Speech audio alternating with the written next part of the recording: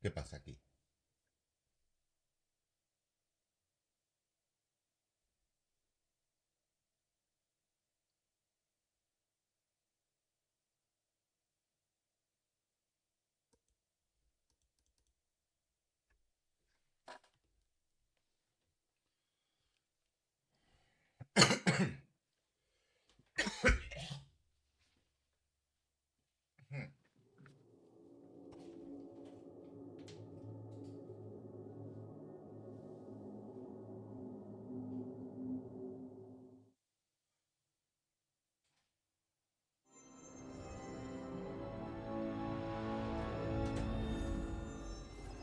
¿Por qué no tengo sonido?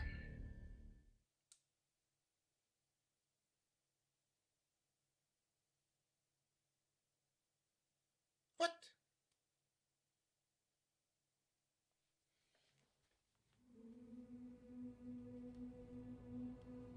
Ok.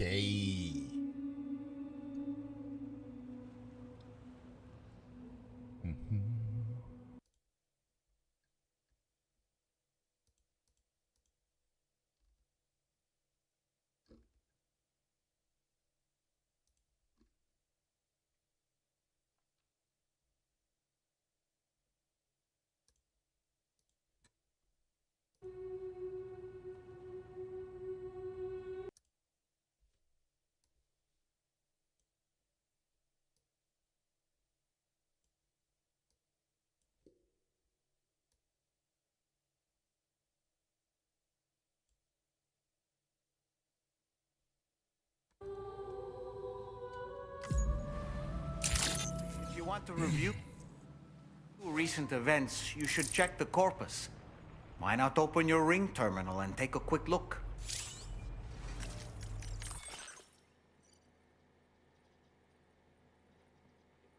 Ok. Vale, ahora fue cuando se pidieron todos.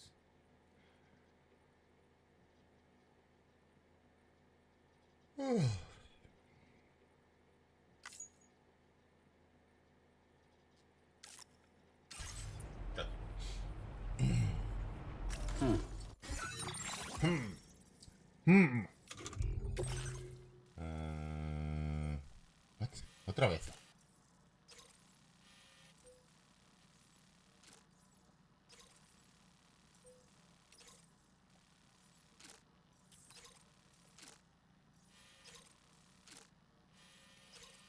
¿Y dónde estoy yo ahora?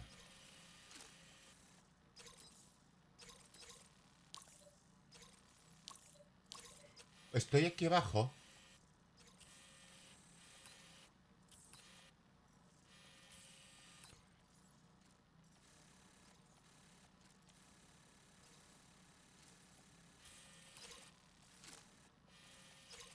Huh.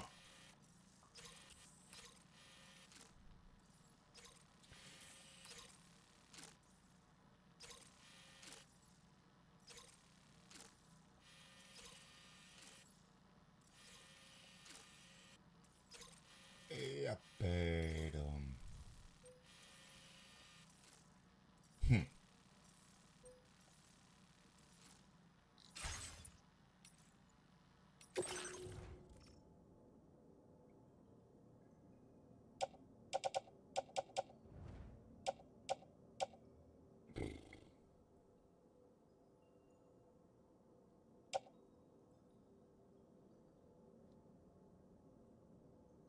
What?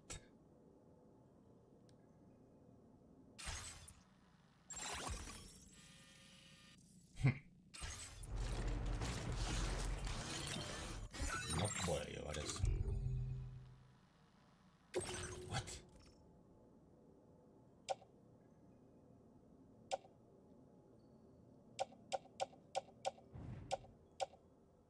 Ah.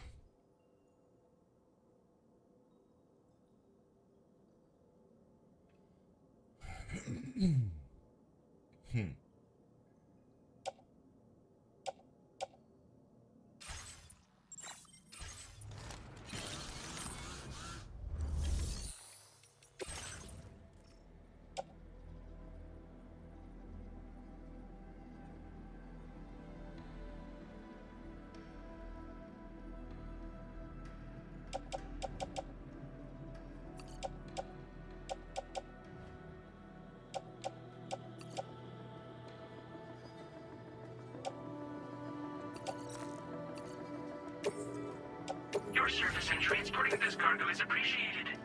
The delivery will be assigned to another porter.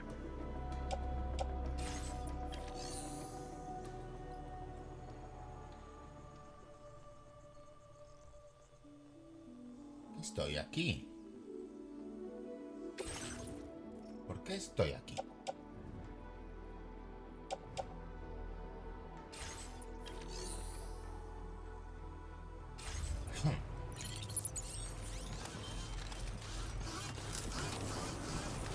Can't thank you enough, Sam.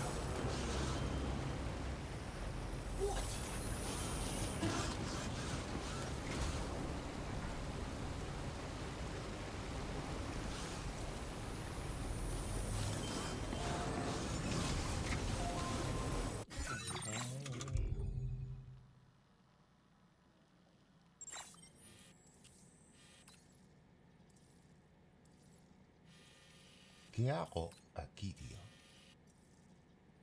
¿Cómo llegué aquí?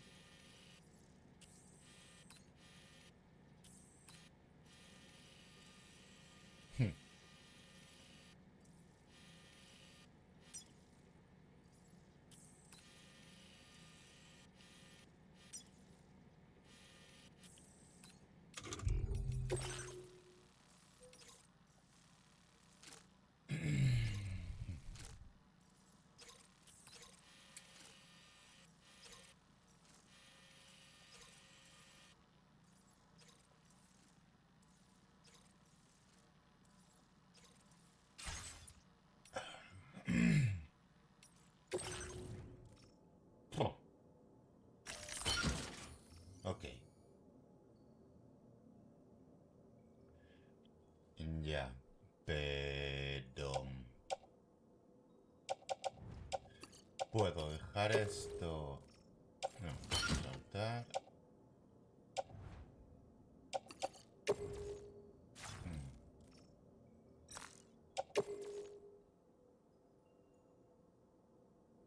Mierda.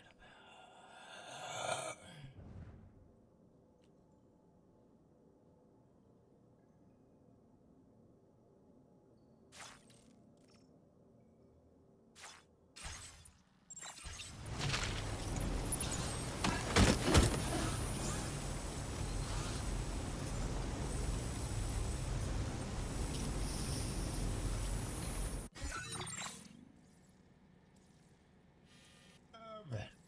Ya puedo...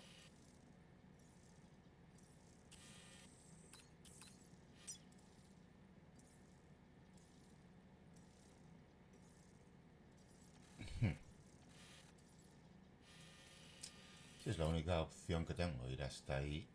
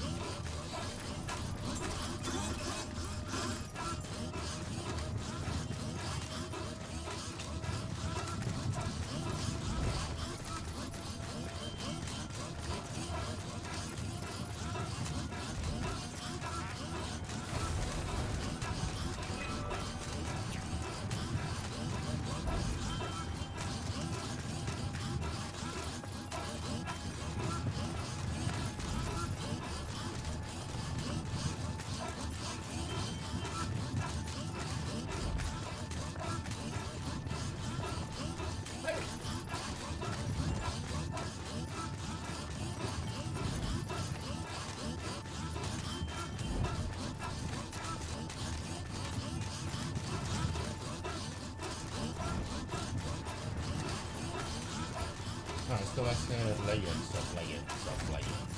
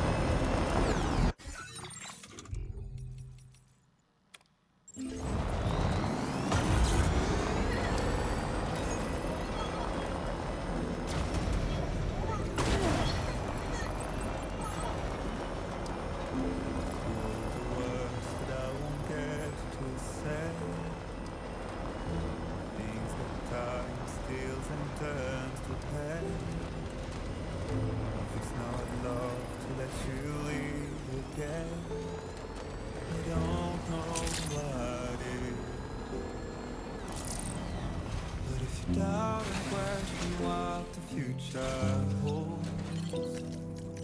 Remember, there's no place you can't call home. Through all the roads that we are yet to pave, the dreams that stillness entertains and slays. How is my love for you won't make you stay? I don't know what will. You will never leave a trace where you walk. If the only path you take's the one you're told, so walk away, I'll find you. So far away, I'll lead you to the wild earth, to the wild earth, to the wild earth, yeah. To the wild earth, to the wild earth, to the wild earth, yeah. All the walls that we are meant to break, all the words that still remains untamed. We must be more than animals in chains. It's a poison that kills. Would you let the wind tell you where to go? If you can brave fate and prove it wrong, so walk away, I'll find you. No, no, foco.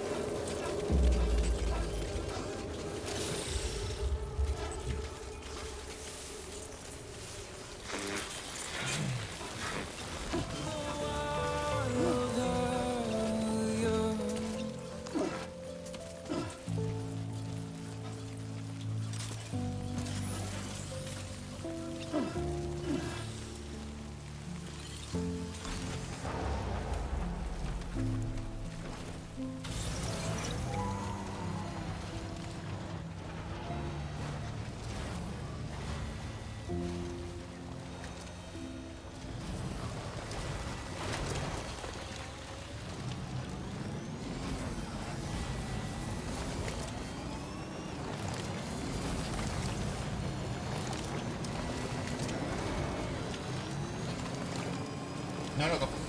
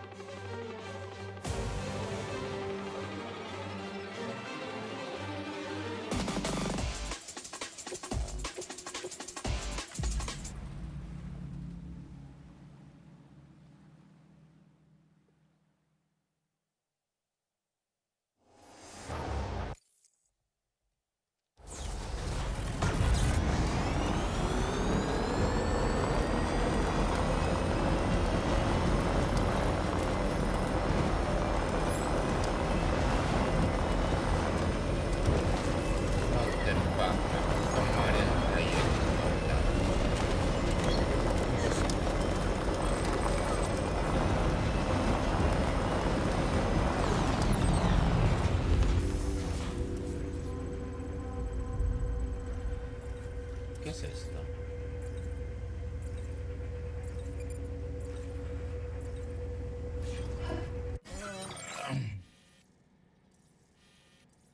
Ah.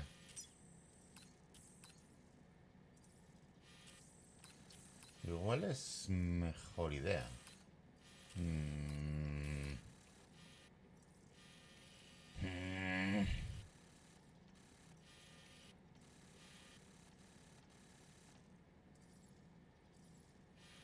Si lo tengo hecho no voy. No, tengo 5 estrellas, olvídate.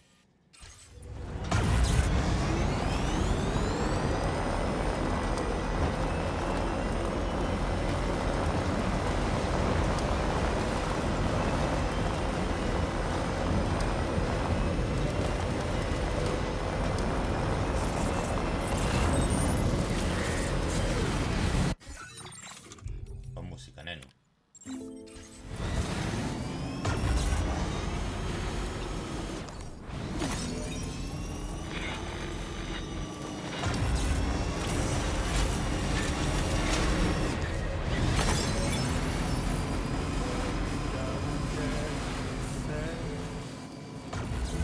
Means that time steals and turns to pain. It's not love to let you Right, leave Sam? again. I don't know what is, but if you doubt and question why.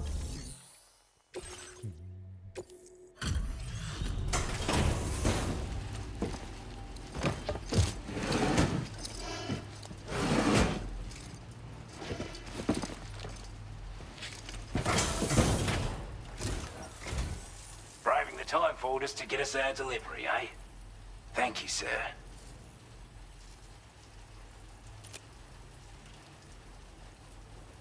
Time after time you've been there for us. You're a saint. Now displaying your current porter grade.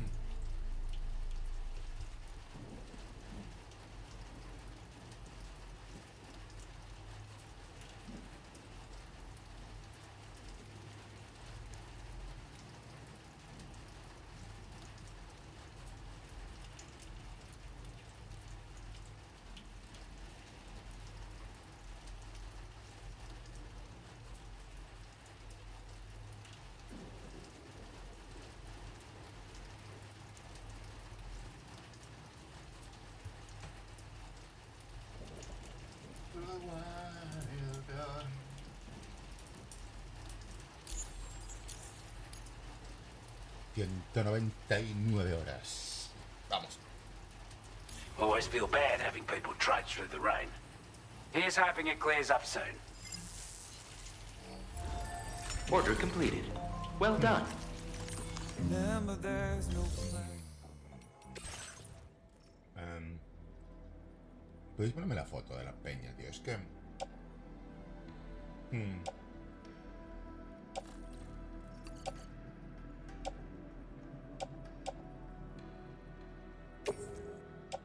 Your service in transporting this cargo is appreciated. The delivery will be assigned to another porter.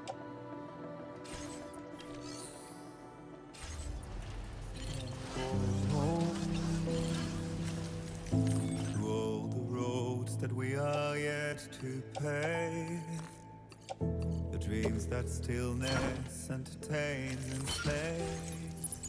Now if my love for you won't make you stay,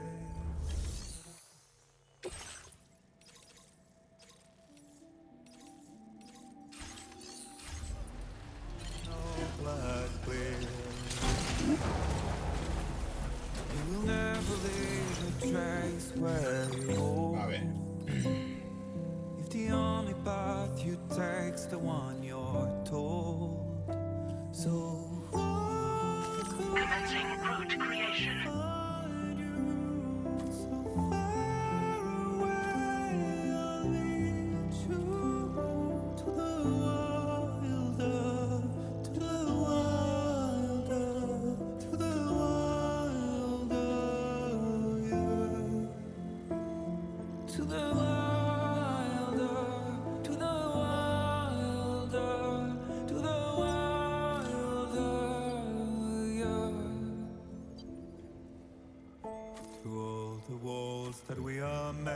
to break, the part of us that still remains untamed.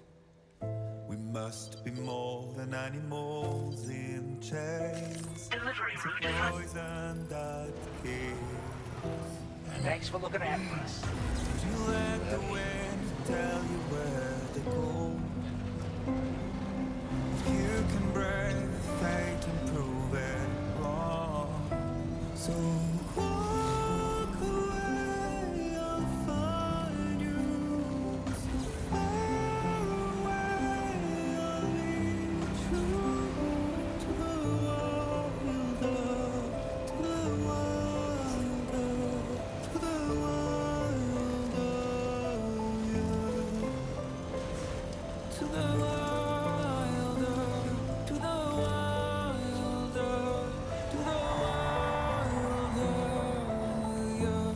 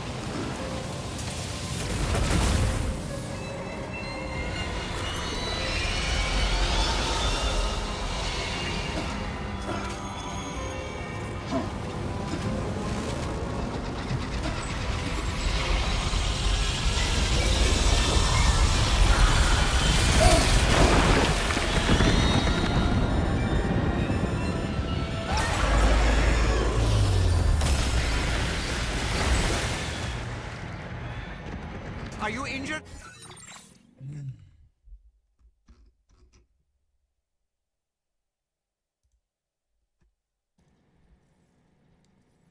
Sam!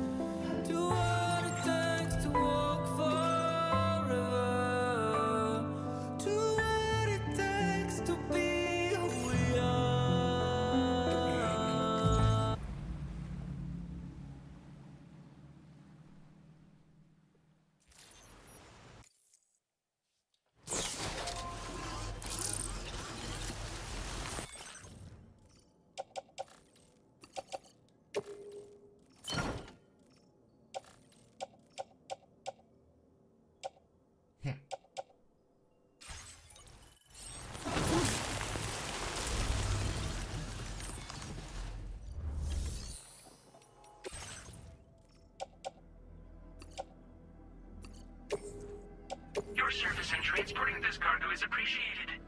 The delivery will be assigned to another border.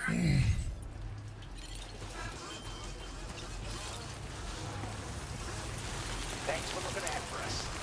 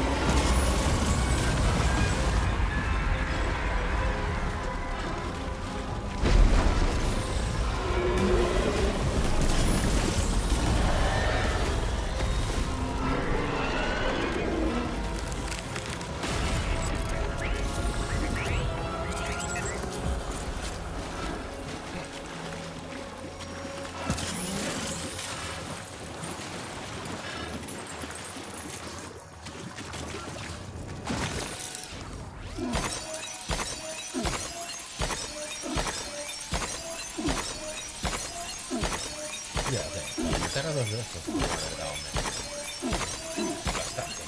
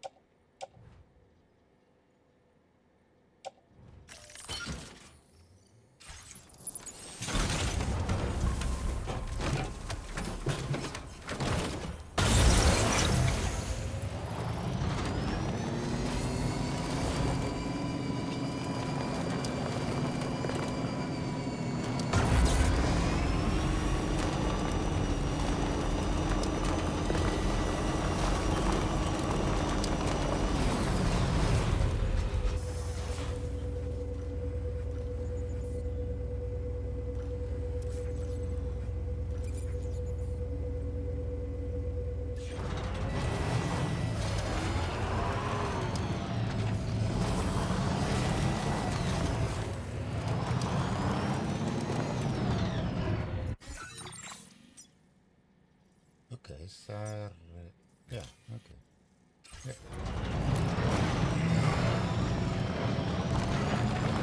Va bien.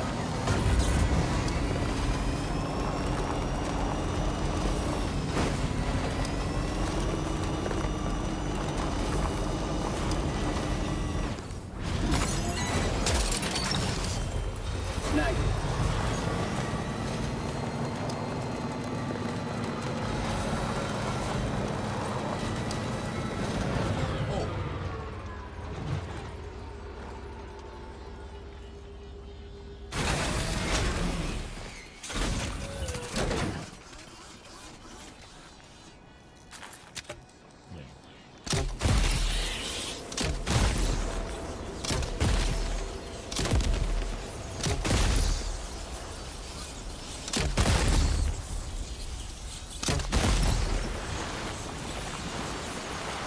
What?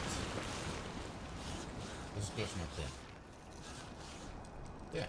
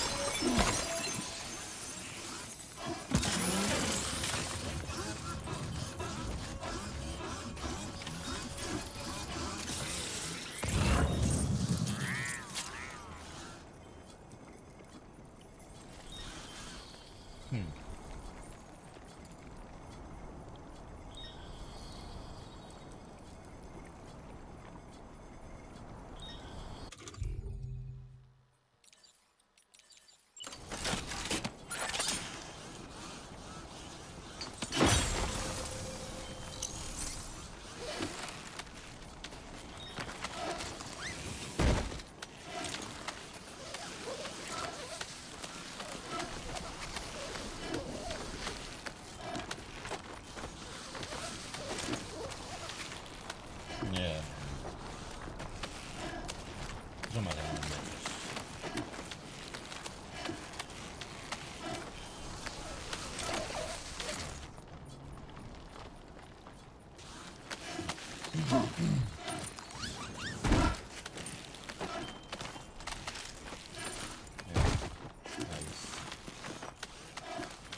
Venga, nen.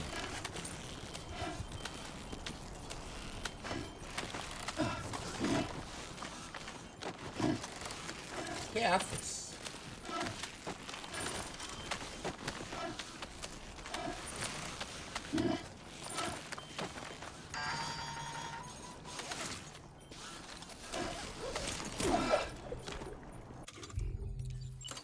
No, no, no.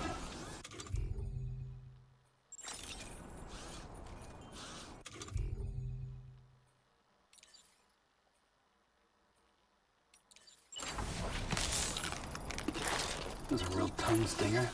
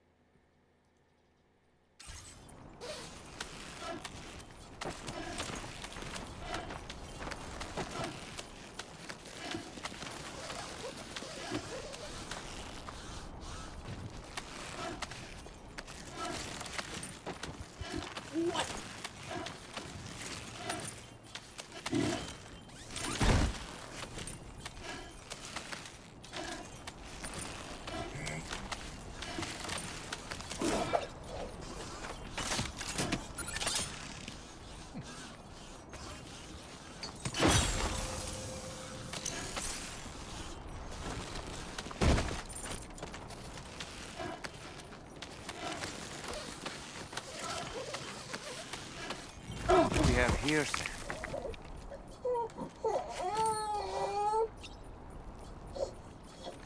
What?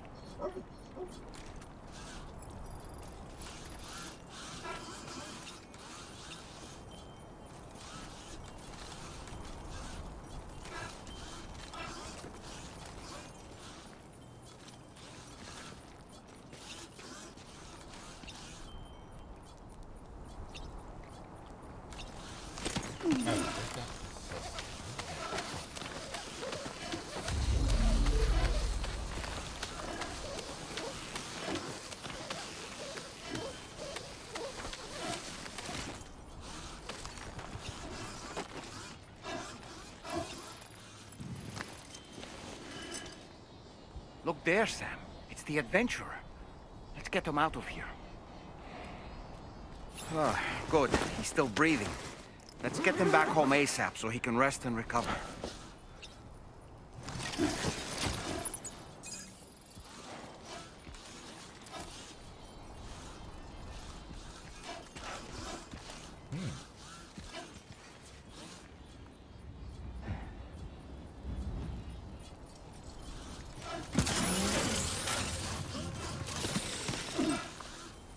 Tómatelo con calma.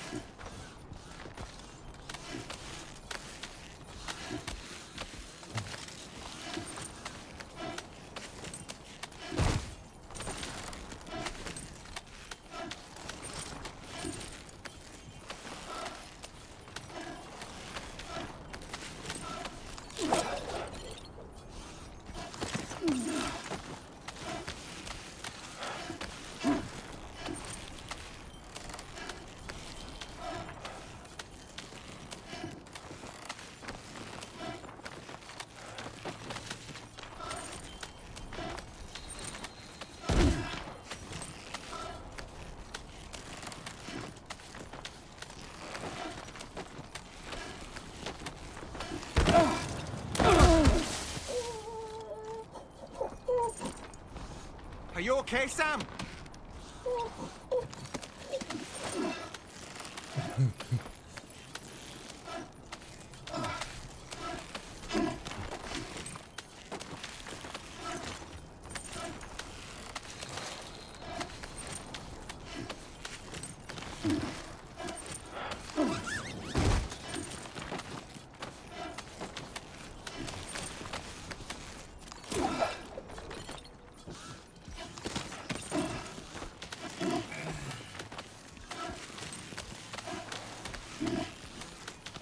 Ocupa ancho de banda, ¿no?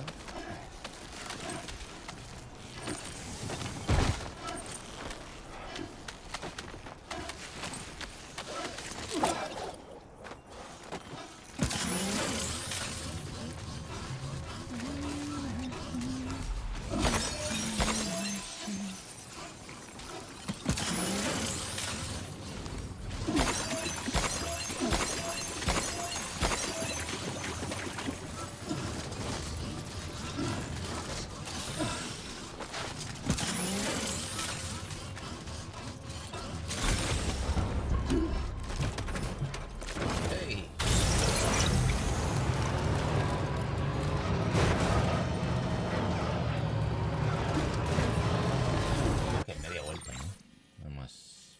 Sí. Media vuelta.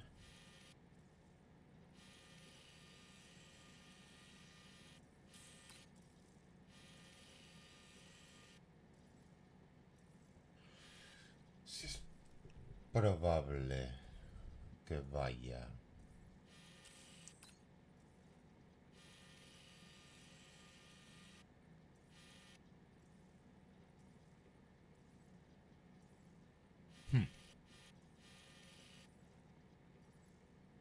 No. Lo voy a dejar en el centro de distribución. Si es que puedo.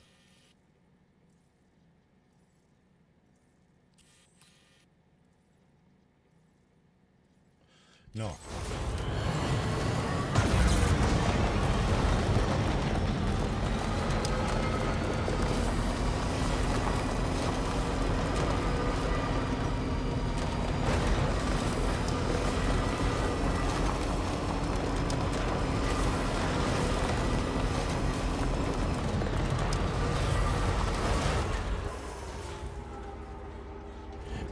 Un poco tan lejos.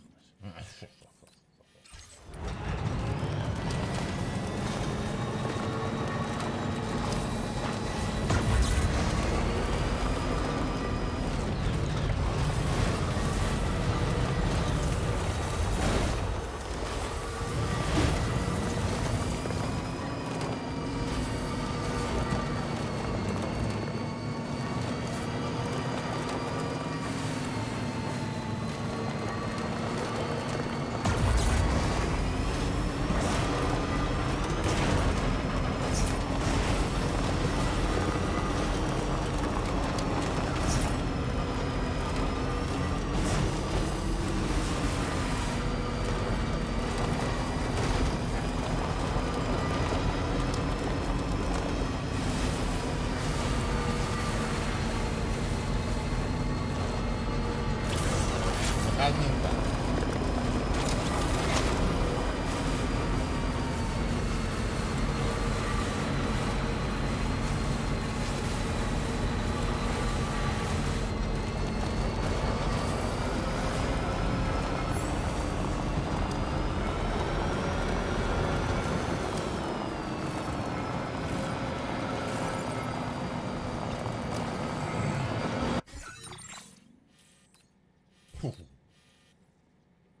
Ok. ¿Dónde está el norte? Eh.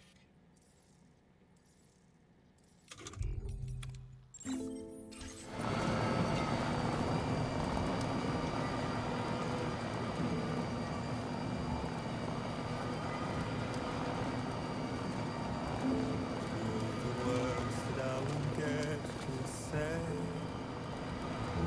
things that time steals and turns to pain. If it's not love to let you leave again, I don't know what is. But if you doubt and question what the future holds, remember there's no place you can't go home. To all the roads that we are yet to pave, the dreams that stillness entertains and slays. If my love for you won't make you stay, I don't know what will. I will never leave a trace where you walk. The only path you take's the one you're told. So walk the way I'll find you. Bitcoin. Cambiar transporte. Está.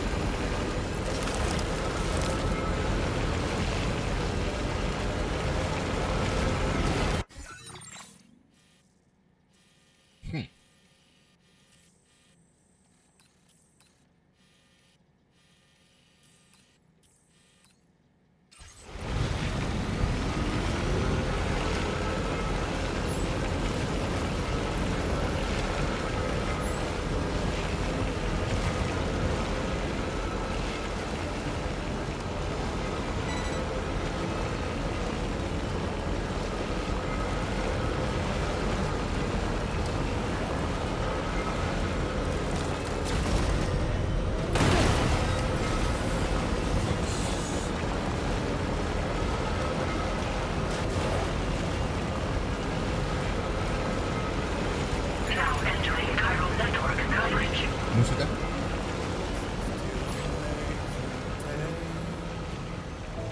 Must be more than animals in chains. It's a poison that kills. Would you let the wind tell you where to go? If you can break fate and prove it wrong, so walk away, I'll find you. So far away, I'll lead you to the wall.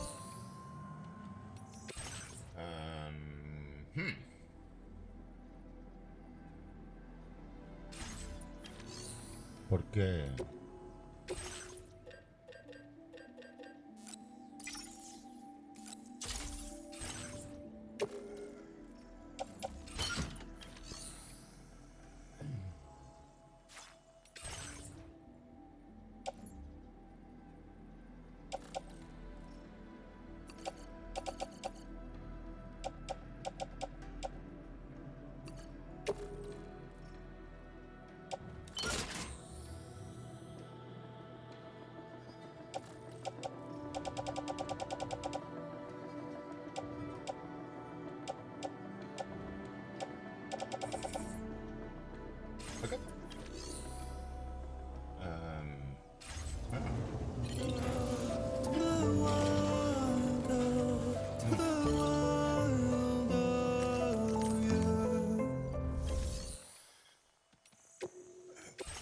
Género.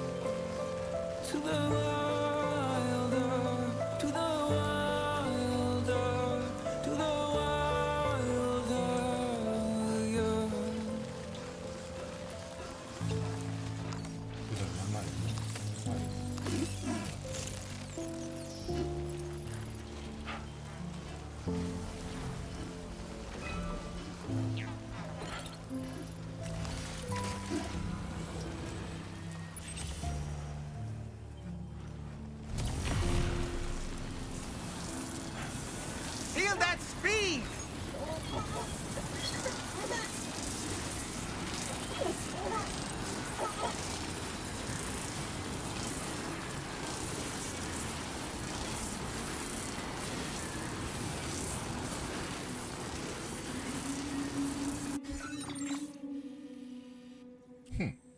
There was a time when I would shatter at every hit or so, but now I barely feel the pain. ¿Por qué no hay? when Ah, bueno, no. forward. This violence is turning to madness, forgetting what is so. I tell you all that men are breaking, but you don't know. Don't waste your life Yeah. observing disorder. There ain't no time to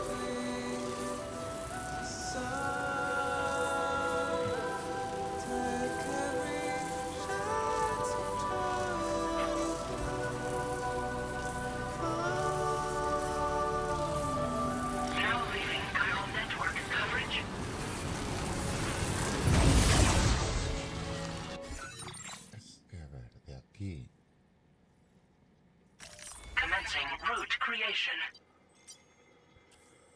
Aquí hay 500 y pico. ¿Qué me estás contando? ¿En serio? Que aquí no hay para poner un puto... Delivery route finalized. ¡No, no!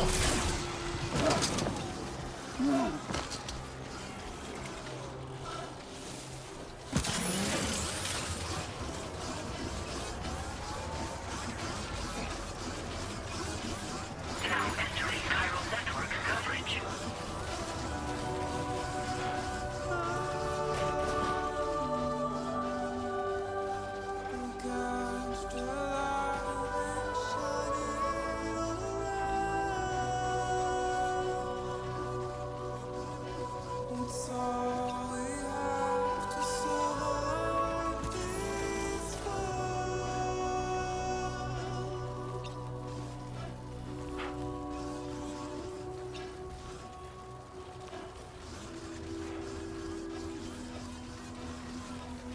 Tío, ¿cómo no? Imposible. Find excuses for your anger, drowning in sorrow. When all the reasons to stay are selfish, you must go.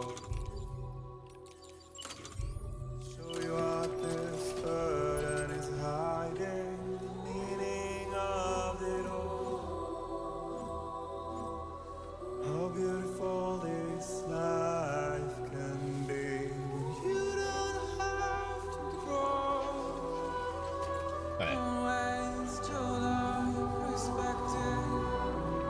¿Puedes ir a follar a casa de tu puta madre? There is no time you need to run. A ver.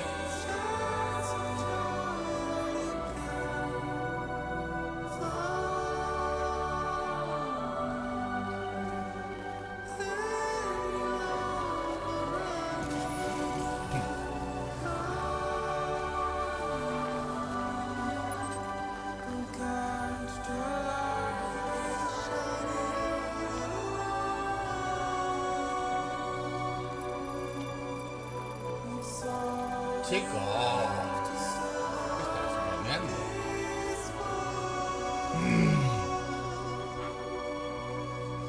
Dos ocho.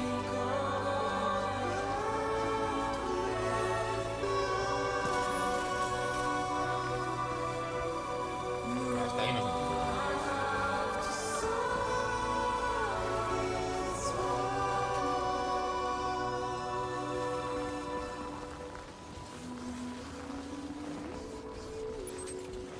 Now leaving chiral network coverage.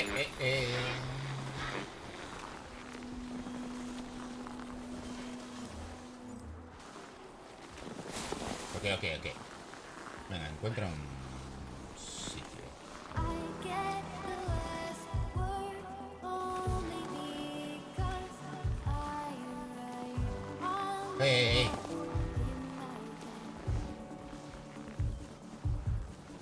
Maybe some things are better said to be left on the sheets of your bed.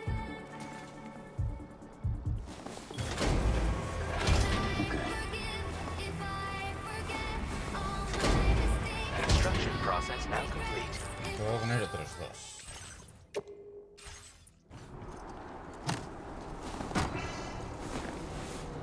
Vamos a sincero. I've been singing that song. Structure successfully upgraded. It's a marathon, Sam, not a sprint. It's been giving me nightmares again, and they don't end. Wait. I've been saying alone Ah. again, another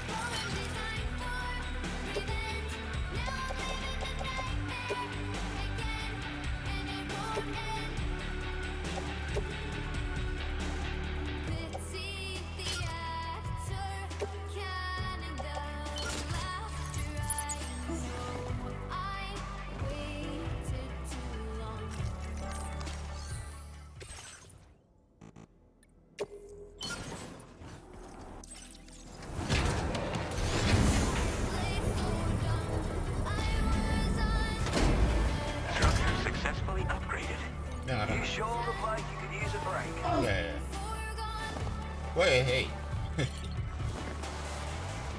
I forgive if I get the last? It's a marathon, Sam, not a sprint. Yeah, I know.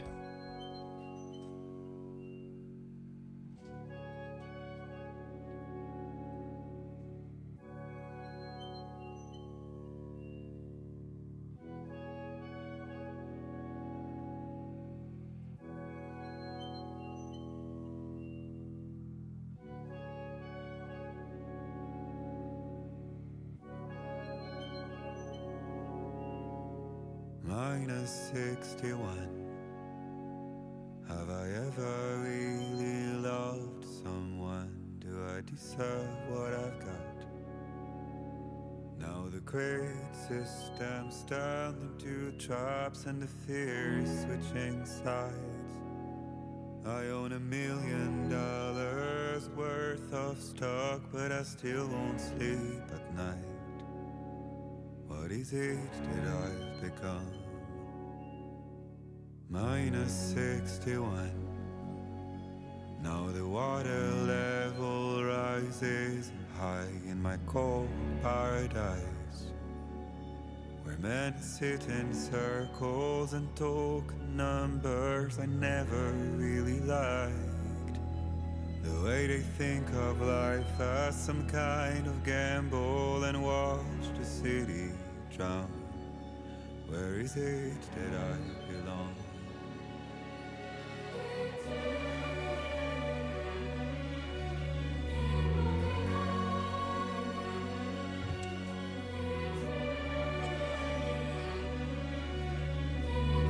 Whoa! What the fuck?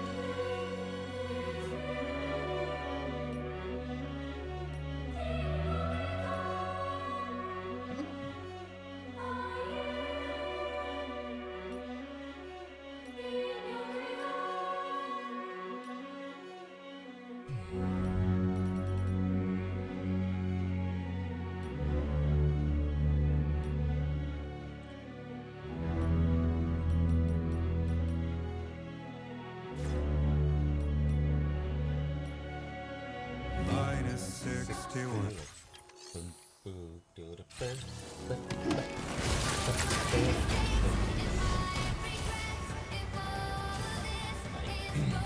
Ya, ¿eh? Ya, pero son 25 metros. Igual puedo subir 25 metros. Y no, Huh. Ya.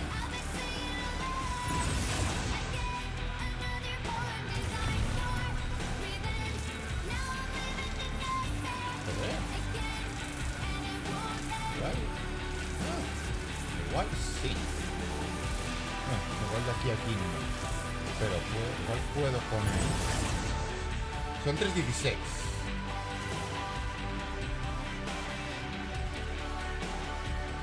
Vamos a probar.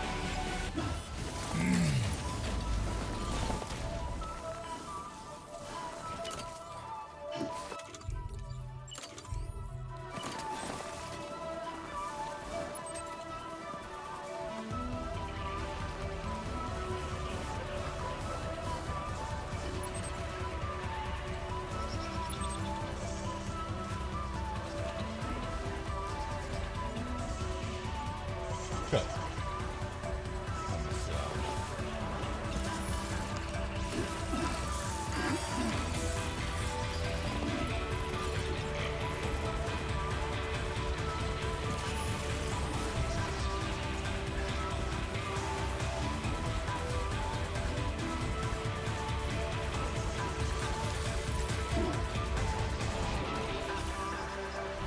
¿Botas de qué?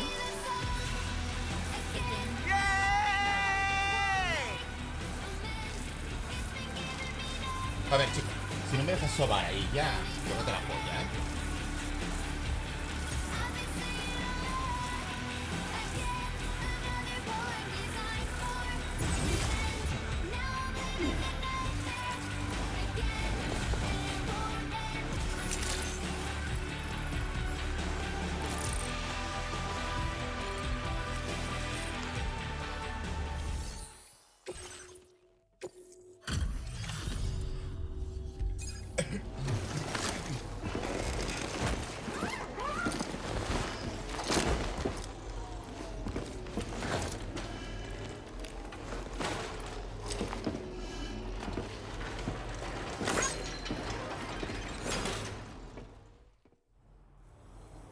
You did it. You found the old man. I can't thank you enough. Let me just get a look at him to see if he needs care. Oh, that's a relief. He's fine. Huh. You've been too kind to us. Here, you of all people should be able to put this to good use.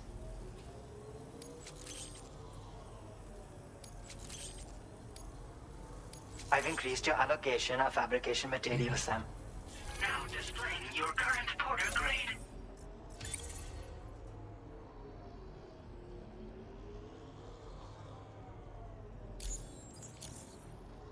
Once again, I have to thank my yet. Order completed. Well done.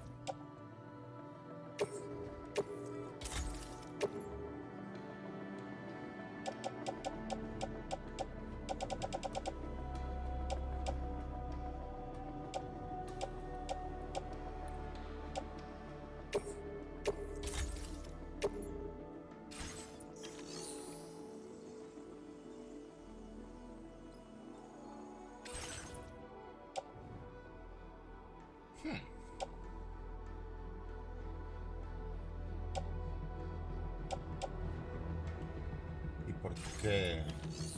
Ah, vale, porque tengo cosas. What?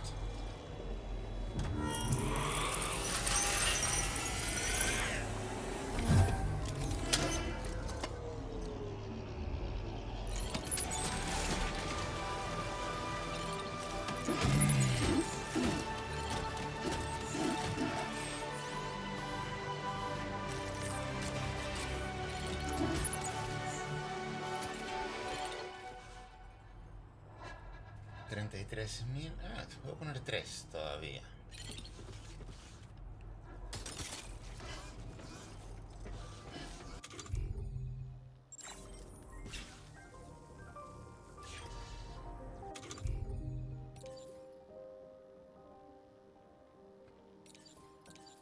What do you mean, batería? Hey.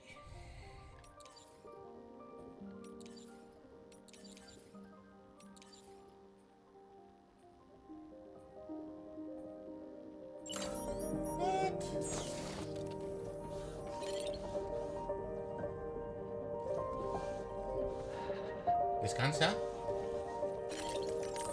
No, no, no. I decide to live alone. Okay. My little Let's just sit here for a second. What? tiny nest is built I got pins and needles.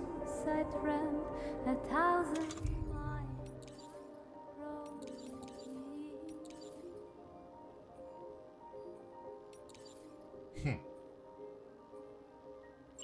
I decide to trust the wind and lay my head down between the trees. Oh, yes. Ah. Está guay. Thank you very much. Puede haber sido más, pero también puede haber sido menos. The sun is by my side, the clouds never come, and shadows fall alone.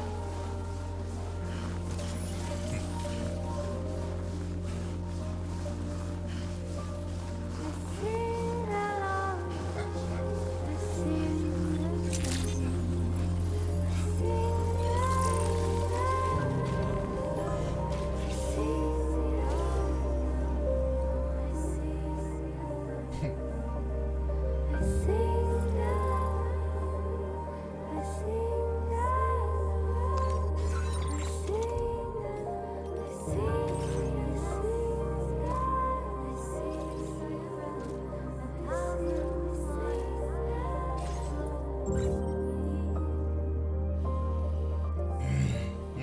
I sing along. I sing like the silent rock. I sing between.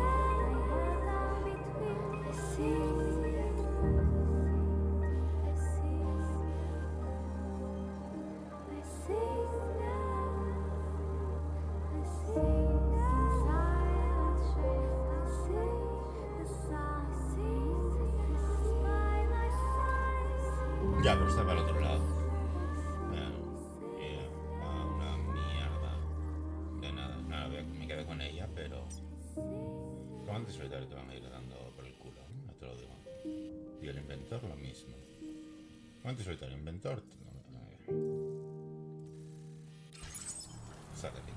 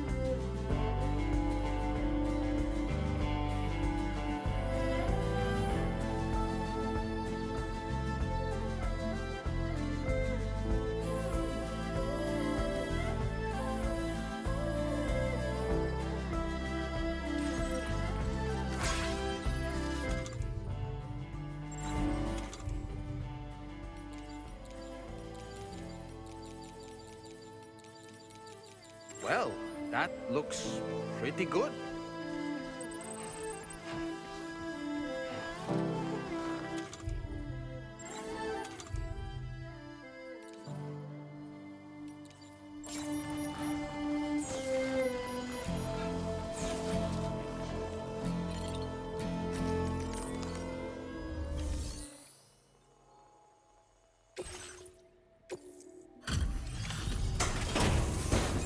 Esta es una misión principal, además.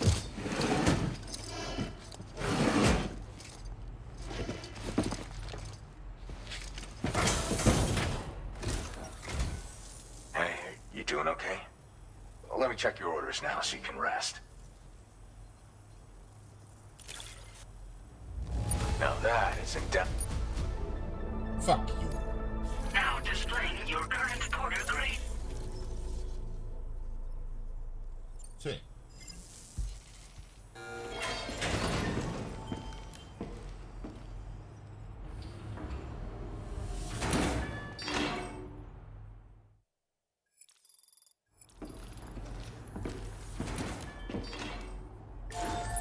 Order completed. Well done.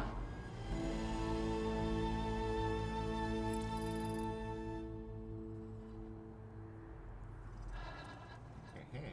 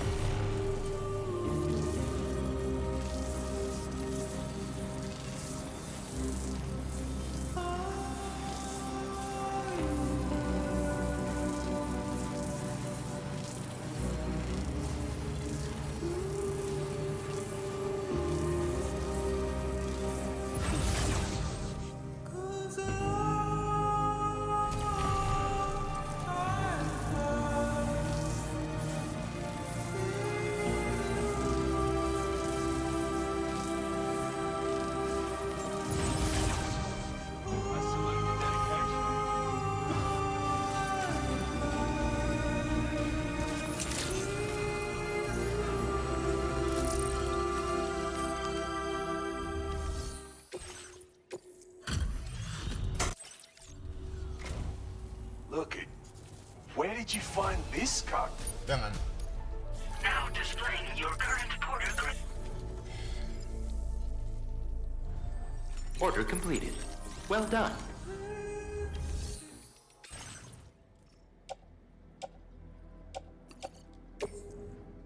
Your service in transporting this cargo is appreciated. The delivery will be assigned to another porter. Ok.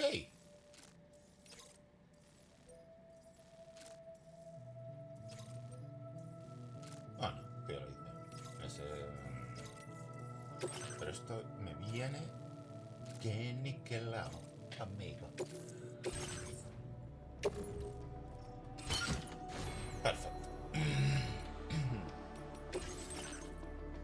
115 y no tengo nada.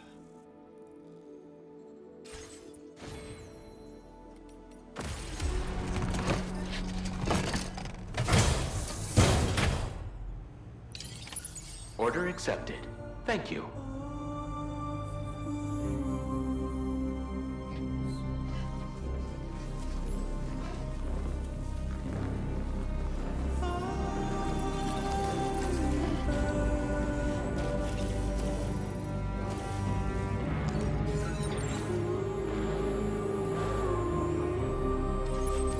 Swing by again.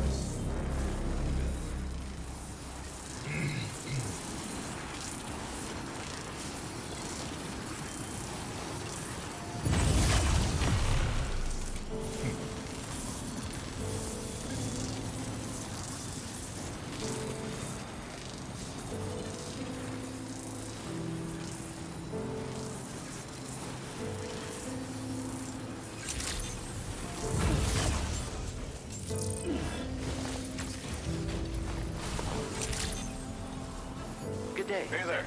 Weapons detected. Be advised that usage is restricted inside facility grounds. Access the delivery terminal to process your orders and requests.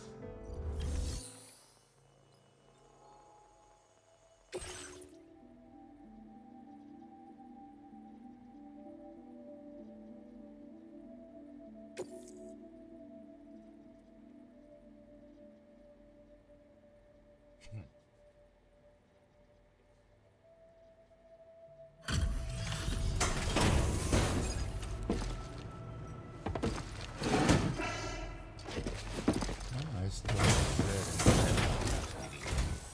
Appreciate the help. What the fuck? Give me a moment to review the orders.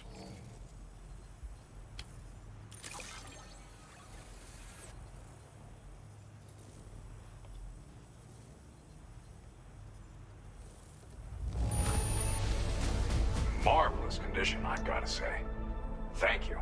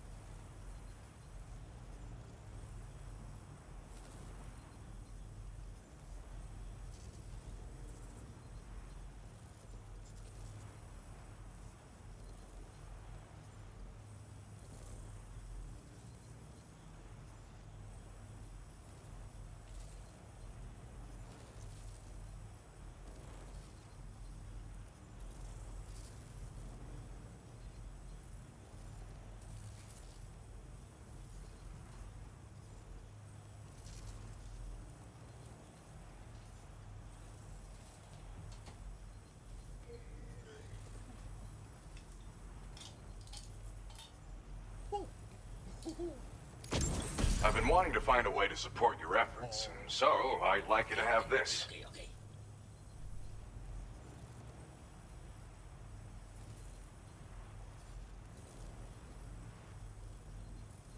Ok. Perdón. Hay un... Hay uno... I've increased your materials allocation. There should be more at your disposal now. Bien. Now displaying your current porter grade.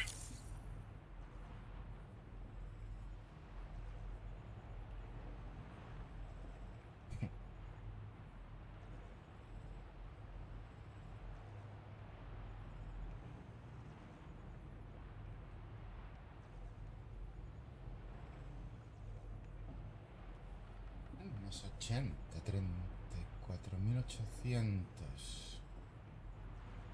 Sigo poniendo otros. This multi-rocket launcher's capabilities rival that of its UCA counterpart. With this baby, you can lock onto and attack multiple targets simultaneously. Of course, you can also focus all the rockets on a single enemy as well. It's an especially effective tactic if you have to go up against giant BTs or particularly powerful mechs. Now, dangerous weapons like these are not something to be shared lightly. But, having seen you in action and understanding the stakes, it's clear you need it. The enemies I expect you'll have to contend with in the future just won't go down unless you're packing this level of firepower. Don't ever point it at a human being, though. People who carry weapons like these have a duty to use them responsibly, as I'm sure you understand. Order completed. Well done.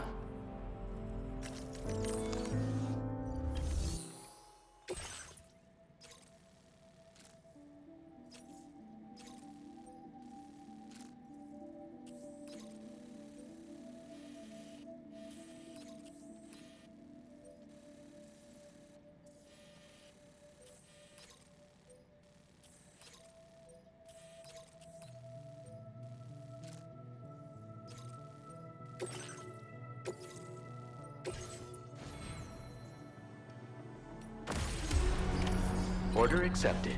Thank you.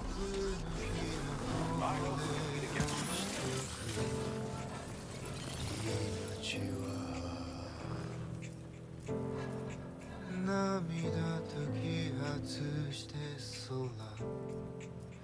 雲の池に寂しい太陽はくるくる太陽の最大のわびしい泣いた絆は孤独を輝かすこの雨よばば君会えるかな霧晴れるや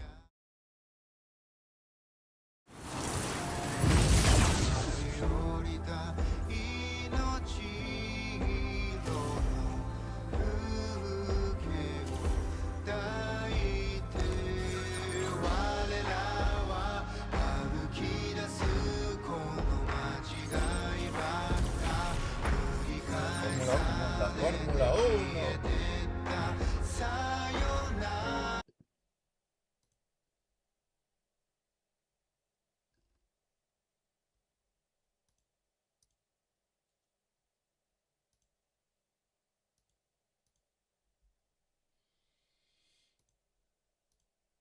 to find at least 7/10 of a second to be sure of the cutoff. So we think around a 1:30.5 will be enough, or a low 1:30. Oscar Piastri will have to go again, and it will have to be a lap that improves significantly. Because And George Russell too. Well, absolutely. And I was just going to get on to him, and as will George Russell, because they've probably got half a second to play with, but not much more than that. Hey Ted, Gabriel Bortoletto's coming out. I mean, was that team radio? I mean, I am literally lost for words. When I left him in the pit lane, he was sat there. His car had no engine on, no rear wing on, and no rear axle on. So I don't know how they spirited a new one in, and there were no mechanics on working on it. They were all working on Hulkenberg's car. Honestly, I take my proverbial hat off to whatever's going on at Audi. I'm stuck in Williams at the moment, so I can't get down there, but it's actually going out. That's incredible work. The same Horseman technique or something, is that it, Ted? They do say that, yes. I mean, they must have found, on a serious technical note, they must have understood and found why it was that there was too much air pressure in the engine, and they must be sure that it's not going to happen again. And he's out in the Horseman technique of time. Take part and get a lap in.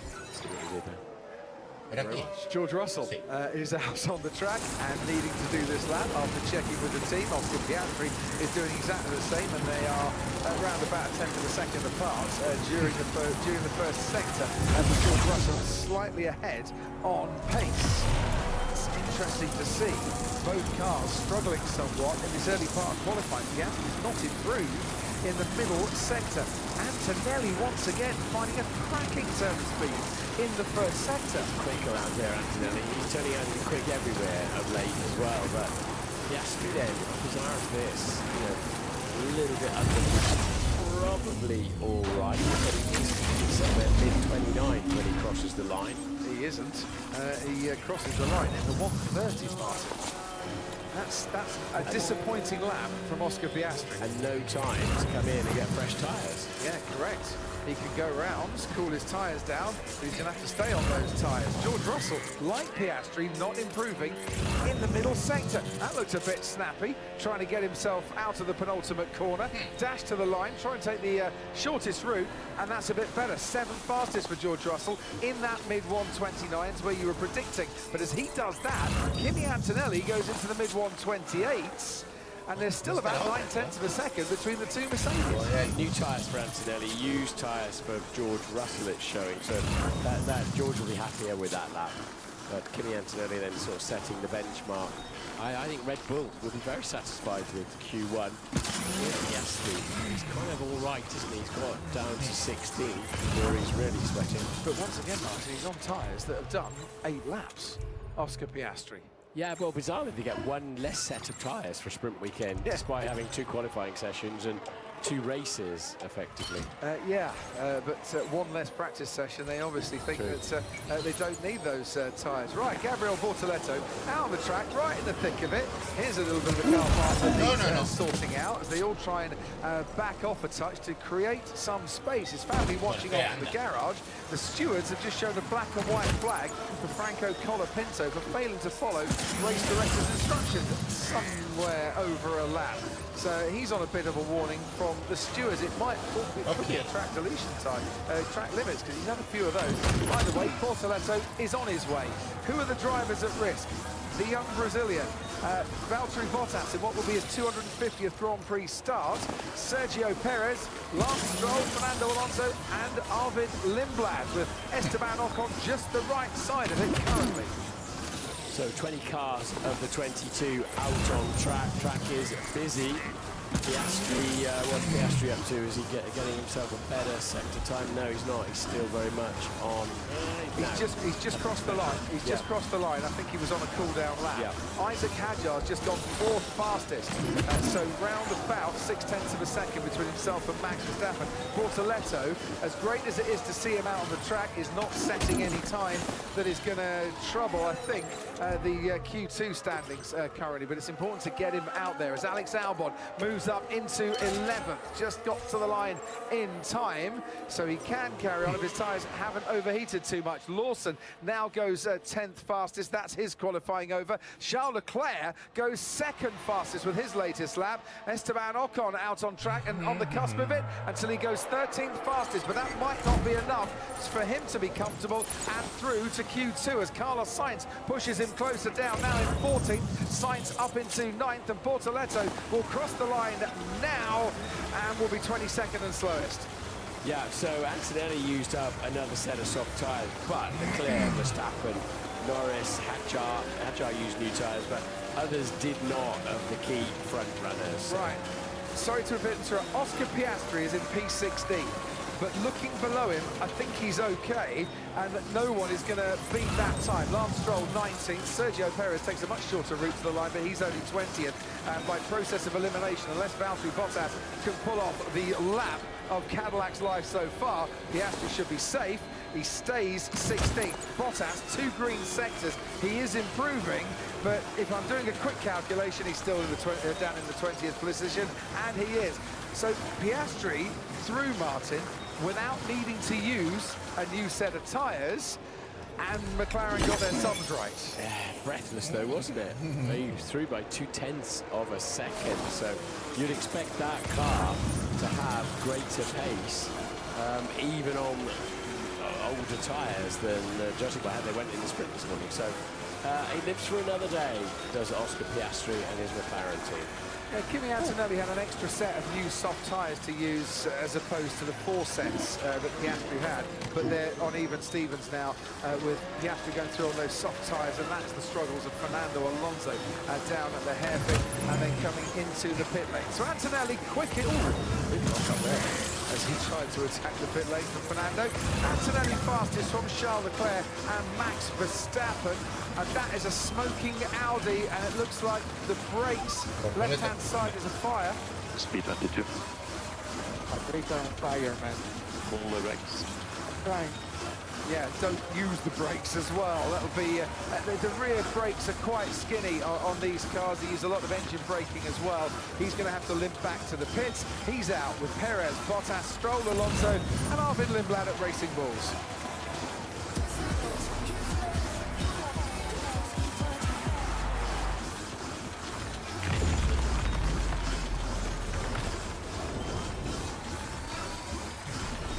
Audi sponsors Formula One on Sky Sports. In a new series of Audi Flying Lap, we'll be taking the all-new RS5 on some of the world's most iconic circuits. On track, we break down how the Audi R26 takes each corner, from braking power to precision racing lines. Take a closer look at the thinking, expertise, and engineering behind every lap. There are many ways to do your act. Some stick with favourites. Some are sure they've cracked it, not sure, maybe. Others choose to go further. But however you do it, William Hill, you can get up to 100% boost on your football acca. All you need to do is pick. Get your acca boost from William Hill, online and in shop. With the iPad, you get 2 pairs from £5.70 a month, including 20% off and an advanced eye test. Vision Express. Step out with Well done, confidence. Sam. That's the last of the cargo. Let's head to our destination Go outdoors! Estás viendo la forma, ¿no? and make the delivery. Nice bit of kit, huh? ¿El qué? Put the jacket. Woo, look at me go! Hey!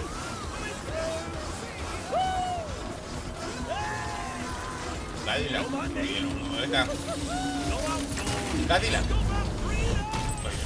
Oliver, porque encima Josh lleva is struggling botas to pay y... rent in Oz. We need to send Sergio him P. some money. The bank says it could take days. Days? Well, what if that's too long? 2 segundos y medio,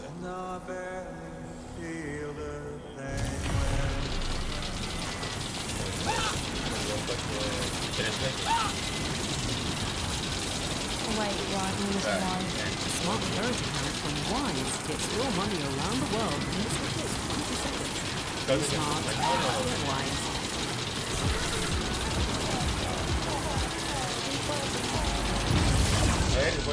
Welcome back to qualifying for the Miami Grand Prix. Gabriel Bortolesso, brilliant job by Almer to get him out on the track. It is one flying lap, and you can see there it brakes on fire, and the flames clearly visible as he brings the back straight. Got all the way to the end of the back straight after running the gap and pull the car over. They did, yeah, they don't thank you for bringing an unfired car back to the pit lane where there's a lot of people and equipment and fuel, of course, in the garages. But this took quite a long time to get that out. But your rear brakes are too small by themselves because most of the slowing down is done by your kinetic motor, by just charging the batteries up. But so if you're not charging, just not charging properly, then you start relying on your rear brakes. They just overheat within a few corners, and I suspect that's what's happened there. So the start of Q2 is going to be delayed slightly while they recover that Audi. Oscar Piastri is in Q2, but only just. Ya, encima, para el Atlético de Madrid, ya te digo, está él. Está él con el PC ahí, a ver cómo se falla. Safely is an ambitious word in that situation, I think. Yes, he was on a used set of tyres throughout that Q1 period, and he went through in P16. Well, it was close, Zach Brown, CEO of McLaren. What was the plan there with Oscar? Because it was probably a little bit closer than he would have wanted. Yeah, we're trying to tackle a little bit of a power issue that we're seeing on the data, so hopefully we can get it sorted for the next session. I love the way he's always so horizontal, isn't he? Oscar went on the radio, ambitious is probably the whatever he said. Is he like that all time, Zach? That's pretty much his MO. So yeah, hopefully we'll get it sorted here. It's a little bit more exciting for me on pit wall. You make it sound, Zach, like it's a software fix rather than a hardware issue. Yeah, we're trying to bottom it out, but it looks like it should be fixable. So hopefully we'll get on top of it here shortly. What do you make of Verstappen's lap time? It looks like they might have found something, Zach. Yeah, they've been quick all weekend. So there's some great development on the car. Obviously the Ferrari and then Mercedes. So you might have your top 4, and then you look at the lap time now compared to Australia. The whole field is starting to get consolidated. So I think in not too short order we'll be back to where we were with a very competitive, tight grid. It'll be that flippy-flappy Max Arena rear wing, however you want to put it, Zach. Weather couldn't have made it easy, but looked at that. we made it here safe and It's a sound. spectacular gap Give me a to get sec rid to of the check order drag that they've data. got. We have, as you can imagine, all the teams look at what each other do. It's clever, and we think it could be beneficial. So not surprised to see another team using it. Fantastic. Zach, thanks ever so much. We'll be back with you before Q3.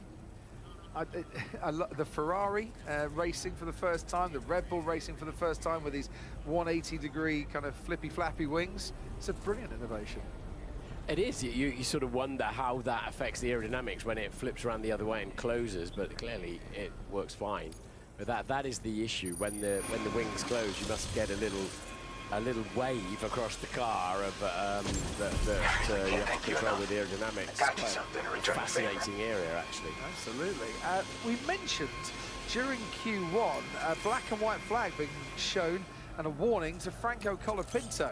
So trawling through the onboard data. I've been reviewing materials he's found out why. Let's go to the sky back so you can withdraw more for fabrication. Yeah, thanks, Lofty. Yeah, just with this delay, I thought we'll have a look. This is the only thing we can find where he's on a slow lap and he's just gone across this runoff area. I don't think he's tried to let another car pass. The guys back in London had a look. There wasn't anyone else behind him. So it's just a bit of an odd thing to do. That's the only thing I could think of. Remember, we've seen all these people struggling with braking throughout free practice yesterday. Alex Albon, obviously both Williams cars got through, but earlier in the session, they were both struggling with that. He went into the runoff area. His teammate Carlos Sainz were inside the Spaniard's helmet here. He was struggling down at turn 1. It then put him wide. At turn 6 as well, he was struggling a little bit for grip. Let's watch him come through this long left-hander 7 into 8, and then just slightly wide, slightly offline. I think Jensen mentioned it earlier on. When you go that far out wide, you put yourself at risk to bring it back. So a few challenges, but Williams safely through. Back up to you. Thanks ever so much indeed. Alex Albon on a 14-race run without a Q3 appearance now. And in with a shout, potentially. Jimmy Fallon here with Peter Bayer, the CEO at Racing Bulls. Great to see one of America's late-night TV legends here. You ought to say Piastri there is because there's 22 cars on the grid, 16 go through now instead of 15. Last year, I know Hulkenberg ahead of him in the Audi, but yeah, that would have been game over for Oscar Piastri. But he sneaks through. He does, and sneaking around in the pit lane, Tech Rabbits. And of course, Piastri has an extra set of new softs, which will help him later on. So successful but nervous gamble for Oscar and his engineer Tom Stallard there. Right, you were talking about Williams and Carlos Sainz, great lap from him, Crofty, and I've compared it to yesterday's best time in sprint qualifying, and it's 0.6 of a second quicker. So just a mark of how much Williams have found from yesterday to today. Not really showing it on Albon's car, but credit to Sainz and his engineers. They have found 0.6 of a second in setup alone. So well done to them. We have new tyres all round from the 2 Red Bulls who have passed me so far in the pit lane, and I think it was queuing up at the end of the pit lane. And for those that like to keep track of this, 2 sets of new soft tyre for all the leading contenders from here on in. Yep. And you can't mix, you can't say, right, I'm going to put soft tyres on the front but protect the rear axle with some medium compound. It must be one homogeneous compound. You can, with used sets, if you need to change your right front for another set, you can do that as long as it goes on the right front. You can't spin them around like we used to do sometimes. and the Pirellis in the 80s and that, we used to shave them after a qualifying lap. Really? Yeah, they'd go away and they'd be laid to take the top off the qualifying tyre and sent back again. Fascinating stuff. Oh, bring that back, why not? So, 16 drivers trying to make their way into the top 10. For Hulkenberg, Ocon and Colapinto, that has been a mission too far so far this season. They've been knocked out in Q2 at every single race this season. Don't forget, Isaac Hadjar leads Max Verstappen 2-1 in the head-to-head standings. He's reached Q3 at every race as well. And Carlos Sainz is protecting something of a personal brilliance here at Miami. He's the only driver to start each and every Miami Grand Prix from inside the top 6 on the grid. So Williams have found some performance, and he will be truly thankful of that. Tall order today, I think, for where Williams are at the moment. So, Max Verstappen, what have you got? Have you changed this car? Have you improved this car? Have you found something on the racetrack? Because he looks more competitive so far, doesn't he, than at any point in the weekend. We are used to seeing Max have sometimes an indifferent sprint and then come bouncing back in the qualifying itself. Let's get a closer look. On board now, hurtling towards at 190 miles an hour at turn 1. Yeah, he had to correct a little bit going towards the apex. I don't know how. And another correction there. I do not know how they can see enough of the curb through this little slot to place the car as accurately as they do. But that's why they're world-class Formula One drivers. And accelerating hard, traffic getting out of the way. That was Piastri. And still the back end of the car, trying to get away from him. Ease it through these curves. Don't put any lateral load in the car if you can help it. Don't scrub any speed. Take it to the right-hand side. It's a left-hander coming up, an important left-hander. And you have to yield a bit in here. At no point getting greedy there, because immediately you go around the wall. And then a little squirt on the throttle into a tricky left that feeds you instantly into the chicane. Car jumping, and then ease it up against the wall and squeeze the throttle like it's got an egg underneath it. You don't want to brake, and accelerate hard down the back straight. He's done a very good middle sector, has Max Verstappen on board with us, and cars in the way. What? No, he should have got out of the way and let him have a chance there. He's getting out of the way now. But Verstappen, then he needs to be well into the 128 with this time, and it is not well into the 128. It's about 100th clear of Isaac Hadjar, and it's a 128.9.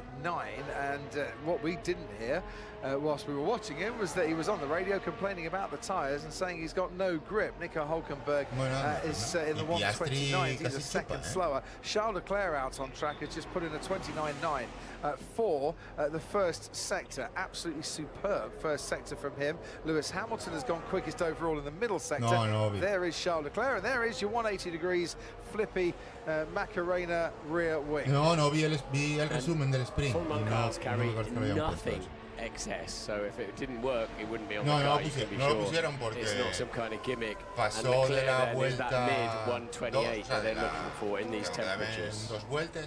So, Lewis Hamilton goes faster than Charles Leclerc by a tenth of a second. Just looking at the timings, like Lando Norris is about 7/10 of a second in the first sector slower than Charles Leclerc, which makes me think he's gone off track, which he did. Yeah.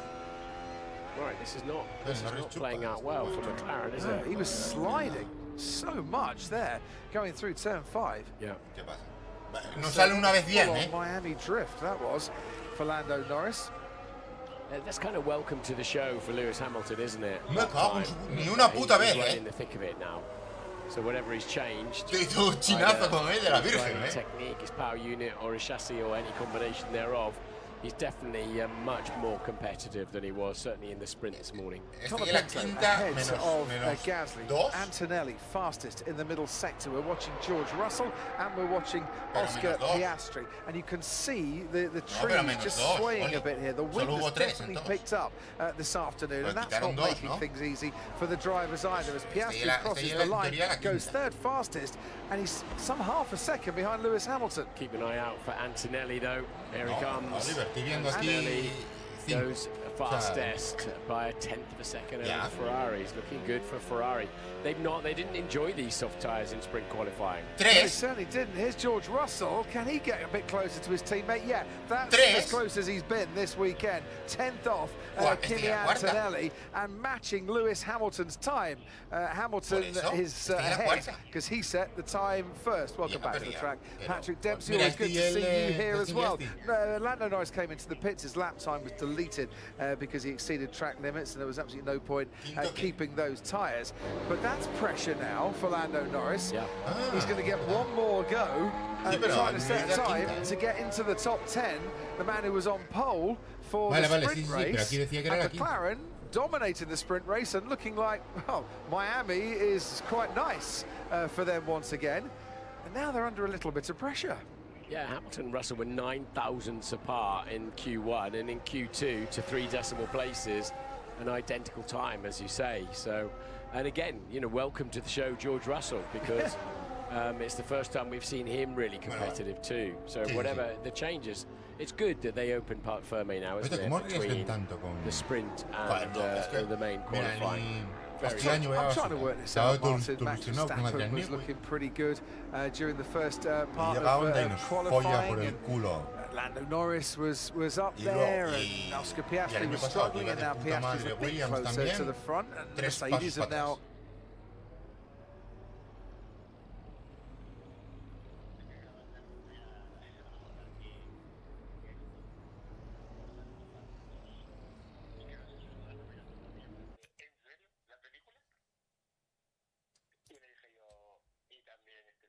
Street Fighter con los de... con mogollón de the lap. wrestlers.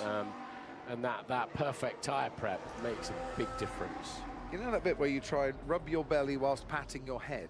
That's kind of your preparation here. Keep the front tyres nice and warm whilst keeping the rear tyres a little bit cooler. Yeah.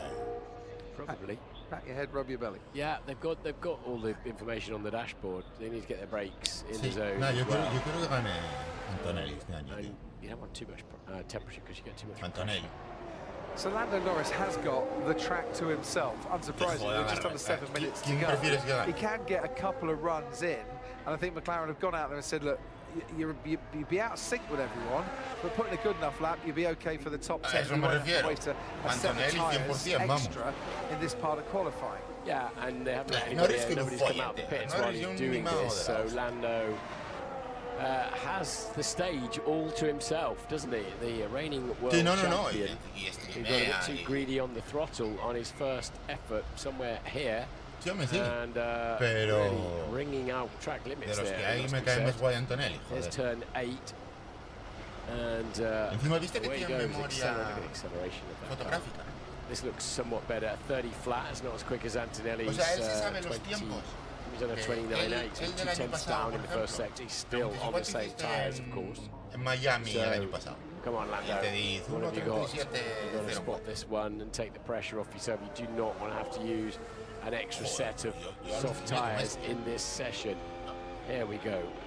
Hop, skip, jump, but immediately prepare for this tricky left-hander. En la primera curva. He was hard on the throttle really early, wasn't he? Pero, a ver, pero también yo lo que dijo él, nada, era muy fácil porque but again, used tyres would make the difference there. So this ought to get him sort of into the top 10, whether it's comfortably or not is another matter. Yeah. It's one of those, you need to get a banker lap in at this stage, but it's got to be ideally a banker lap that's fast enough to make sure you don't have to go again. That is only 9th fastest for Lando Norris. It's a 129.0. Is that going to be enough? Can Gasly go into the 128s? Potentially, yes. Could Lawson put in a lap? Potentially, yes. He might have to go again, you know. Even more worryingly, that was a new set of tyres. It was his second set of tyres. And is Lando Norris experiencing some power issues in the same way that Oscar Piastri was experiencing some power issues in the first part of the qualifying? Stampede's on now, everyone's going to be getting out on the track. But this is not just a head scratcher, but it's a concerning head scratcher really for McLaren, who rather like this place. Lando Norris winning, of course, the sprint race. McLaren have won the last 2 Miami Grand Prix. Max Verstappen might have taken the last 2 poles. Wide I have their deployment out of 10-16. The deployment looks correct. I think it's more the wind. We mentioned the winds. You can see by the palm tree on the right-hand side what a stiff breeze it actually is here. Yeah, that's worrying though, isn't it? Lando thinks he's got an issue that might be compromising his lap time, and it sounds like he hasn't. This is, as you say, slightly bizarre, isn't it? Because we watched McLaren dominate the sprint race this morning from 1st and 3rd on the grid, and suddenly they're kind of struggling, really struggling. En YouTube. Well, bring it on. We're rather enjoying watching it. 3 minutes and 40 seconds to go here. And it's a top 10 dominated by Mercedes, 1 and 3, Ferrari, 2 and 4. Piastri ahead of Verstappen, Hadjar ahead of Colapinto, Lando Norris on his one completed run, only 9th fastest. Pierre Gasly, who hasn't reached Q3 here since 2023, is in the last Q3 spot in 10th currently. Lando obviously thinks he's a bit gutless at that little left-hander onto the back straight. He's not feeling the acceleration he would normally expect, but amazing if that's just a headwind that would make that much difference. Lando Norris hasn't pitted, so he's going to go and do another lap on the same set of tyres. And the theory, I think, then at McLaren is that we've burnt off a bit of fuel, and that will give us more pace. Then any degradation on the tyres is going to hold us back. It's so variable, isn't it? Look at that, gusts of up to 25 kph in turn 11. That's a heavy braking zone as well. 5 minutes ago, or 15 minutes ago, it was Piastri struggling to get through. Suddenly, it's Norris. Right, the one person who doesn't seem to be struggling much is the pole sitter for the sprint last year, Kimi Antonelli. Here he is, out on track, winner of 2 Grand Prix, leading the championship. He did struggle to stay on the track during the sprint, got a penalty, and it cost him a couple of points. He's got a 7-point gap on the man on your left-hand side, George Russell, his Mercedes teammate, and he's just gone fastest overall through the first sector. And whilst he does that, George Russell, 0.7 of a second down on him. Kimi's very happy to let that car slide around a little bit as well. You have to be careful you don't flash the surface temperature of the tyre up, but he's got so much confidence behind the wheel when you just see him coming out of corners, letting her just move around a bit. He certainly is not lacking pace, albeit can't improve during the middle sector on his best time so far, but he should still be comfortably ahead in terms of timings to his teammate George Russell, even though George has just gone fastest overall in the middle part of the lap. You can see there he's still half a second down. Antonelli then with the dash to the line. Can he go into the low 128s with this? 128.2. He does improve by 6/100ths of a second. What about George Russell? He's behind Oscar Piastri, who's just starting a lap. Russell now completes a lap and stays third fastest. 128.8 on that lap is not his best of this session. Carlos Sainz is producing his best form. Still needs to have half a second in that final sector, I think, to make it into the top 10 and gets a toe behind his teammate Alex Albon. Leaves that to the last possible moment to pull out and get past. A touch wide at the apex, but it's okay. He has to wrestle the exit because of that. But now he can just floor it and nip it to the right-hand side, save a metre or two to the line. Sainz then not through with that. Just the wrong side of the top 10, which would be good news for Lando Norris. Charles Leclerc's improved, fastest in the first sector. Max Verstappen fastest in the middle sector. Here he comes, pole sitter in the last 2 years. Max Verstappen in Miami, and he's gone fastest by nearly a couple of tenths from Kimi Antonelli. Nico Hülkenberg down in 14th, improving in the first sector. We'll watch him in a moment as Leclerc crosses the line, goes third fastest ahead of his teammate Lewis Hamilton. And now on to Nico Hülkenberg. That didn't look too grippy coming out of the final corner. Hülkenberg goes 11th fastest. No. Oh, he does like P11. Does Nico Hülkenberg. He's kind of trademarked that particular spot. Checkered flag is out. Liam Lawson's out as well. Only 12th fastest for him. Yep, Norris down in 9th. We'll keep an eye on him as he crosses the line. And that's Piastri in that particular McLaren, and it goes within 0.2 of the fastest time. Here comes Lewis Hamilton. Does he improve on P5? No, he does not. Lando Norris will complete this lap. He's currently P9. He crosses it. He only goes P7. Pushes Gasly to 10th. Hülkenberg stays 11th, where he has started both Grand Prix that he's actually started so far this season. Ollie Behrman will be next to cross the line. It's a personal best, but it's only good enough for 13th for him, ahead of Sainz and Ocon and Albon, who can complete his lap. But looking at the middle sector, it wasn't good enough, and he stays P16. I can only think it's the wind direction that's changed this form book around, because it's very similar track temperatures, 52, 53, and it's like a complete swap around, isn't it? Yeah. McLaren struggling for raw pace, Verstappen being the target and the main man again. Absolutely extraordinary, just because of the wind speed picking up and changing direction. Of course, when you're pushing a car through the air and leaning on the air to pin it to the ground, it is quite an important aspect. But my goodness me, what a turnaround of the form book we've seen through this very day. So, Franco Colapinto has been knocked out of qualifying in Q2. Every race this season has made it through into Q3. Nico Hülkenberg is P11. It's kind of his own, that one. Ahead of Liam Lawson and Ollie Behrman. Sainz and Ocon and Albon, they are out. Thank you. Verstappen was fastest. Who wants pole today? We'll find out next.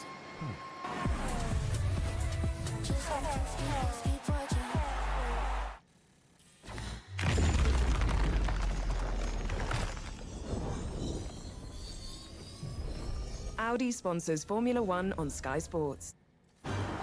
Hello, Ida. Play my music. Commencing route creation.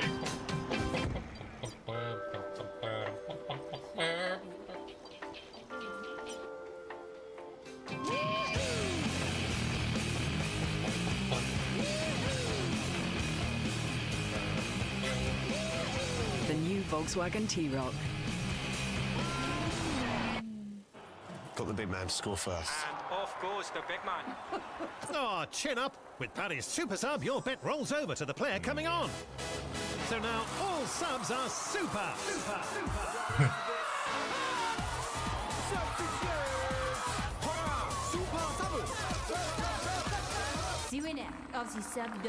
Super Sub from Paddy Power. And you can try out Super Sub with a completely free bet builder on Man United v Liverpool this weekend.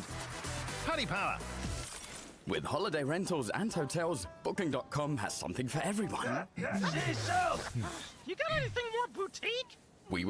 Right this way. Yeah, we're talking. What about something more family-friendly? Maybe a resort with a water park? Or somewhere less family-friendly? Yep, one luxury hotel for the bride-to-be. What if we hate everything? We have flexible cancellation.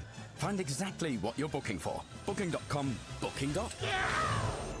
Right into a mysterious man with curly hair and a waistcoat. This man has money. And then you'll see the light, which will show you the way. This isn't fair. We want our money back. Not seeing you getting your money back. Don't leave your future to chance. At Skipton, we believe in fairness, so we offer free money advice to help you plan ahead. What a rip-off. I knew you were going to say that. Skipton Building Society, founded on fairness.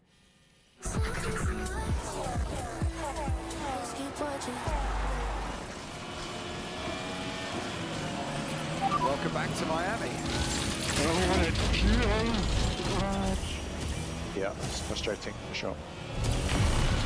Another weekend for frustration for Alex Albon, lowest in Q2. And that's Charles Leclerc going over the curb at turn 8. Then radioing to his Ferrari team to say, you might want to just check the floor and might damage it a bit. Yeah, straddling the curb, that's why. And then hitting the skid blocks, and you're worried that if there's a straight, a vertical straight that gets knocked about underneath, or the car gets ripped, and you can lose a lot of downforce and damage that surface. Right, Zach Brown, CEO of McLaren. What's going on, Zach? This time it was Lando who seems to be struggling. Yeah, we had a little bit of a boost issue, so I think if we can get it all put together, we got a competitive car, but it's just been untidy, getting everything dialed in at the moment. So we're hearing a lot about wind direction, wind strength, Zach. Is that the difference? Because it's such a mixed-up form compared to yesterday's qualifying.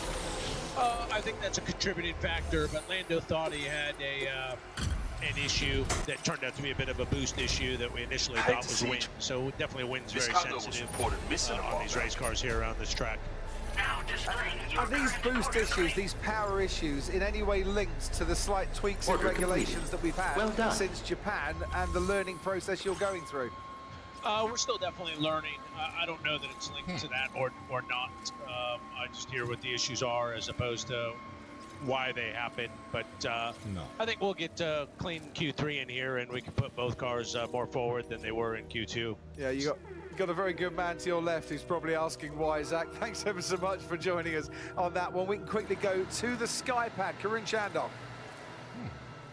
Thanks, Crofty. I'm going to quickly show you the last sector of the lap. Oscar Piastri there on the right. You could see he was ahead as they came through turn 16 of Max Verstappen. So he's actually about half a tenth ahead there, 0.05. But something different on this back straight. Now, whether that is we know the flip-flop Macarena wing of the Red Bull or deployment, something's definitely different in terms of the last sector, because when you get to the end of the back straight, let's use the orange curb there, you can see they're again similar, but I think Max has used less energy, so he's got more to deploy on the run up to the line. So when you actually look, he's managed to save a bit more in the can, so when he actually gets out of the last corner, it's there. And the effect of the back straight and what you use there has an effect on the run to the line. So that's where it is. So back to you now. Because the state of charge should be full for both cars coming out of turn 16, so a full battery. And maybe it is that Max Arena rear wing that is giving less drag and a better top speed down that straight. Yeah, and depends on your your strategies as to how you want to completely different power units there, of course, with Red Bull with their own one in association with Ford, and the you know, the others, the Mercedes engines. So very interesting that it can make that much of a difference, and sometimes they know if they just ease a little bit in some corners, they will get better straight line battery power as well. So they're all learning so quickly and so much about these new regulations. You don't use all your battery into turn 17. You've got much more that will reap dividends as you head towards the line out of that hairpin.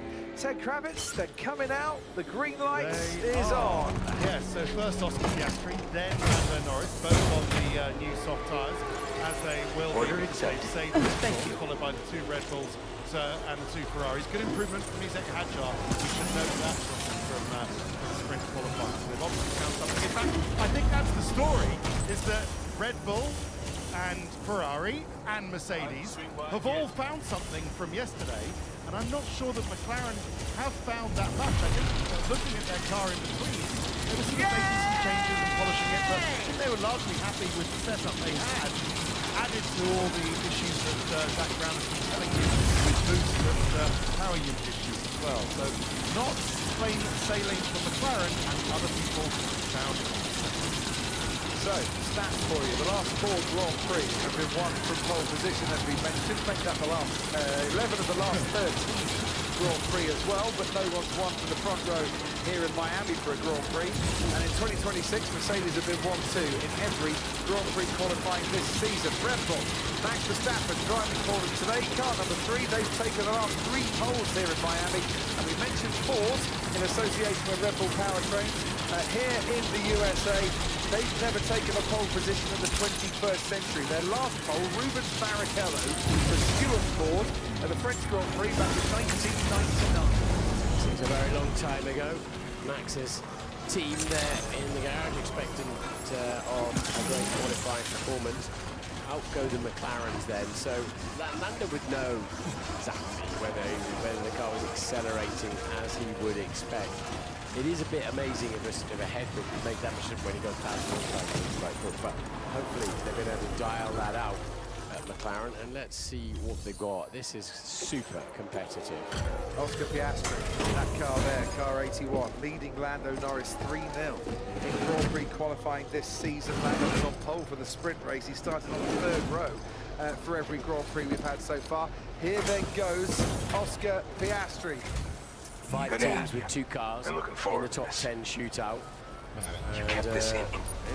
in Q2, 4 different teams in the top 4. So that is how unpredictable this is going to be. But can McLaren return to form, the dominance we saw in the sprint? Well done.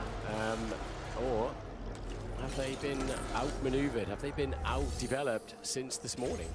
Snaking nicely for Oscar Piastri. We are on board with his teammate Lando Norris as well. You can go on board if you want. Use the Sky app. You need your Sky login, Sky Q, Sky Glass, Sky Stream. Use your interactive button on your remote control also if you're watching on now. That's a 30.0 for Piastri, 30.1 for Norris.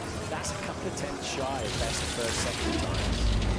30.3 though for Isaac Hadjar. Every single one of the 10 is running new soft tyres. They've all got 2 sets each for this final part of qualifying. Verstappen 2 tenths down on Oscar Piastri through the first part of the lap. But where are you using your boost and where are you saving your boost?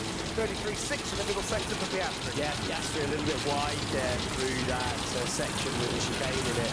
And he was sort of trying to collect it up all the way through the rest of that zone. And that's cost him a tenth or 2. And his teammate Lando Norris 4 tenths up on him during the middle sector. Charles Leclerc's gone quickest in the first sector of this lap. Action everywhere you look on track. Piastri set the time for the rest of chase, 1:28.6. I don't think that's going to stay fastest for much longer, because here comes Lando Norris to go on to provisional pole by half a second, and that middle sector costing Oscar Piastri dear. Slamming on the brakes from 214 miles an hour down towards that hairpin. Max Verstappen. Lewis Hamilton's a couple of tenths off. His teammate Charles Leclerc is in touch with Verstappen, who goes on to provisional pole by 2 1/1000ths of a second. Is it? No me jodas ahora.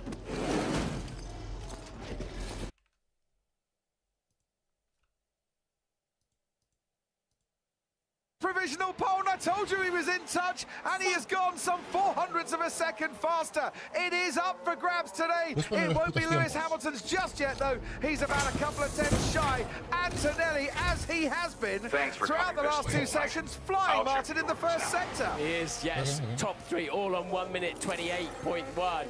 If Antonelli can do a 28.0 or even sneak into the 127s, he will be the new benchmark. He's got just to floor the throttle and ease the car. Turn it right, hard right, over the line he goes, and he does get into the 127s. Kimi Antonelli, pole in China, pole in Japan. He's on provisional pole here in Miami. Could be his hat-trick this afternoon. It won't be George Russell's at this rate. 4 tenths off after the first set of runs. And Toto Wolff trying not to smile too much. It's not a front row lockout for his team, but the youngster, Kimi Antonelli, who was the youngest pole sitter in any formats in Formula One, this time last year when he got pole from the sprint, now heads it for the Grand Prix, and by some margin. Absolutely. Yeah, that was a cracking lap. So, they go again, though. They've all got another set of tyres, players to go again on that. Hamilton down in 6th, Piastri 7th. We saw that mistake about 2/3 of the way through the lap, and it has a compound effect where he ran a little bit wide. The thing is, that 4 tenths he lost to his teammate would still put Oscar Piastri behind Lando Norris and only 5th fastest. Red Bull have certainly got something to contend with there. Ferrari have got something to contend with, but Kimi Antonelli has found a lot of pace on that lap in comparison to those that he's competing against. I just see confidence from him. He just throws the car around a little bit. You know, he's really attacking the racetrack, and he's getting payback.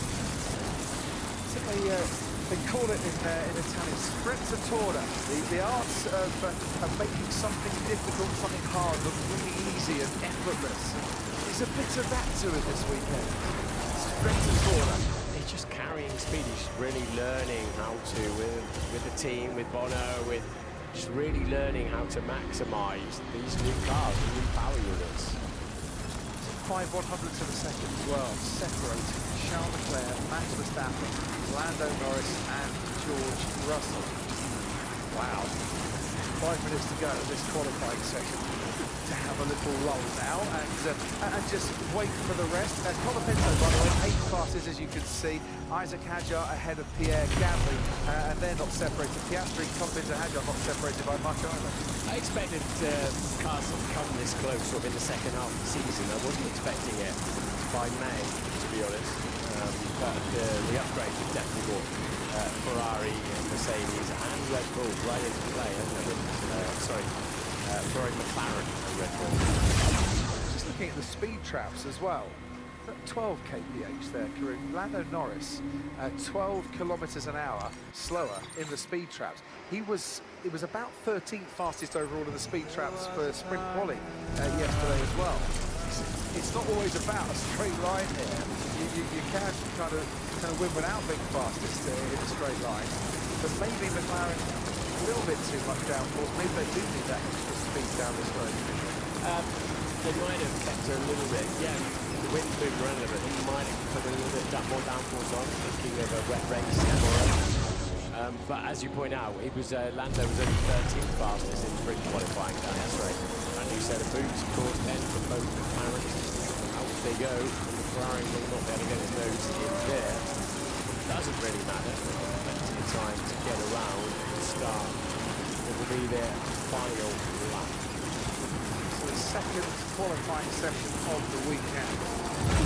Something of a grandstand finish here. Lando Norris had snatched that provisional pole position. Lando Norris, who was on the front row here last year, thought he'd gone one better. Max Verstappen, who's been on pole for the last 2 years here, and then went and beat him. Charles Leclerc, who was on pole for the Miami Grand Prix back in 2022 in the front row a couple of years ago, then thought he'd got pole, and then Kimi Antonelli's like, yeah, thank you very much indeed. That 127.7. That's going to take some beats. They're going to have to push that little bit more. They're going to have to take some risks in the braking zones particularly, but I'll reiterate, if it's a wet race tomorrow, these grid positions are even more important than normal. Yeah, even last year, I think, when the rain came down for the sprints, those just behind the safety car was saying that I can't see, the spray's that bad. Think about 6 Formula 1 cars between you and Bernd Mailander and the safety car. Max Verstappen's going to leave this until right at the last moments. His teammate Isaac Hajar is just coming out onto the track now. Max will be last to set his flying lap. Let's have a quick look here. That's the second time this weekend in qualifying that George Russell has nipped ahead of Kimi Antonelli in the pit lane. Now, whether it was meant to be like that, I don't know, but they both came out at the same time, and George went round the outside and said, no, sorry, I'd quite like to be ahead of you on the track, thank you. So, will Max be able to compare his tyres as he wants? Isaac Hadjar's teammates ahead of him as well, without having to step out of the way for Russell and Antonelli, who are now starting their hot laps. Should be okay. The last thing he wants to be doing is having to sort of get off the racing line just towards the end of his preparation. You wonder if the strategy of Red Bull there was that others would have completed their laps while Max is hitting the back straight, and they're thinking he might be able to pick up a toe here, and that could be worth a couple of tenths of a second. We'll see. They've started their laps out in front, Kimi Antonelli and George Russell. Russell making his way round turn 8. Antonelli just coming into that long hairpin. Decent first sector for George Russell. He's only 6/100ths down, but can he keep that momentum going through the middle part of the lap? George Russell, who has never qualified in the top 5 here for a Grand Prix in Miami. All 10 cars then out on track, all on brand new soft compound tyres. George really hugging the wall with them, which opened the track up nicely for this little section. And they looked a touch hesitant on his way into that chicane. After getting to the vertical movement, a little bit of slide in the back, when you're sliding sideways, you're not going forward, so would cost him a fraction there as well. And it's a fairly ordinary middle sector for George. Yeah, ordinary, improving, but not by enough. But at least he is improving. Piastri and Norris not improving through the first sector. Charles Leclerc was. Piastri has now improved in the middle sector. Maybe the tyres giving him a bit more grip than he would want. George Russell stays P5, his first top 5 qualifying here in Miami. Can Oscar Piastri keep his improvement from the middle sector going? Lando Norris isn't improving, and neither is Charles Leclerc through the middle part of the lap. Piastri to the line. No, 7th fastest. That is big disappointment for Oscar Piastri. Only P7 for the Miami Grand Prix. Lando Norris stays on the 2nd row. It's one better in terms of rows than he's managed in any Grand Prix this season, but it is still only 4th fastest for him. Charles Leclerc next to try and take the fight to Kimi Antonelli, and he falls down too. Antonelli is holding on here as one by one, Martin. They all falter, and Lewis Hamilton stays P6. Antonelli locked his tyres up going into turn 1. He had to bail on that lap. So this is what it's all about then, isn't it? The late starting Max Verstappen. Yep, timing is everything, and has he arrived on the scene at exactly the right time, because he's gone fastest in the middle sector. Max Verstappen now getting the active aero working, rear wing, front wing, dumping all that drag and accelerating that car towards 214 miles an hour. He was on the power as early as he could to try and get maximum thrust to the line. Verstappen just falters. It is Kimi Antonelli on pole position for the 3rd Grand Prix in a row. The championship leader has held on, as one by one they came to challenge, and one by one they just missed out. I mean, that was an outstanding qualifying, wasn't it? We've ended up with 4 different teams, Crofty, in the top 4. This is what we wanted with Formula 1 and this update packages. Let's go, man. Woo! Feels good, man. Feels good. Thank you. Yeah, well done, mate. He is getting out of the car, and you can tell how much he is smiling underneath that crash helmet. The first teenager to lead the World Championship has a hat-trick of pole positions. And we'll start round 4 of this season in the place they all want. It is looking good for Kimi Antonelli. How will he survive the extended break where we missed a couple of races? The pressure is all on his shoulders. Pressure? What pressure? Yeah, I mean, despite not getting that final lap, he still held on there by a tenth and a half. He's been outstanding, hasn't he? Miles ahead of George Russell, really, throughout this weekend. Russell down in 5th. He's building some momentum, the teenager, isn't he? Off the back of that dominant performance in Japan as well. He was 18 years and 251 days old when he got pole for the sprint race here last year. Oh, he's positively ancient by that standards now, and a full year on. For Lewis Hamilton and Charles Leclerc, disappointment maybe at Ferrari. Leclerc on the second row alongside Lando Norris. McLaren will be thinking, what's happened there? Yeah. They might, well, in the past, we'd be saying things like, oh, I wonder if they've made a few changes with a potential wet race to come tomorrow. That's where Oscar Piastri lost it. Yeah, so sector 1, he went fast with anybody in the middle sector, but his sectors 1 and 3 weren't good enough. But you're right, you know, it shows how quickly things have swung, haven't they? With change of wind direction, slightly stronger wing. This was the Antonelli lock-up here, and then he immediately aborted. But change of wind direction, slightly more rubber on track, of course, compared to what we had yesterday, and the momentum has shifted across the grid. But this is what we were seeing last year and the year before. You know, there's different... We want to see different people in the fight. This guy's been outstanding today, hasn't he, Max Verstappen? Absolutely. You know, we'll praise the teenager. We'll praise the experience of Max Verstappen at the age of 28. Red Bull back in the fray once again. Do you know what? I just realised here, Senna, Schumacher, Antonelli have all taken their first 3 poles in succession. That is not a bad list of 3 for Kimi Antonelli to now come and join. McLaren will say, yeah, we had boost issues, we had power unit troubles. Maybe that coincided with their drop in performance. Once upon a time, they'd set things up, you know, for a wet race, but because it's been declared a wet hazard, they can change the ride height for tomorrow anyway. They all can, so that's not an excuse. No. And maybe it just is the drivers that make the difference. Yeah, I mean, this is his day, isn't it? I wonder how well he'll sleep as he thinks about the start that he's made this year, but I suppose that's for tomorrow. He's had 4 difficult launches, let's be honest. Just because he's lost places in every single start he's made this year, you don't have to mention it now. Okay, I'll mention it tomorrow then, shall I? Let him have this moment. Do it tomorrow on the Skypad. No, but it's a good point, though. Yeah, and just to finish up on Verstappen, Crofty, you know, in Japan, I was really surprised because Suzuka is not a circuit where you expect to see Max Verstappen out qualified by teammate. No. Isaac Hadjar ended up ahead of him. And I do wonder, as the Red Bulls got more competitive, whether he's now found another gear. Martin Brundle found top gear to make his way from the commentary box all the way down into Parc Fermé. He's grabbed a microphone. Kimi Antonelli's grabbed a microphone.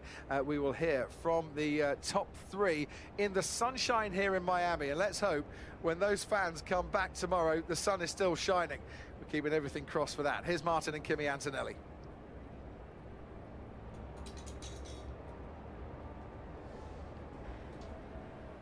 Kimi Antonelli, your 3rd consecutive pole position. You know, Michael Schumacher and Ayrton Senna got their first 3 poles consecutively like that. Championship leader as well. What a great day for you. Yeah, it's been an amazing day, you know, to be on pole again.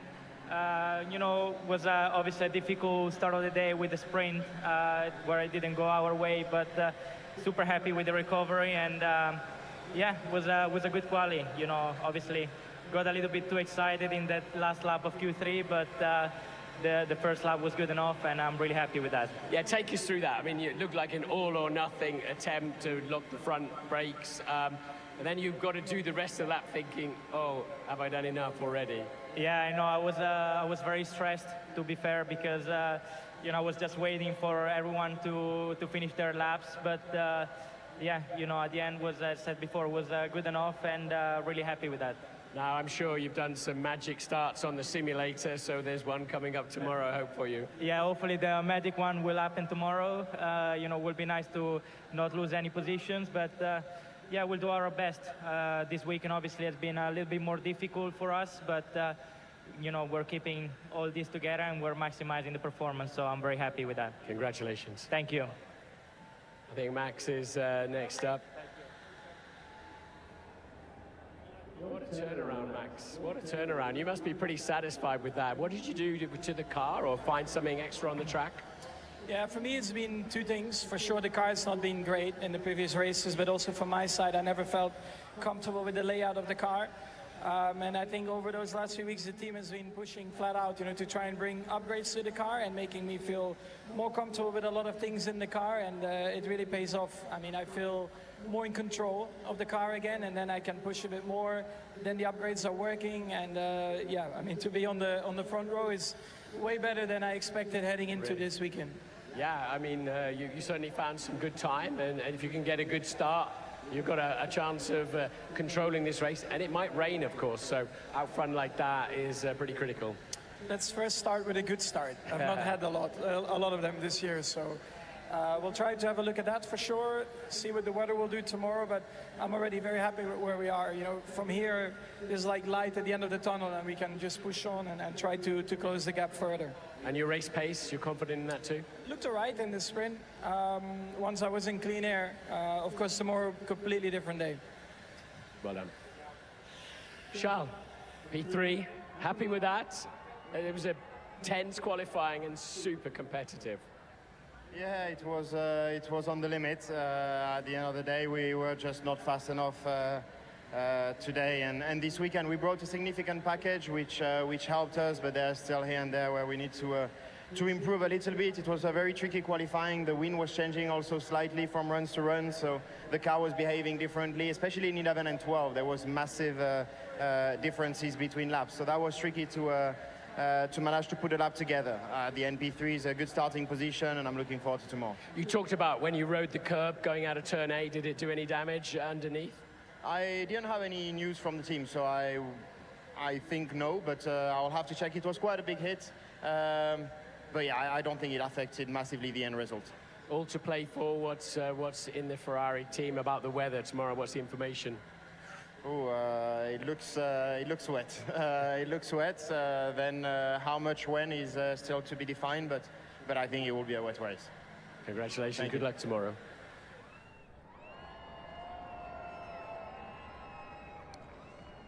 Well, what a qualifying session that is, and a third pole in a row for Kimi Antonelli. The narrative around him is changing week by week. When you look at who he had in his wake there, and at one stage 4/10 over Verstappen, Charles Leclerc, Lando Norris and his teammate George Russell.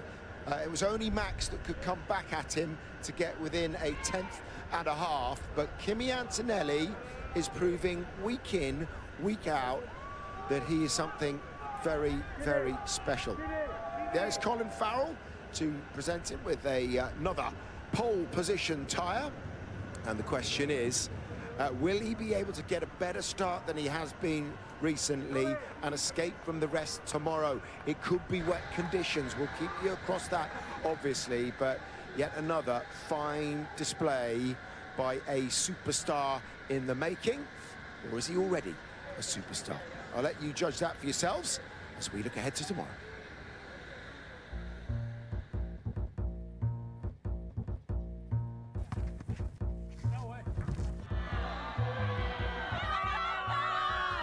When I was young, I just wanted to arrive to Formula One because of me and because it was my dream and something really personal. Then as I started growing up and started to see what it was generating, it started to be a big part of it for my country, for Argentina, for the fans, for everyone supporting me. And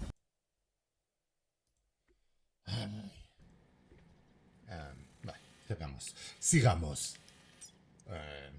Tengo la cámara. What?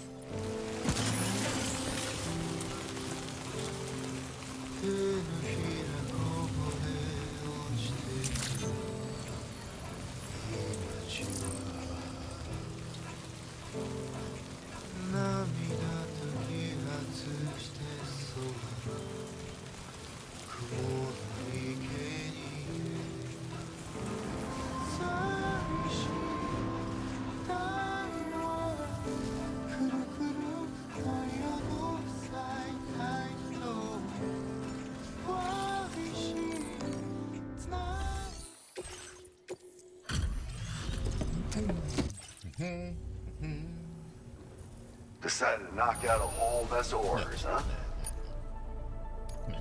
Now displaying your current order. Order completed. Well done.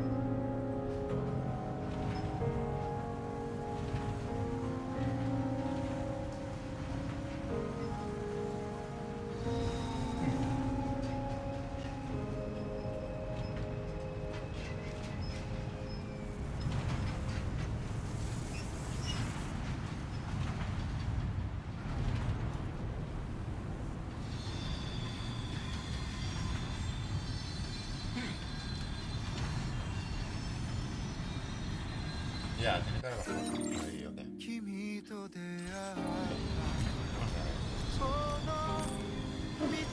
Ok, eres tonto del...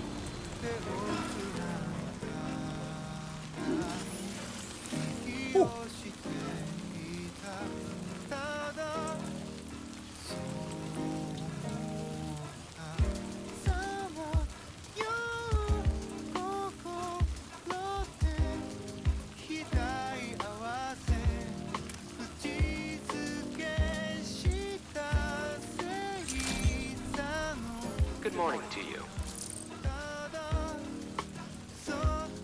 Hey, Sam. Welcome.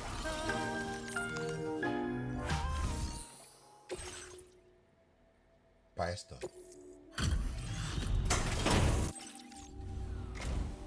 Thank you. Now, this is something I didn't think I'd ever get back. Guess I... Now displaying your current order grade. It feels... Order completed. Well done.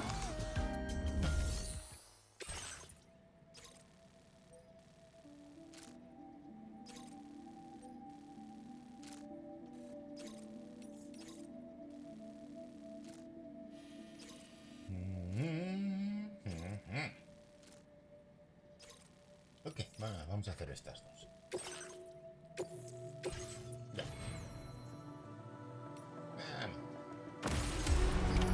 Order accepted. Thank you.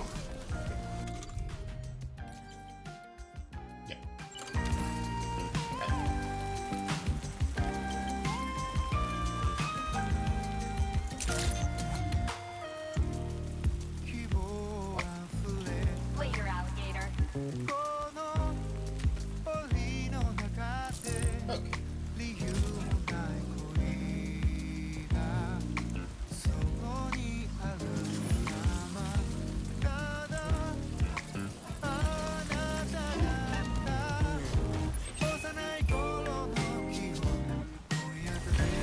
Solo 67.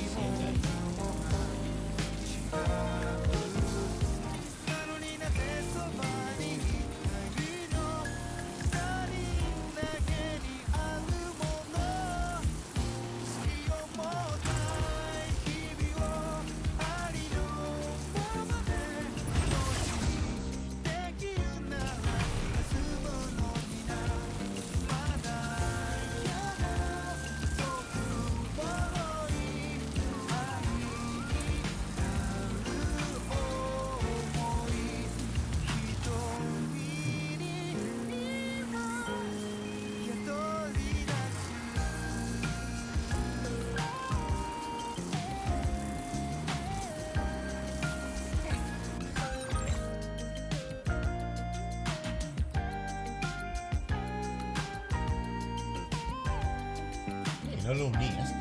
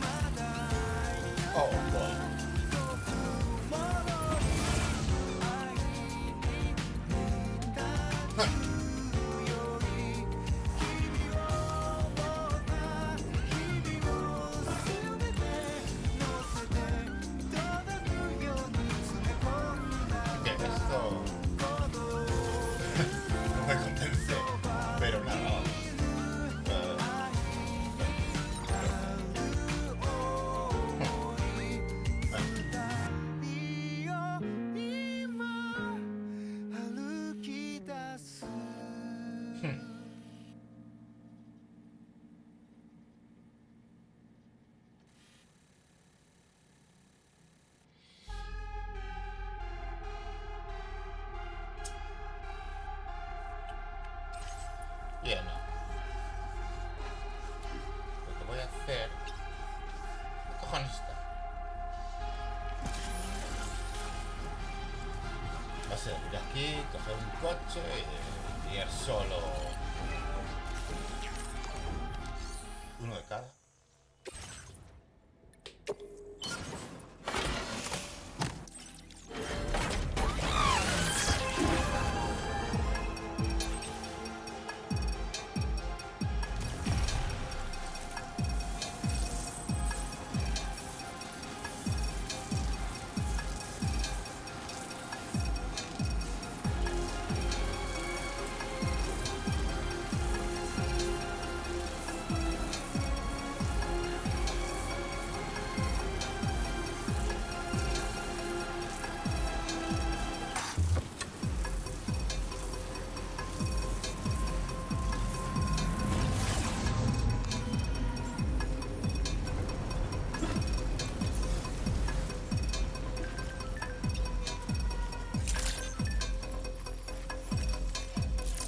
serio.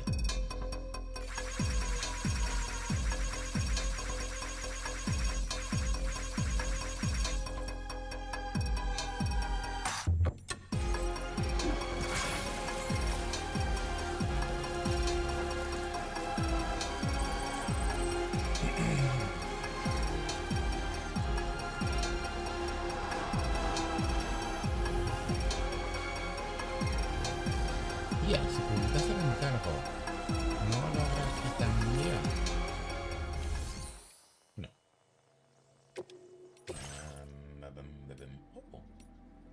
Oh.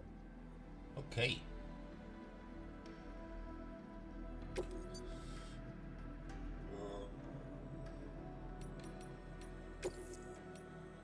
What?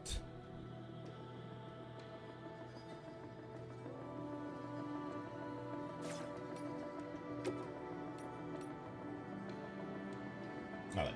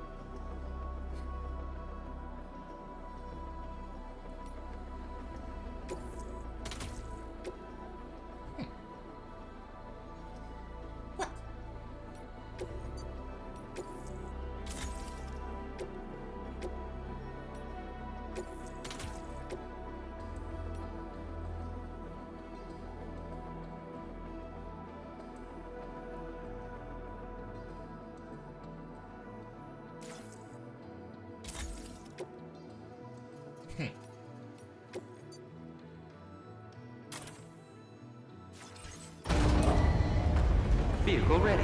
Please drive carefully.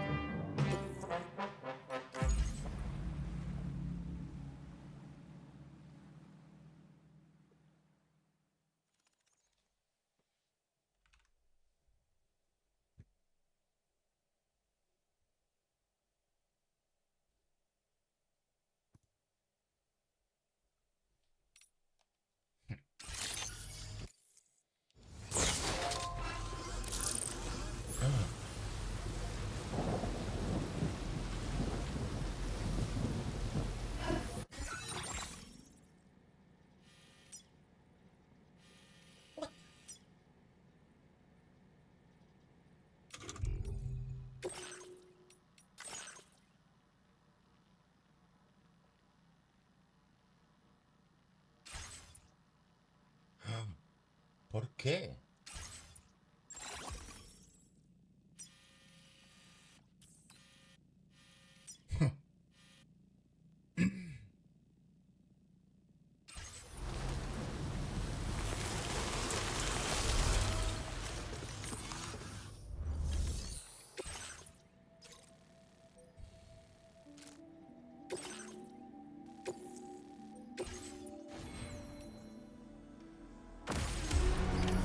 Order accepted. Thank you.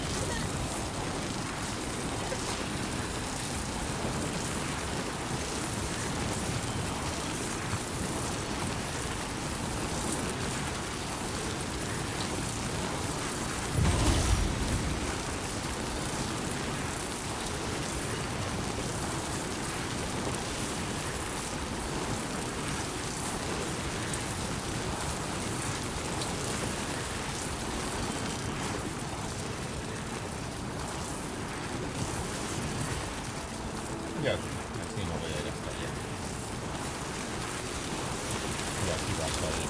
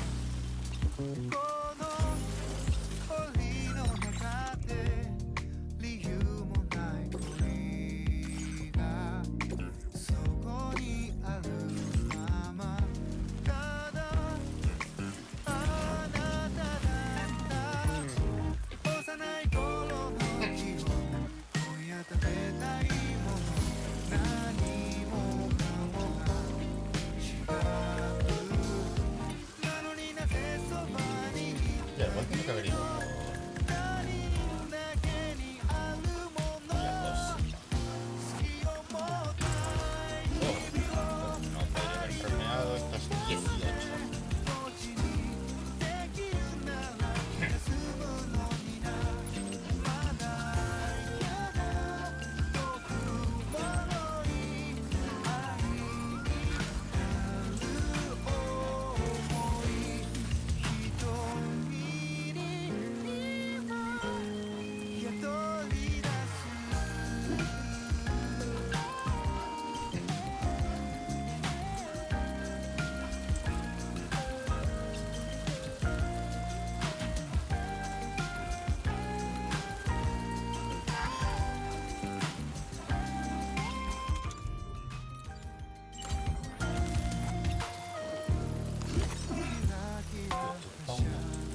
Puta barbaridad de batería esa.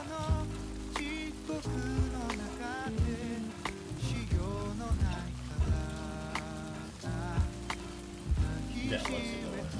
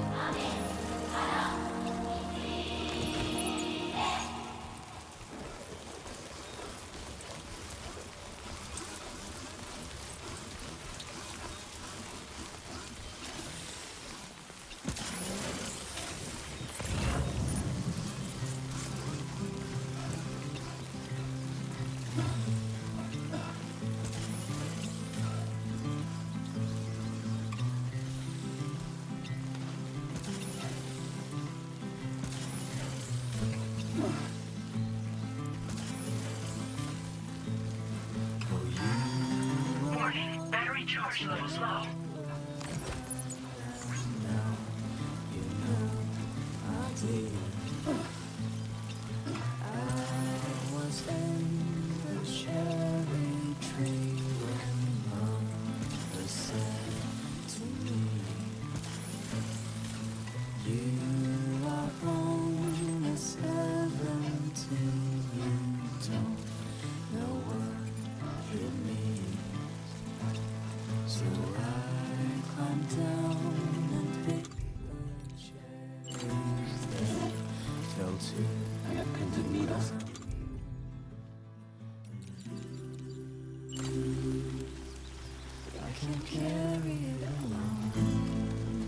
No sé por qué soy tan reticente a tomar siempre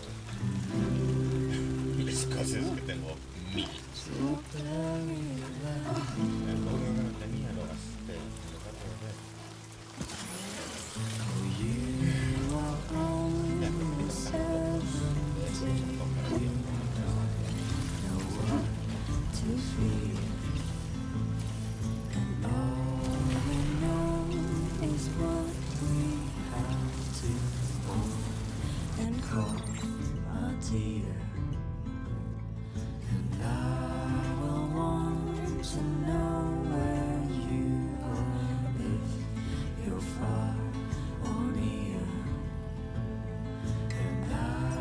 Don't know how loud I'll have to sing for you to hear. ¿Qué dices? If I can't marry you, I'll go.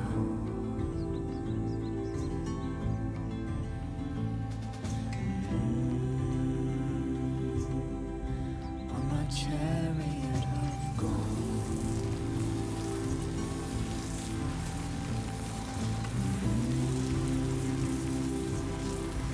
There's only this I know.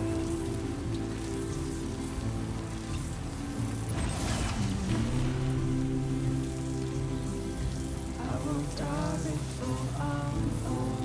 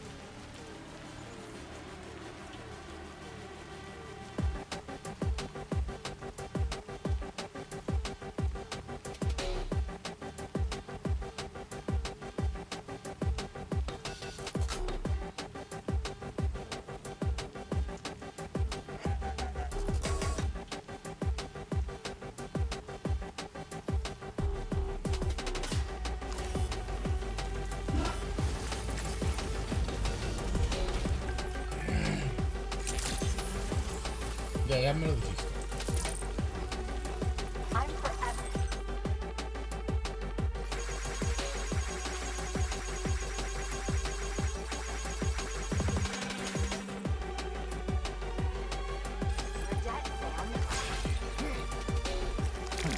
This one's for you. Thanks, guys. Really handy. Thanks for the help. Really handy.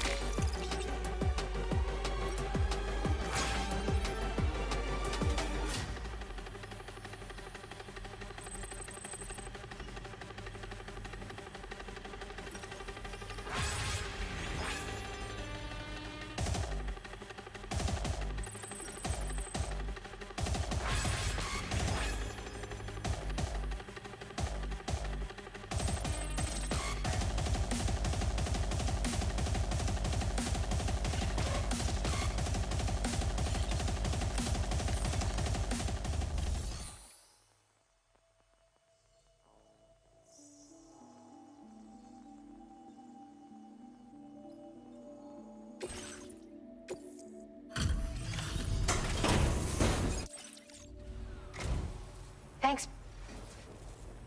You're amazing. You filled it a bunch. Now displaying your current porter grade. Order completed. Well done.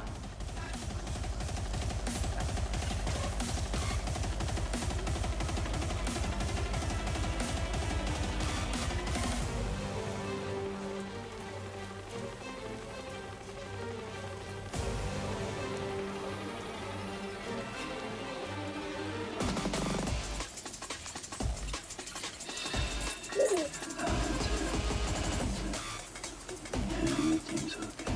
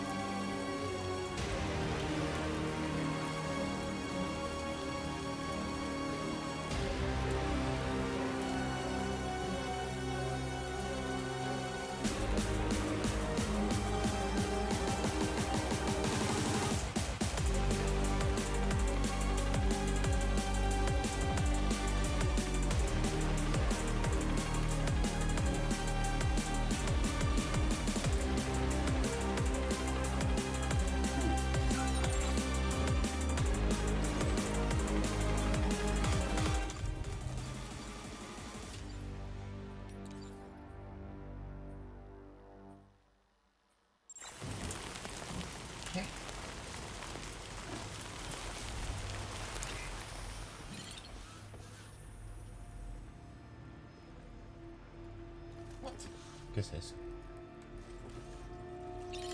What?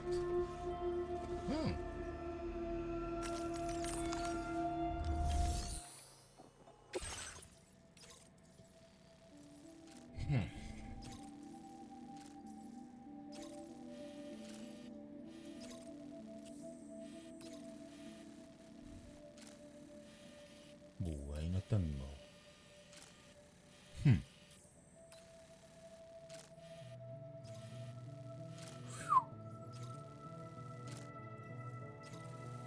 No sé si podré, ¿eh?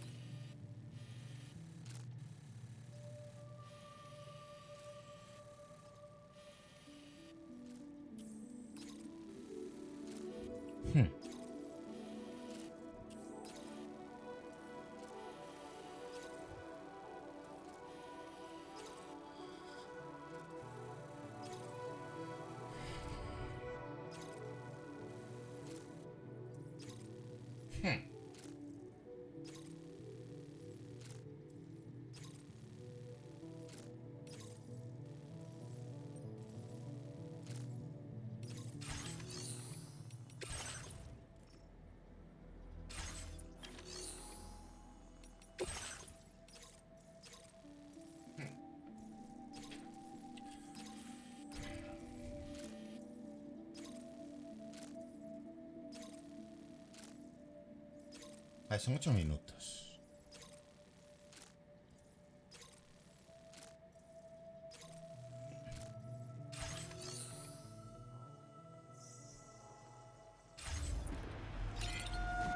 vamos a guardar.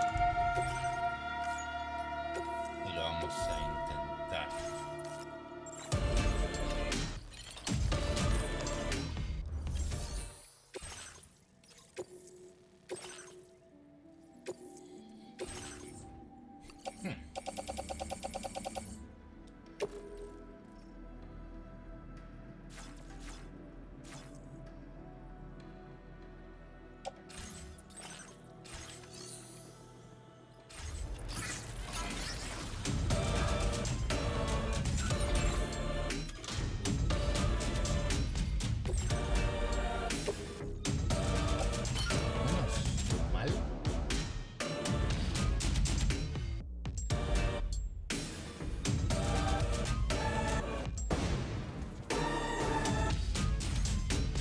Menos.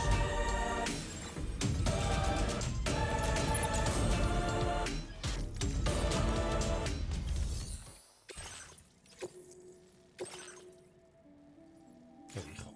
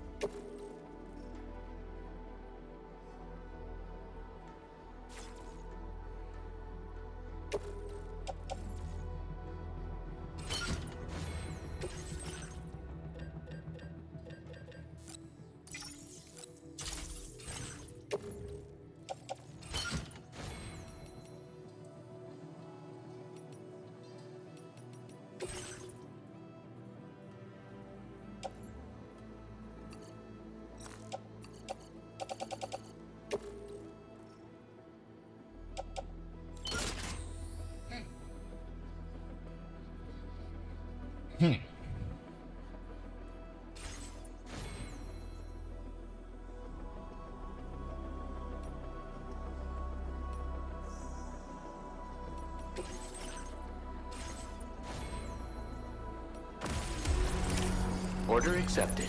Thank you. Later, alligator.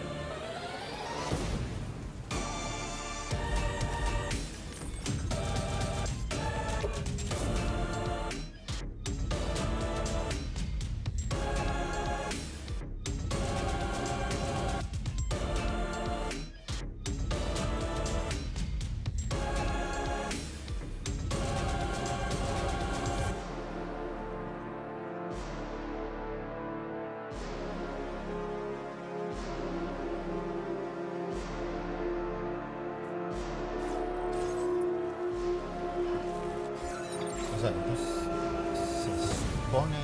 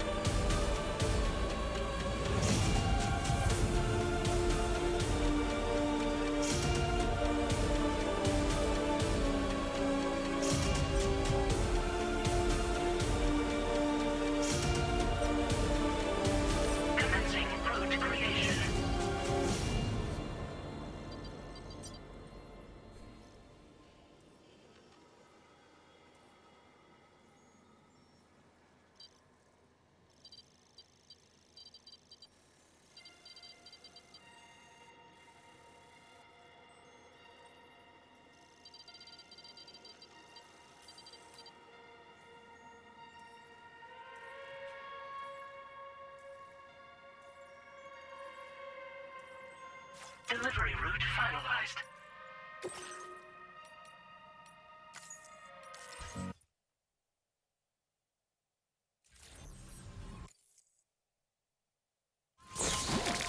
This one's for you. Hear me, Annie? This one's for you. Hear me, Annie?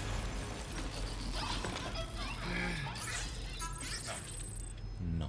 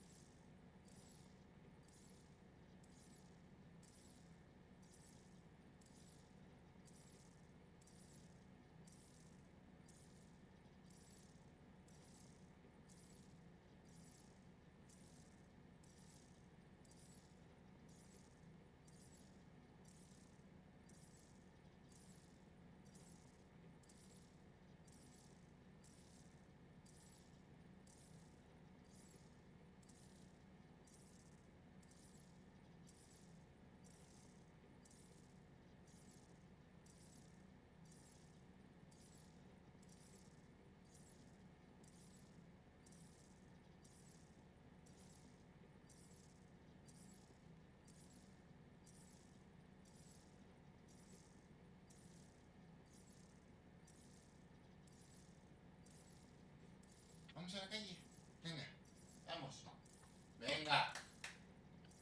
Vamos a la calle. Venga. Vamos, venga.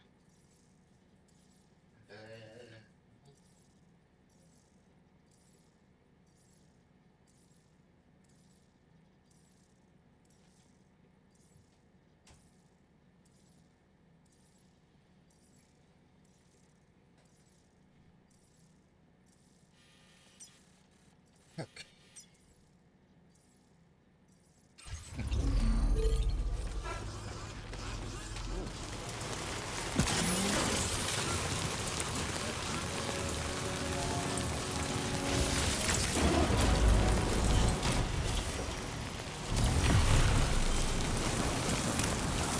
Feel that speed!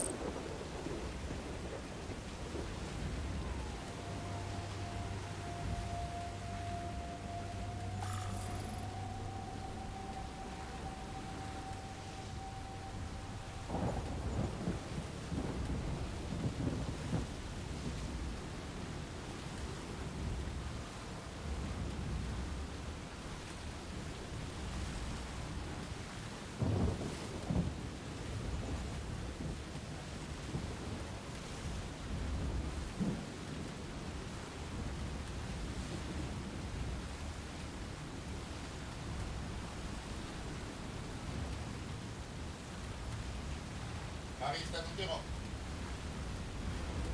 Aquí no está.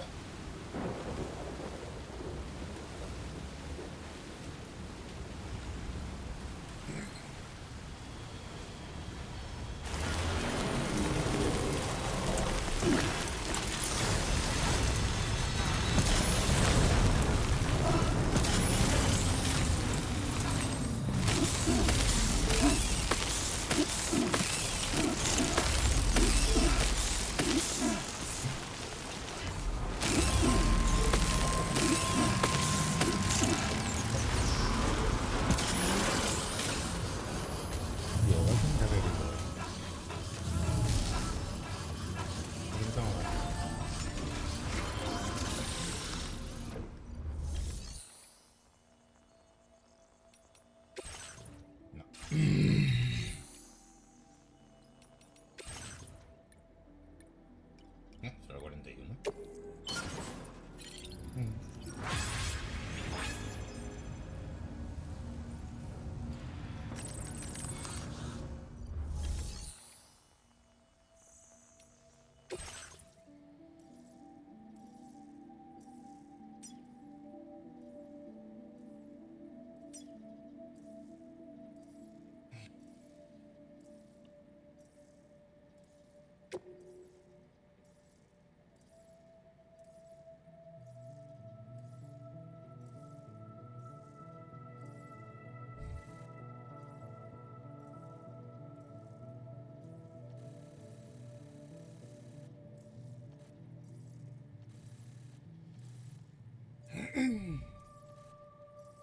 Mira, espera un segundo, porque estos son 3 minutos.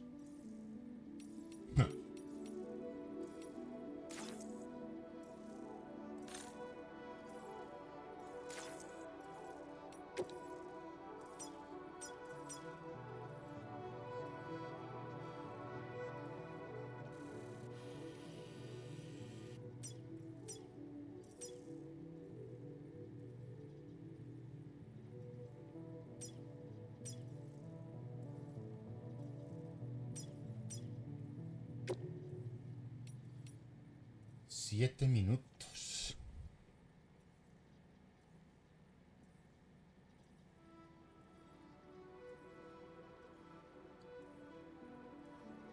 What?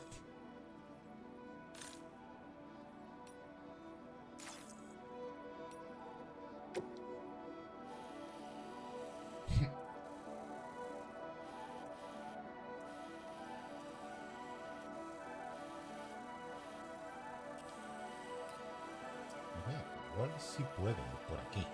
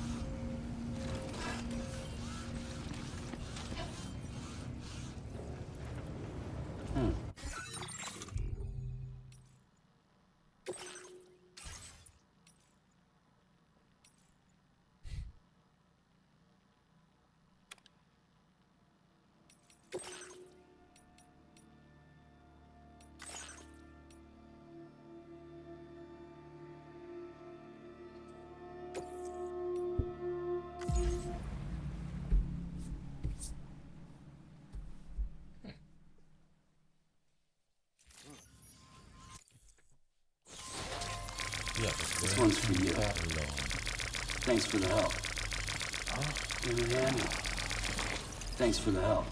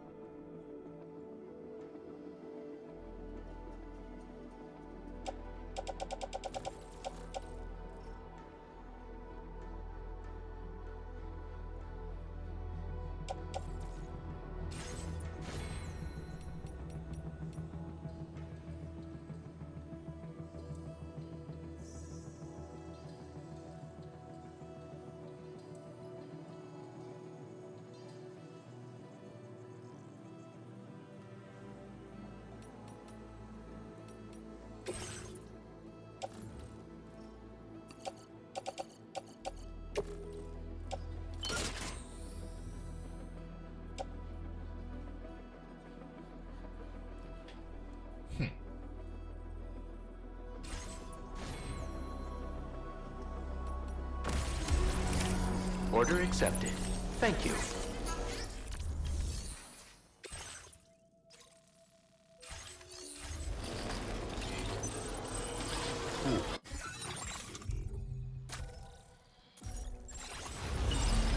Come back soon, Sam.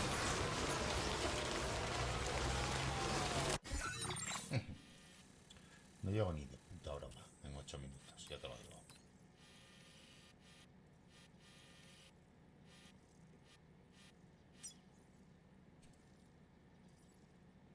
Commencing route creation.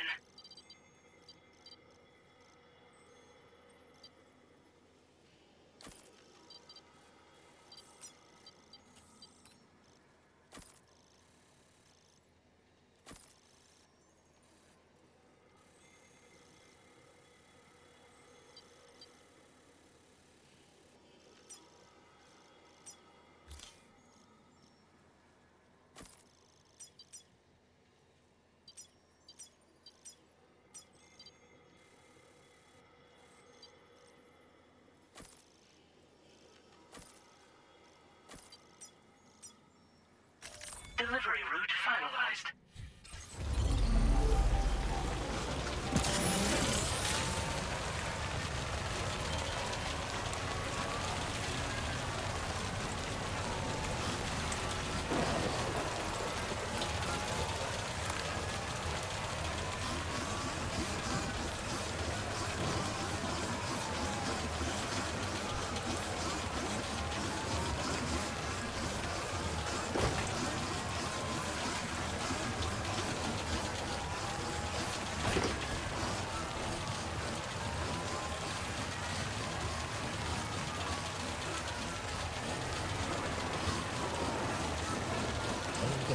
Hay uno ahí.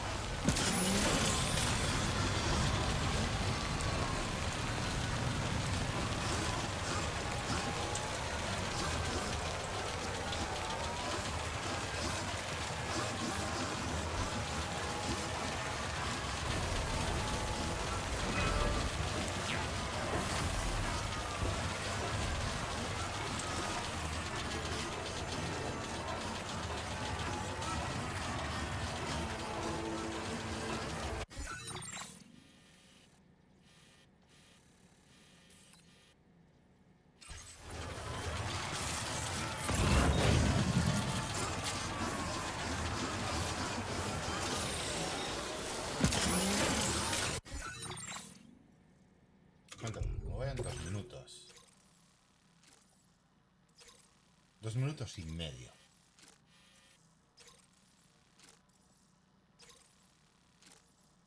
Ni de puta broma.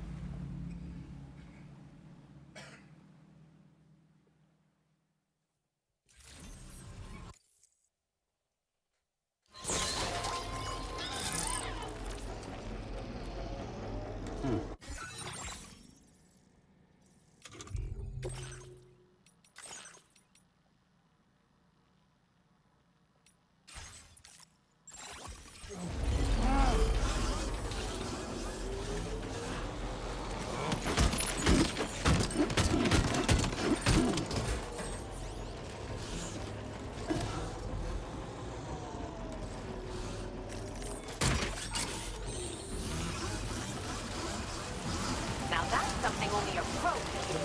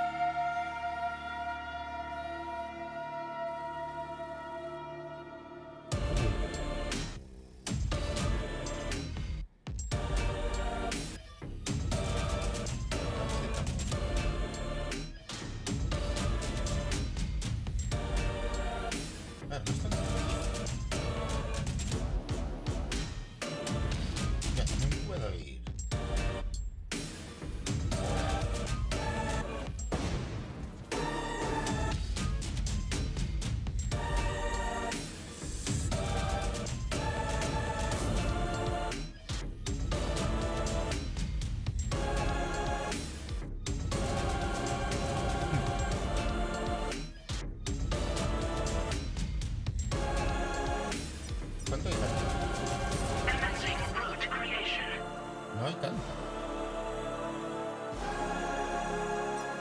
O sea, hay 1100.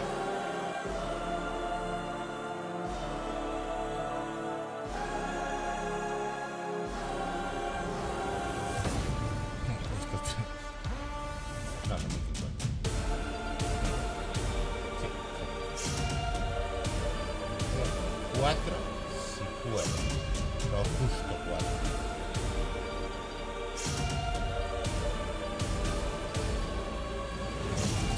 Va a ser más fácil, ¿eh? Delivery route finalized. Commencing route creation. Sí. En teoría puedo hacerlo.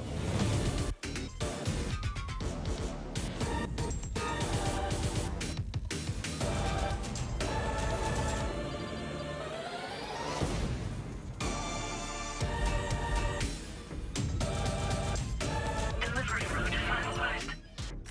Commencing route creation.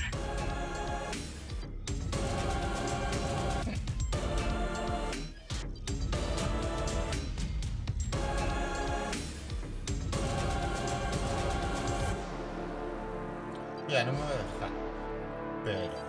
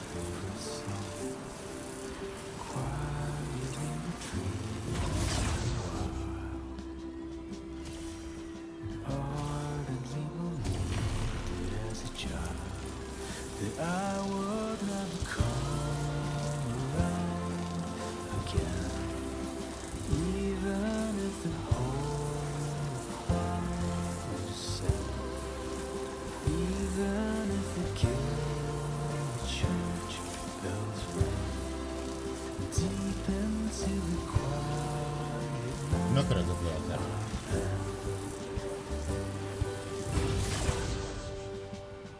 Ya, encima...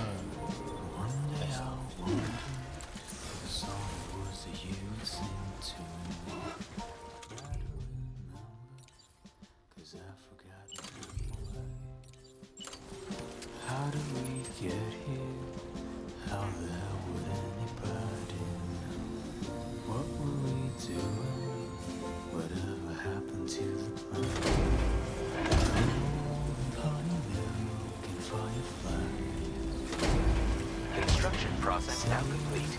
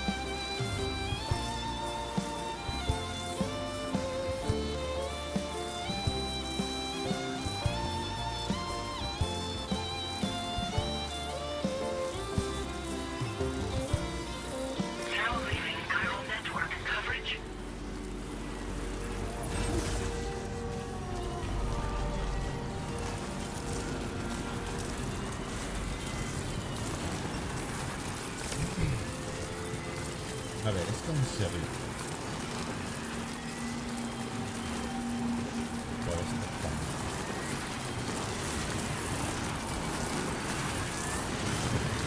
Now entering chiral network coverage.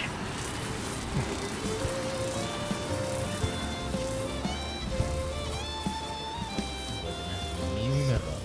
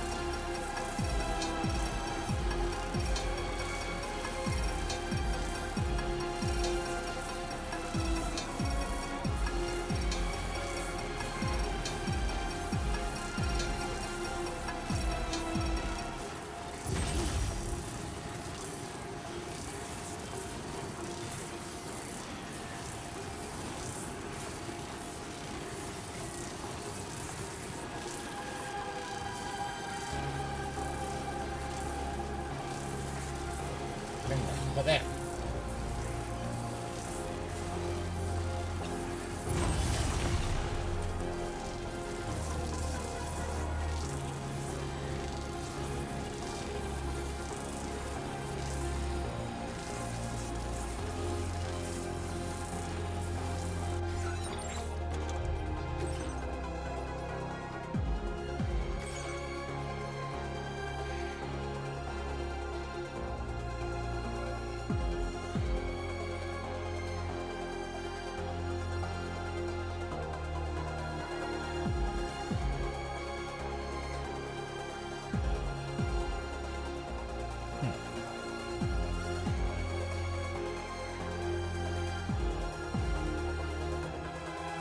Sí, sí.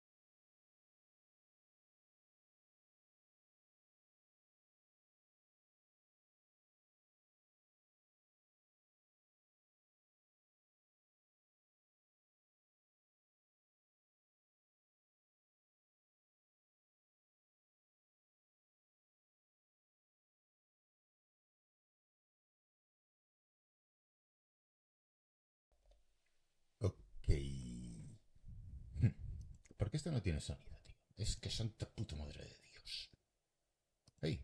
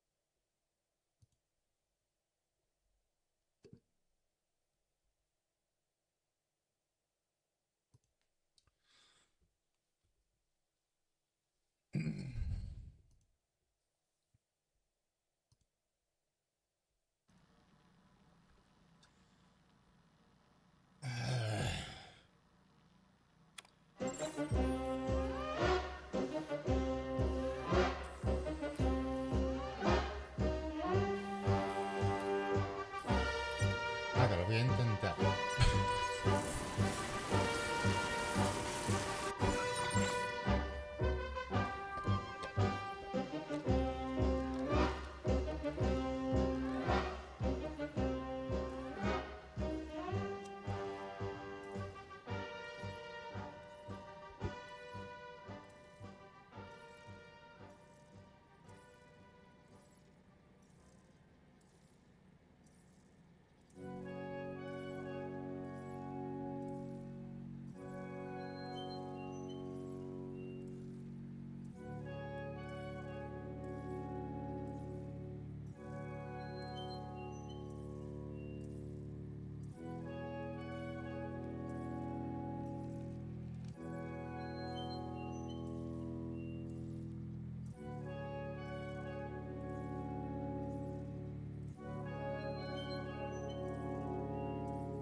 Minus 61.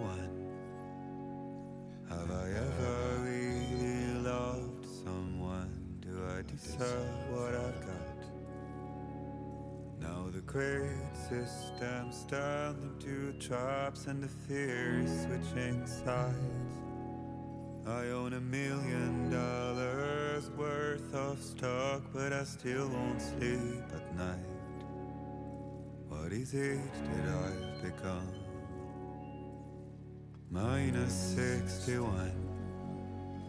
Now the water level rises high in my cold paradise, where men sit in circles and talk numbers I never really liked. The way they think of life as some kind of gamble and watch the city drown. Where is it that I belong?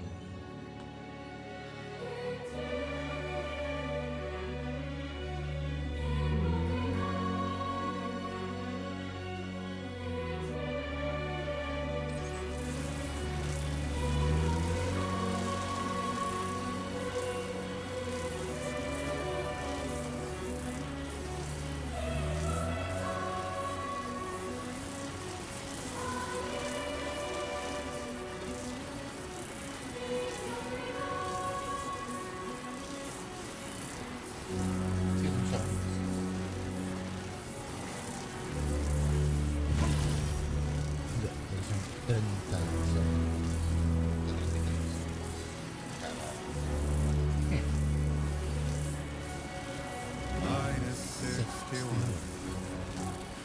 Now the wind cuts the leaves like a knife, and the sun's out of sight. I see the world I did lose at the trial. What is left and what is right? I made the worst mistake one can make, pretending and playing blind. What is it I'm trying to find?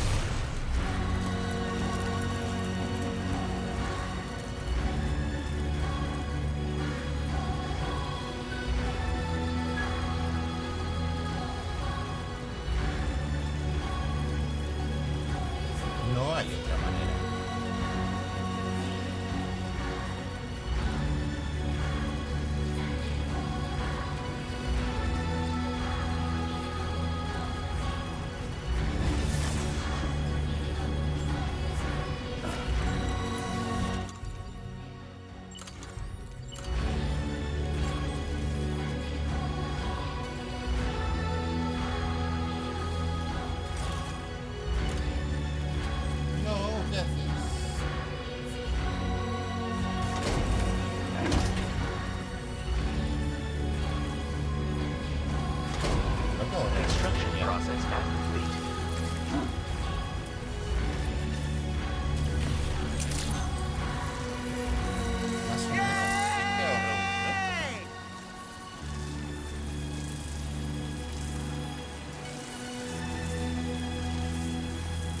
A ver, aquí podría haber ahorrado unos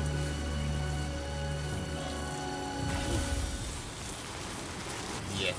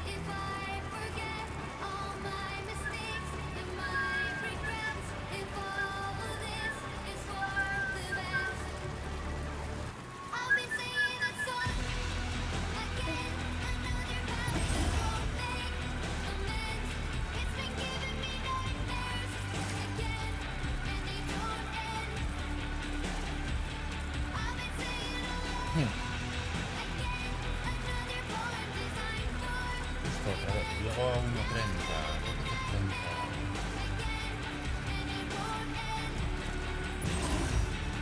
Si no hubiera cometido ese error, lo hubiera hecho fácil.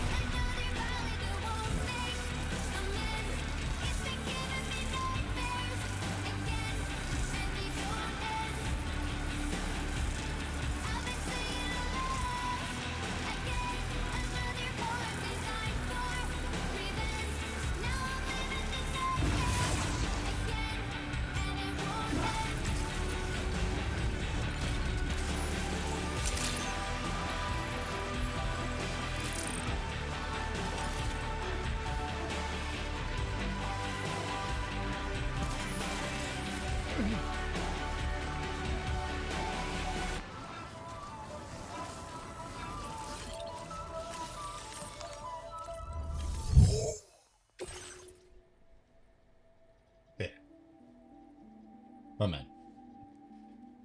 My man. Ganado. Trabajo.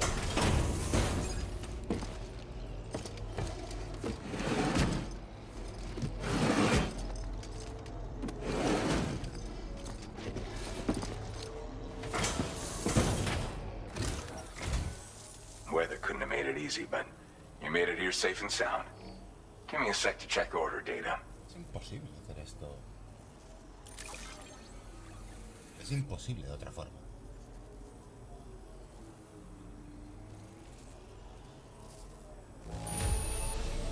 No problems with this cargo. Glad you got it here in one piece. But hot damn, I thought this cargo was lost for good. I'll take excellent. Now displaying your current porter grade.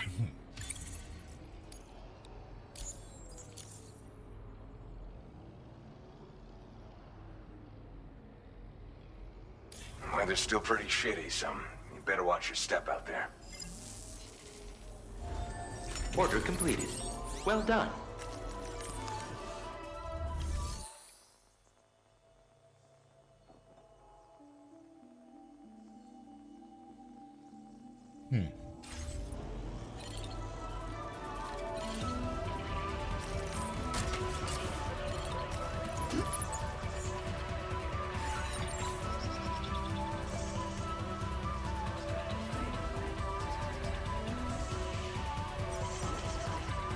Ya, pero es que no puedo.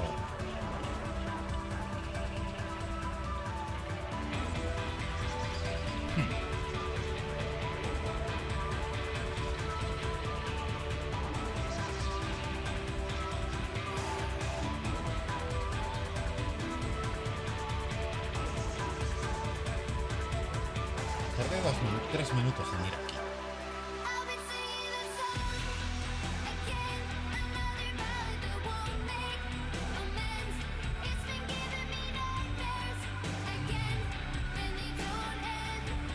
Pues si pudiera.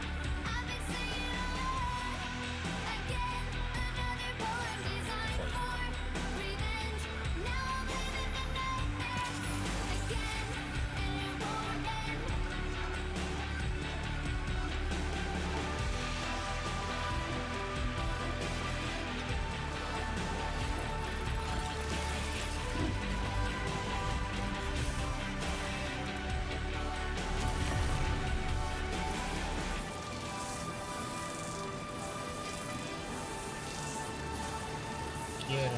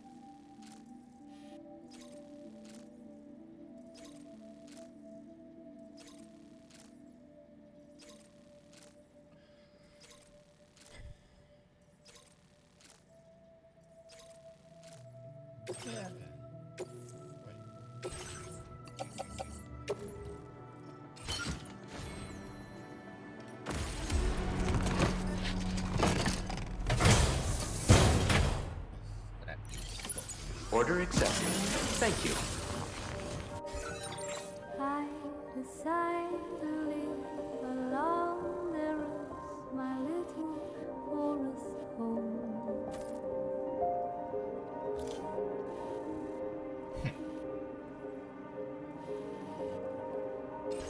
A tiny nest is built from twigs I spread 1,000 miles from me.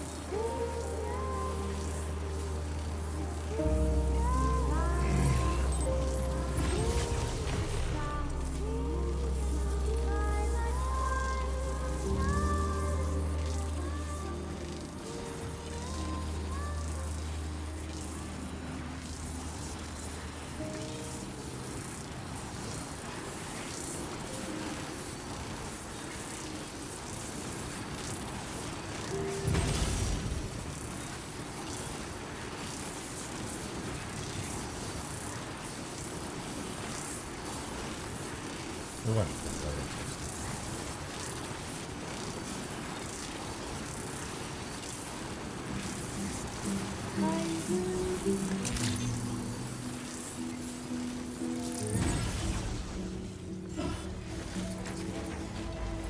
I appreciate your constant support.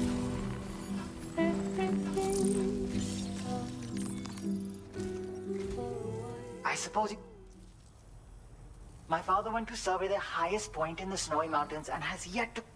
I thought he had enough experience climbing those peaks to handle another trip. I'm feeling a little better, but you'll save him. I'm going to stay here and keep trying. I believe you... That's all I have.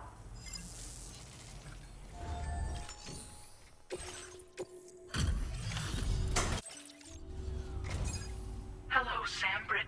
Your client is unable to receive. Yeah. Be it.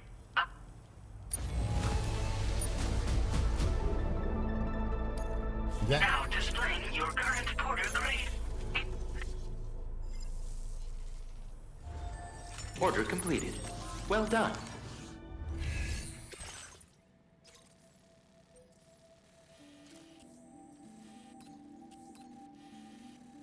What? What?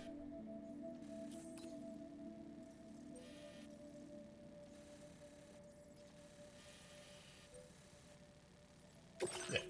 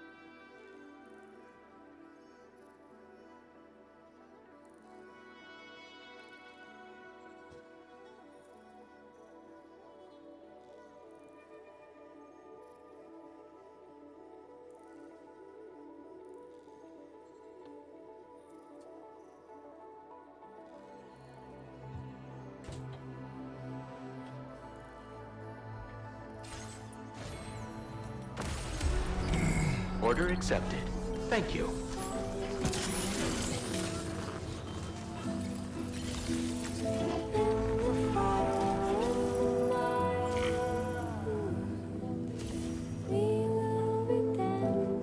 Ya, me da igual.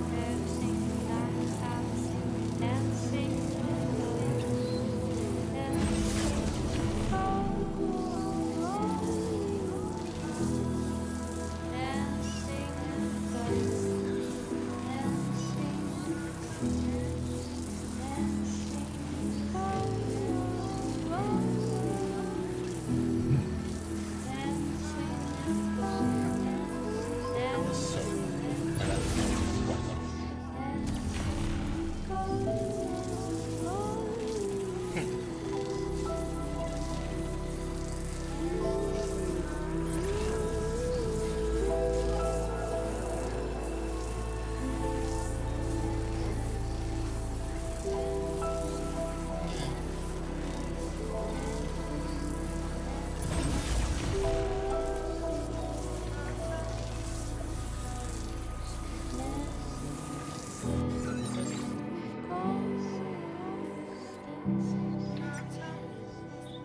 gracias.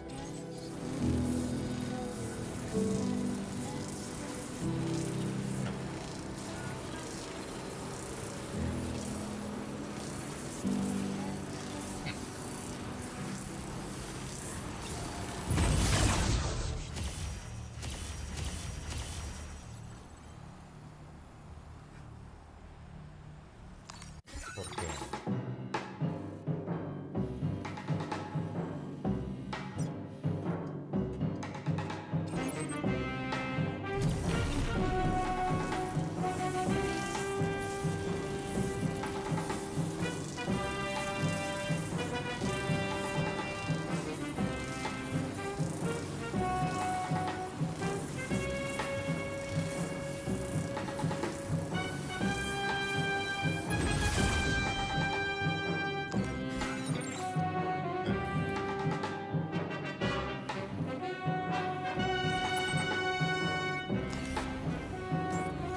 Paso por ahí. Así que...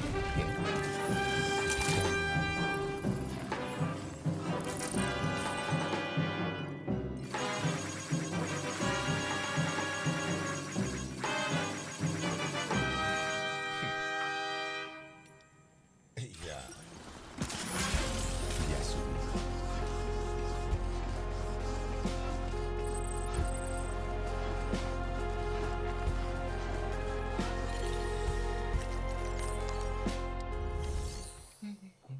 Vete a la mierda.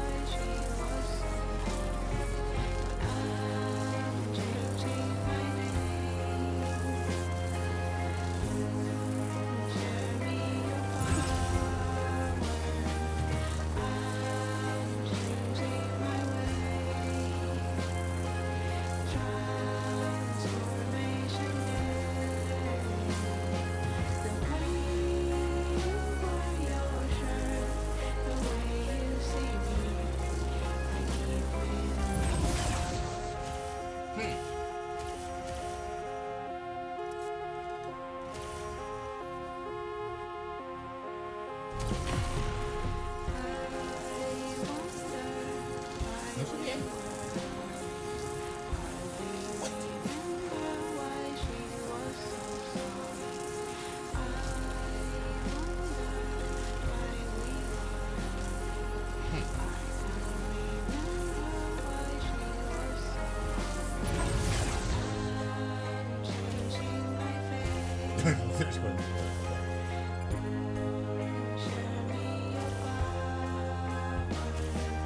I think this is the one.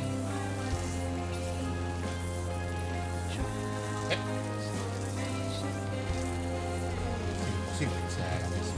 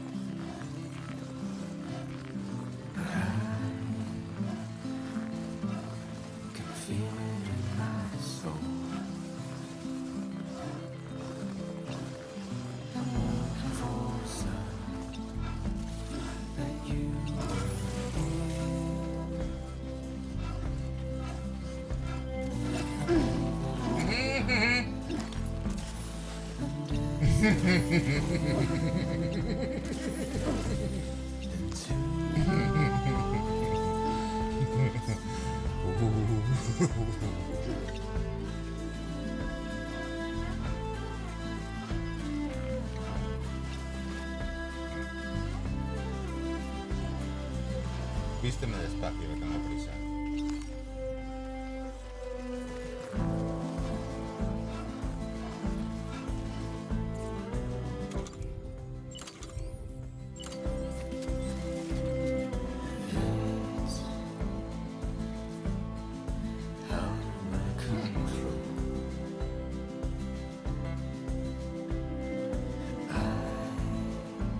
Creo que 280. 280 me parece aceptable.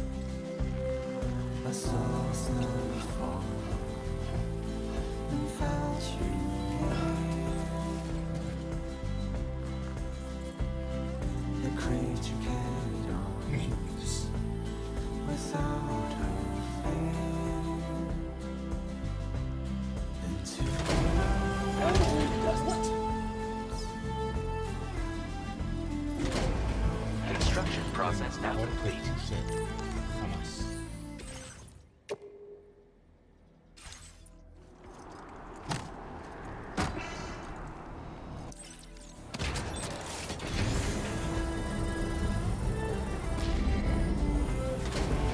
Structure successfully upgraded.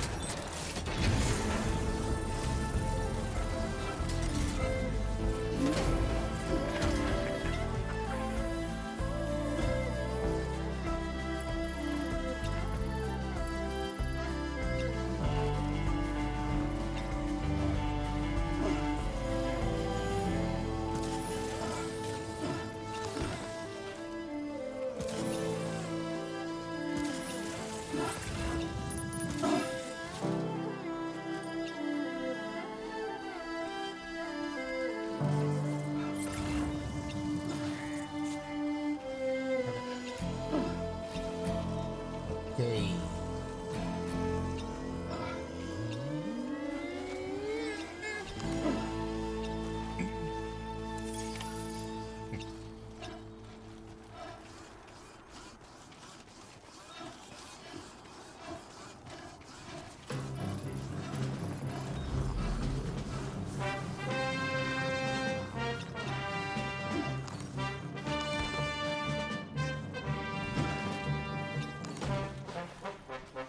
Light to shine away.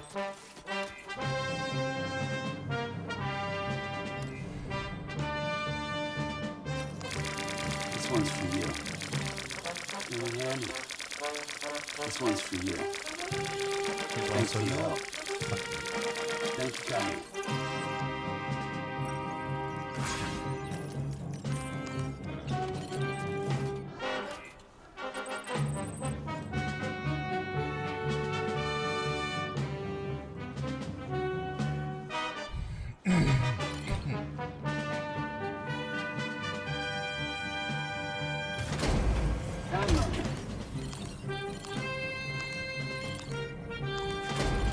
Construction process now complete.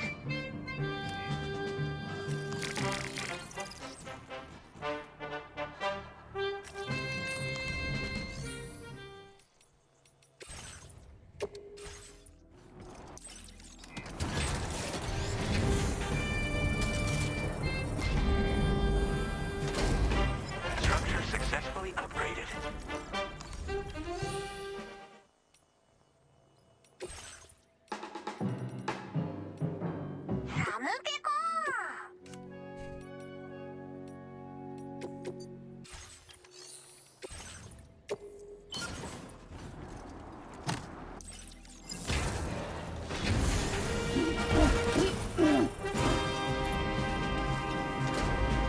What do we have here, Sam?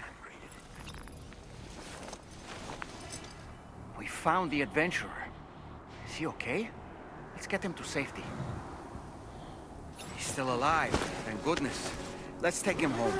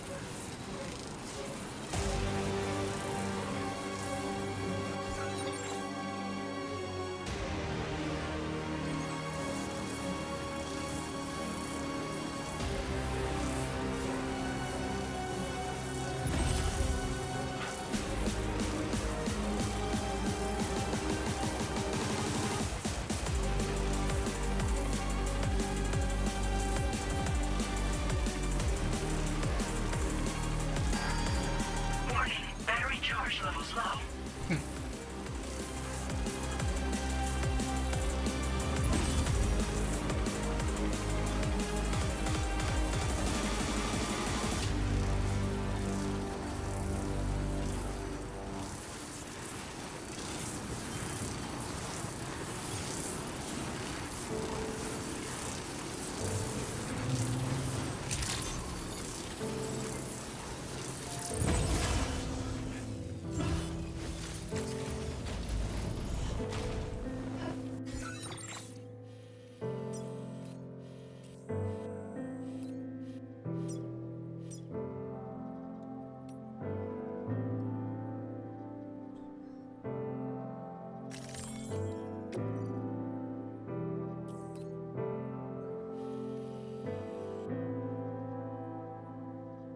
Solo tengo dos.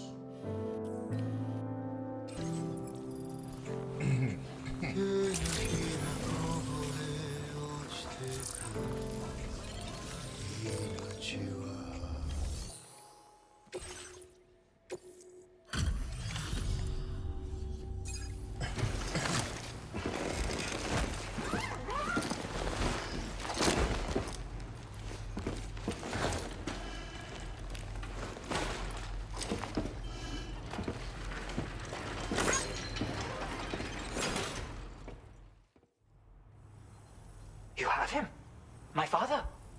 Thank you so much. Mira, I'll por assess his cabeza. condition now. He looks good.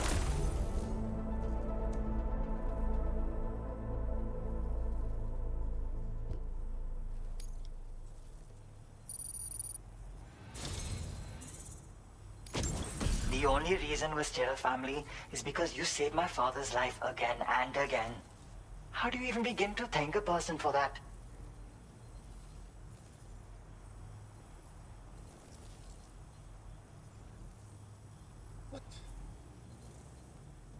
¿Qué mierda es esto?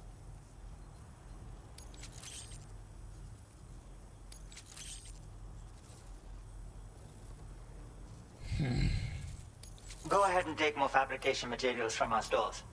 Now displaying your current porter grade.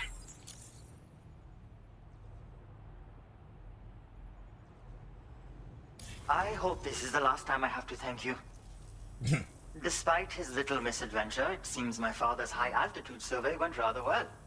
But he was so preoccupied with his work that I guess he didn't realize it would have ended badly if you hadn't come.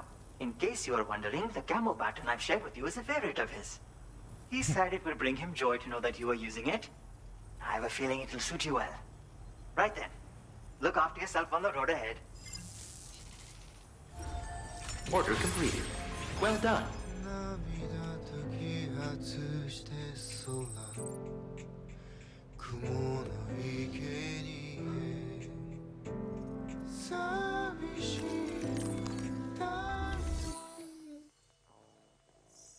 En serio.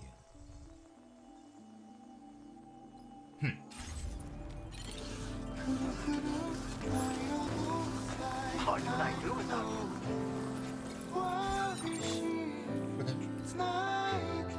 Corazón con mis Smith.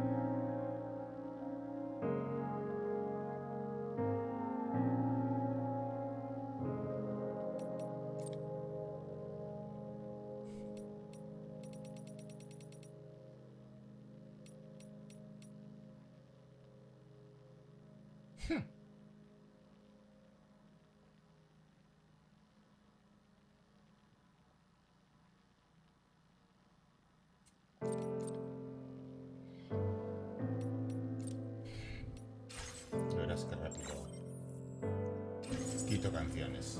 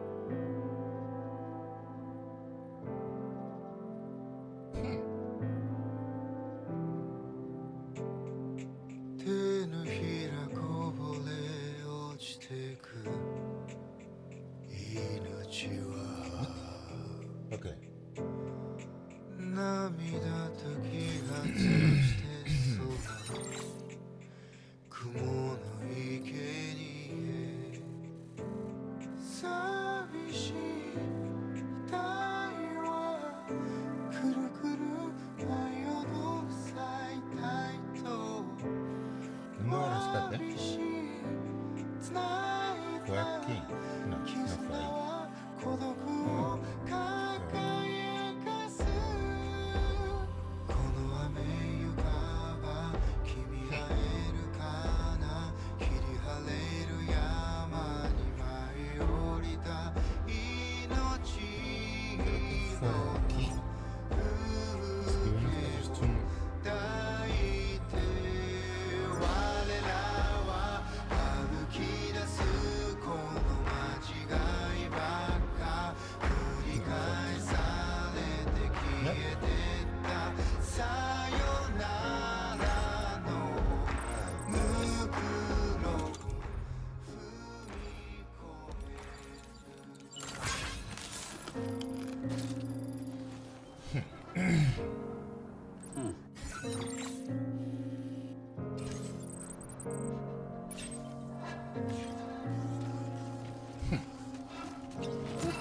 Tranqui.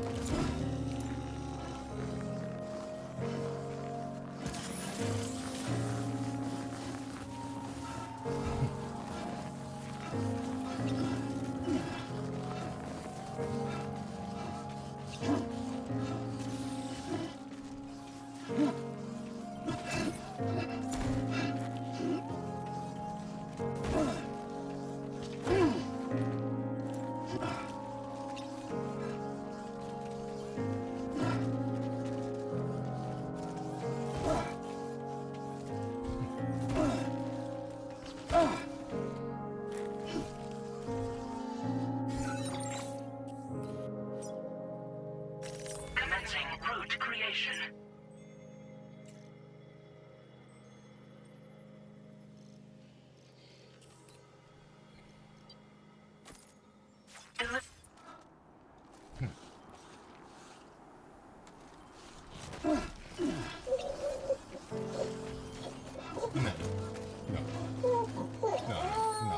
No.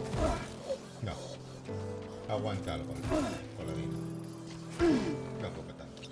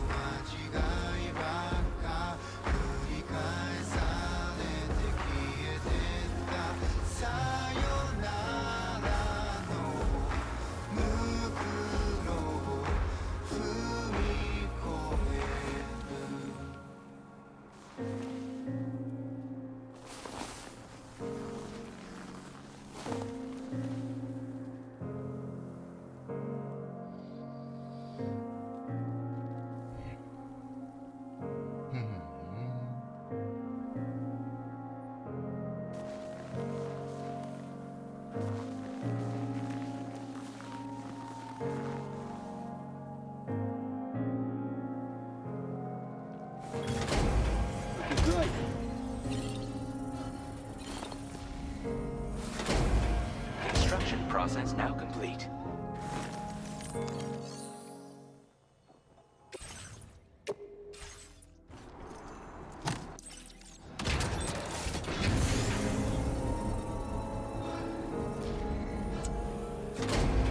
Structure successfully upgraded. Target count back.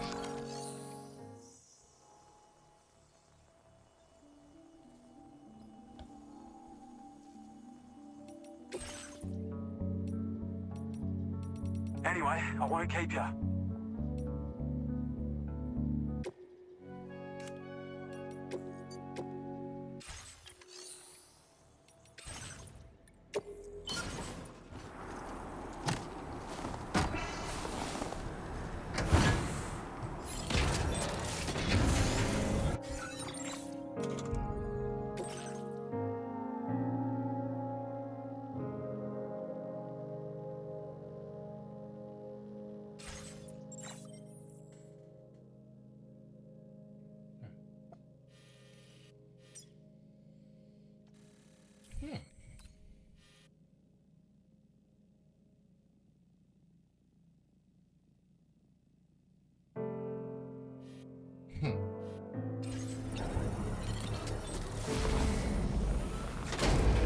Structure successfully upgraded.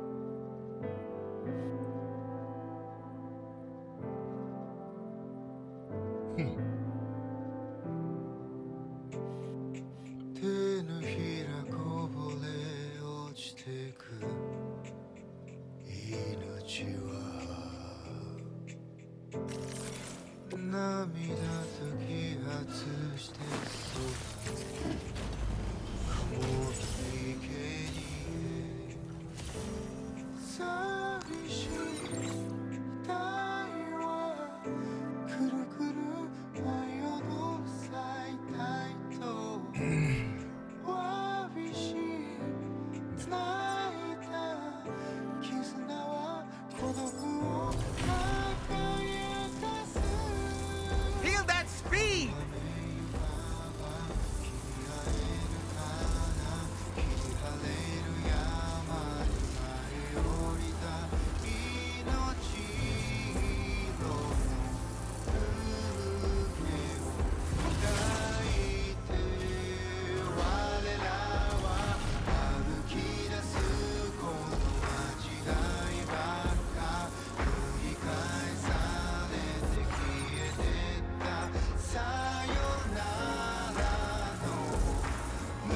¿Por qué no lo veo?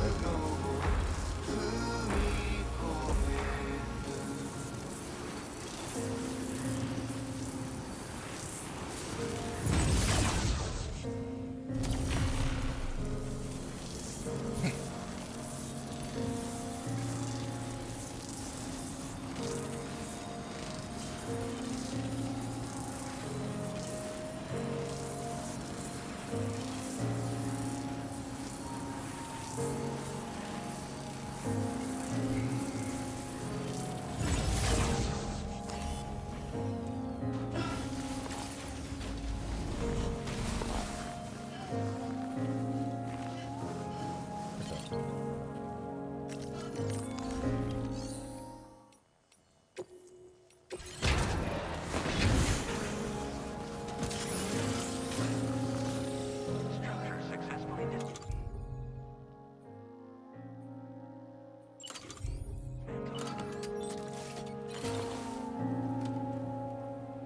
No, no, no.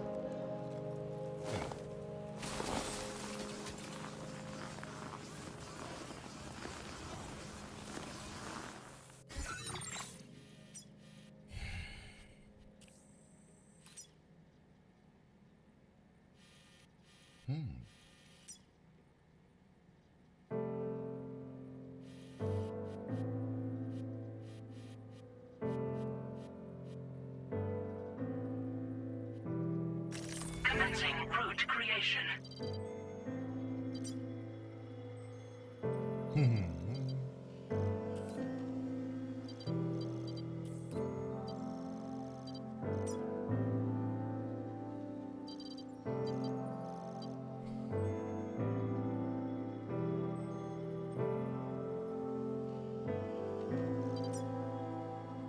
Delivery route finalized.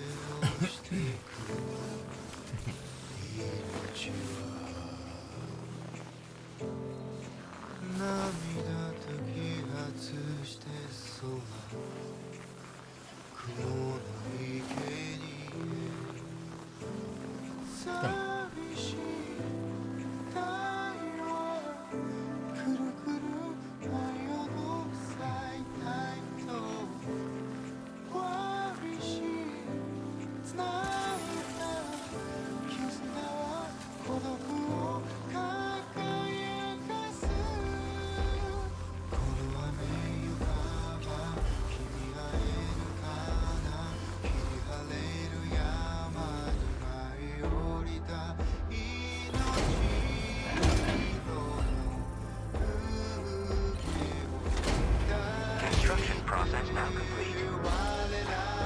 No, no, no.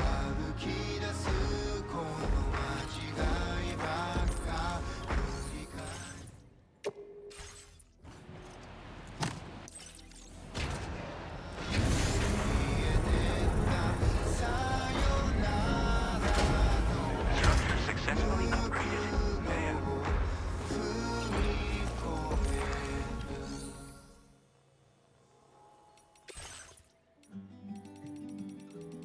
Thanks for coming to visit.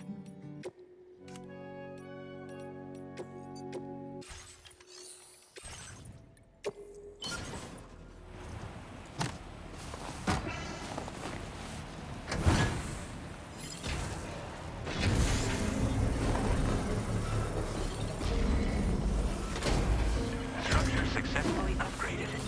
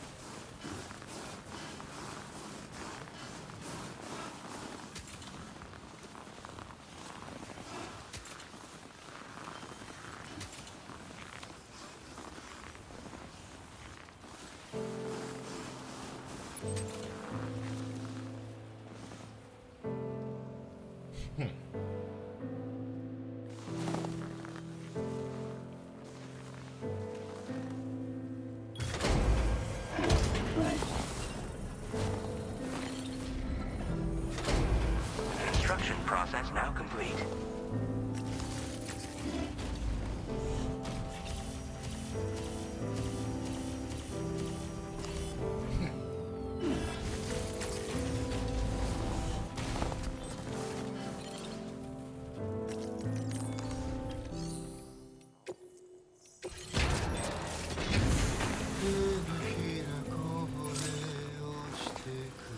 Structure successfully dismantled.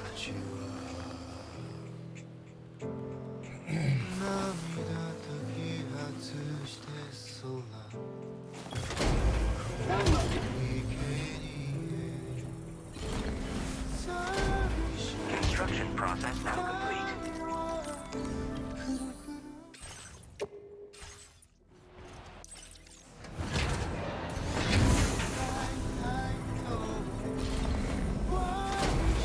Structure successfully upgraded.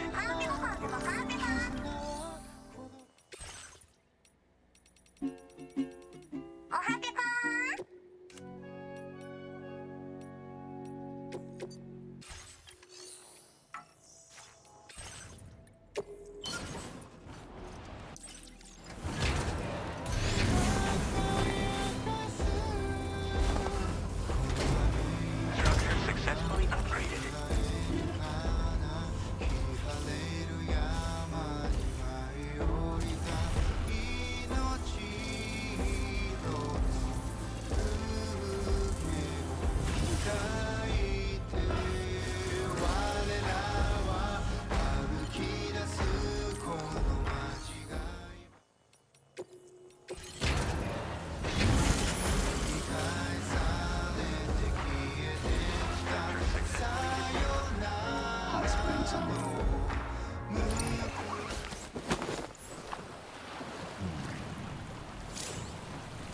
Woo! Yeah, soak it in.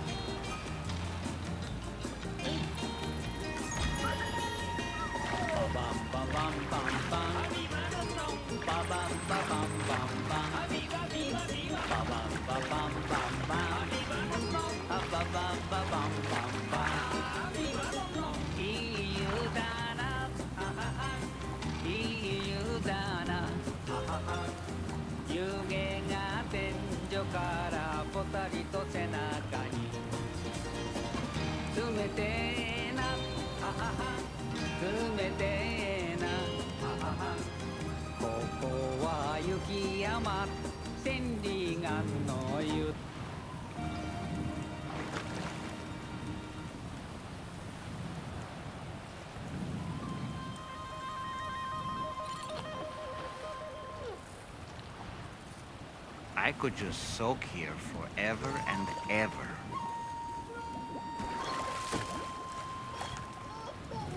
Solo tienes eso. Sí.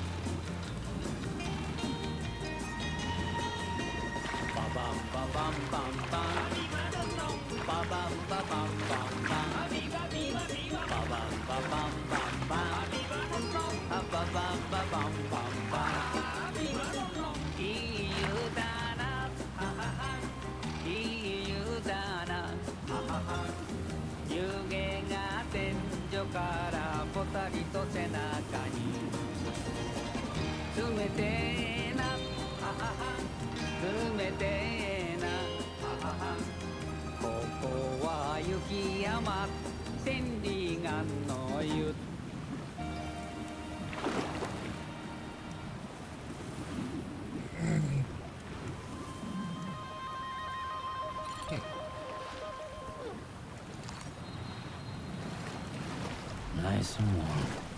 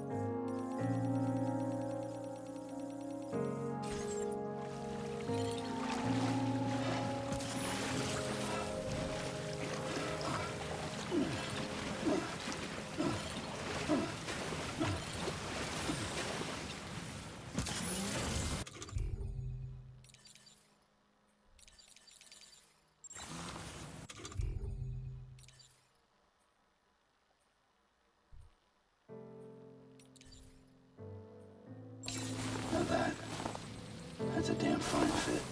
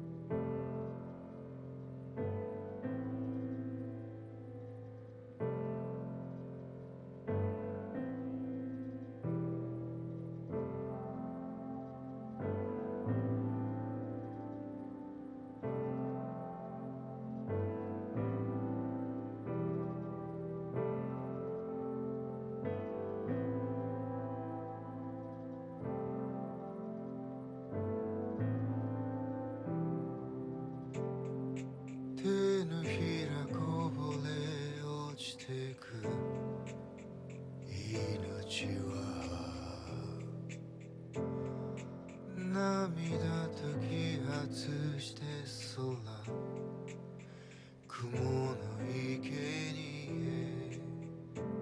寂しい額はくるくる舞い踊る最大とわびし繋いだ絆は孤独を輝かすこの雨ゆかば君会えるかな切り晴れる山に舞い降りた命色の風景を抱いて我らは歩き出すこの間違いばっか繰り返されて消えてったさよならの袋を踏み越える Dentro de lo malo no está tan lejos. Cometió errores, pero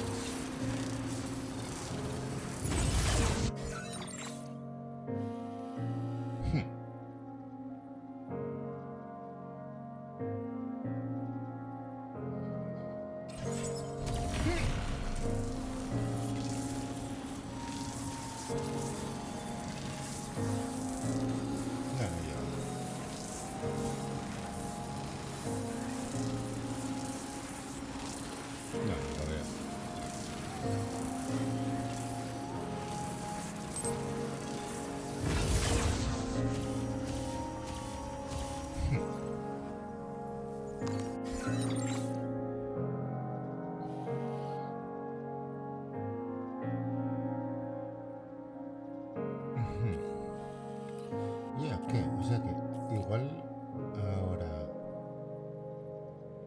ahora me sobra este. Este se sobra. Porque...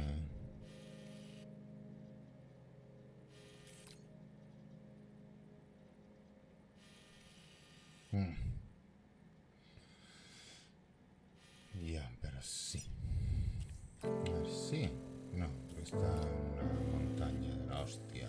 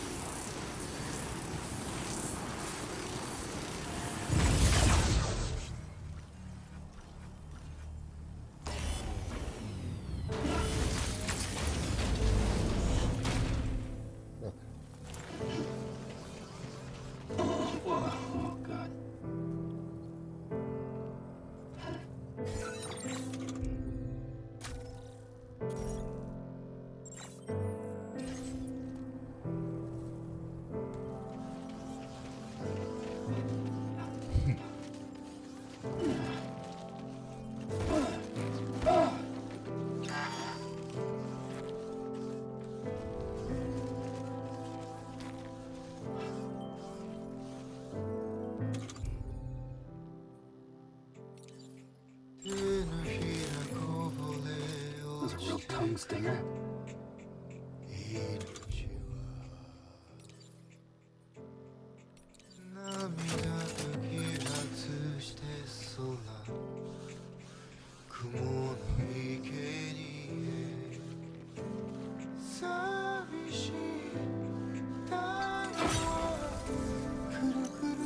Now leaving chiral network coverage.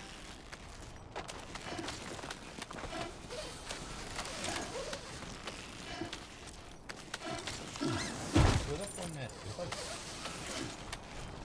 Porque si no ocupa.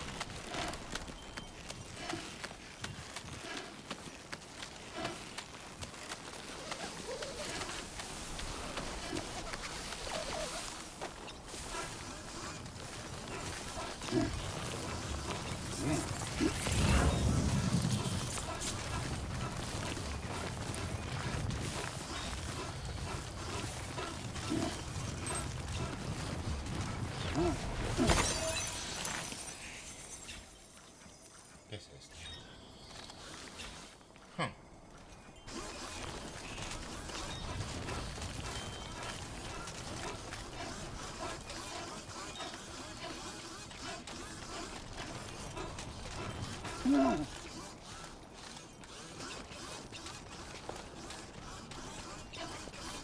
Igual sí que puedo, por si acaso.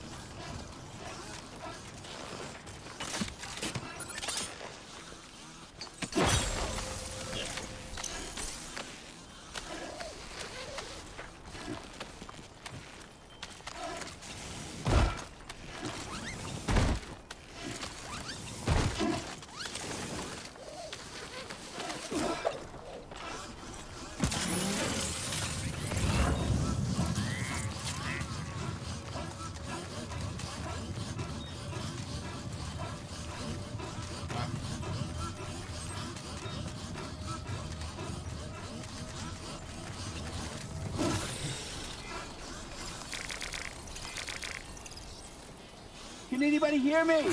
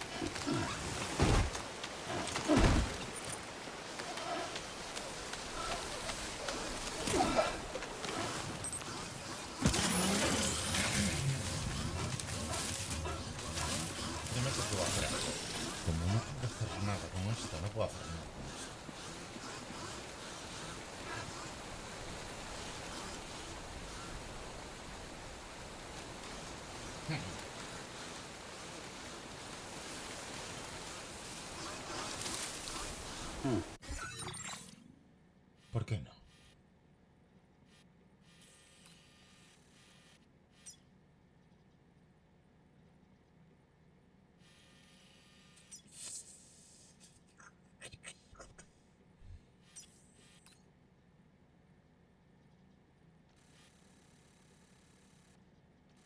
No me faltaban más. Venir ahí. Que mira ahí. Ya, pero el otro quiere estar ahí.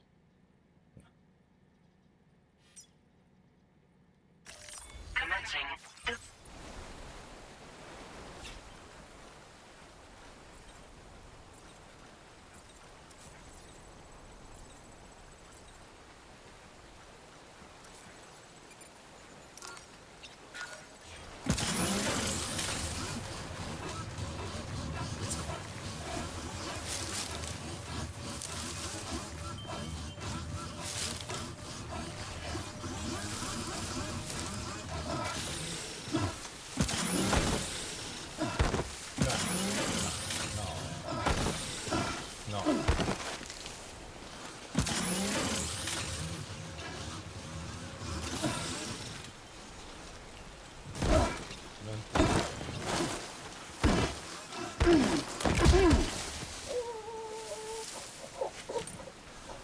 Oh boy, that must hurt.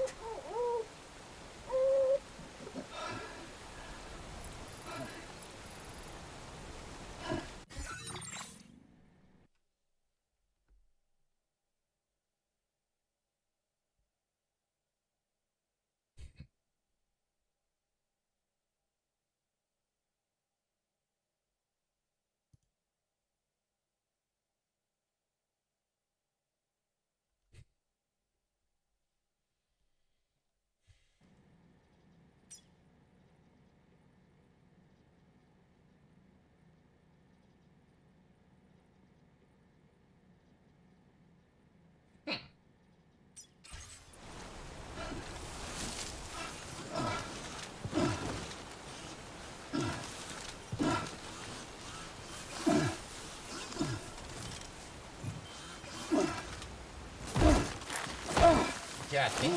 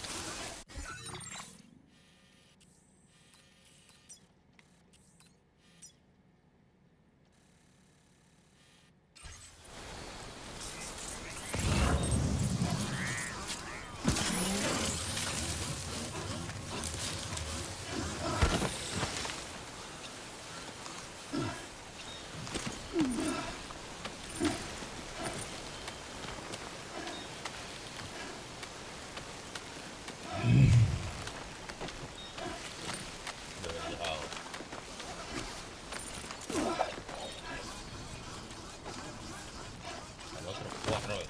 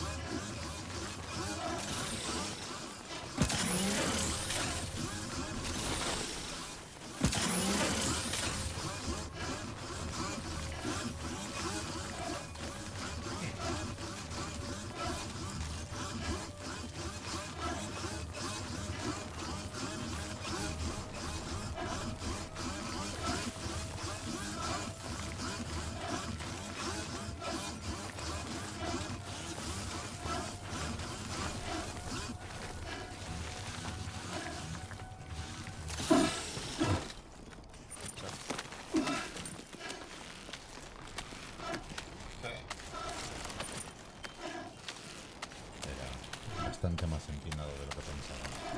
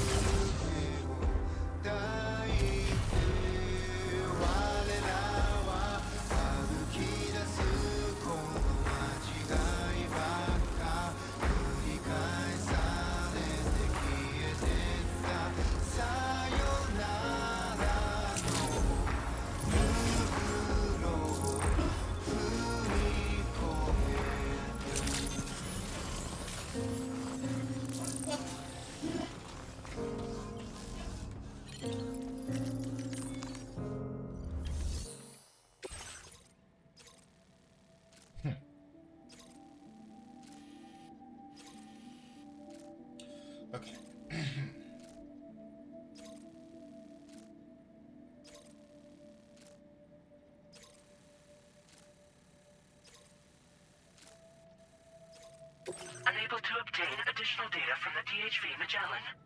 Updating information with data from within chiral network coverage only.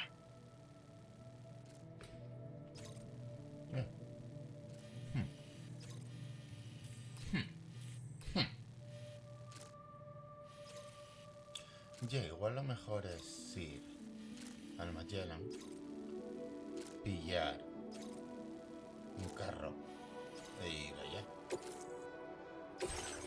Esa es muy buena idea. Ya,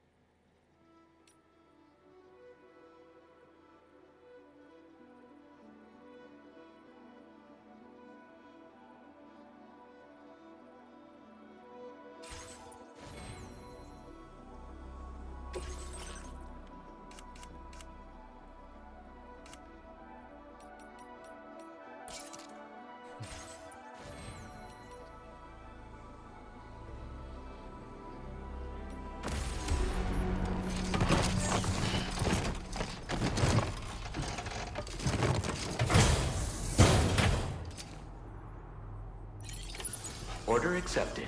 Thank you.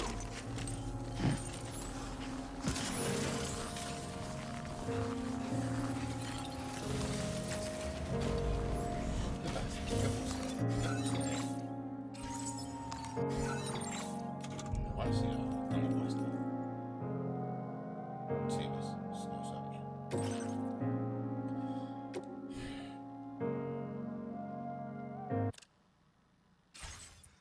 音の中で君を探してる 朽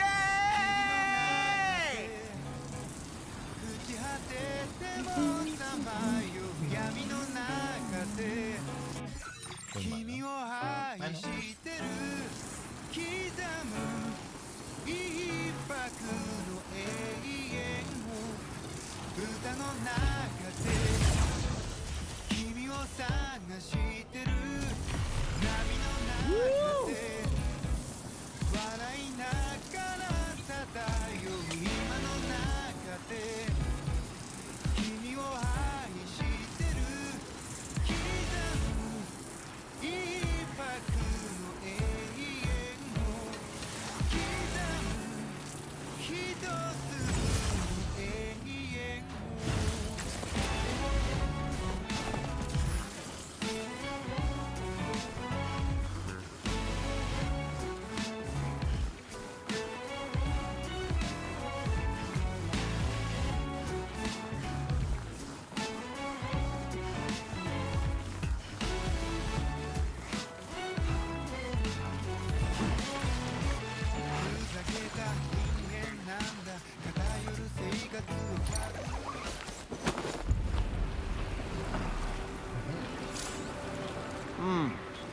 Truly soothing. Enjoy it while you can, Sam.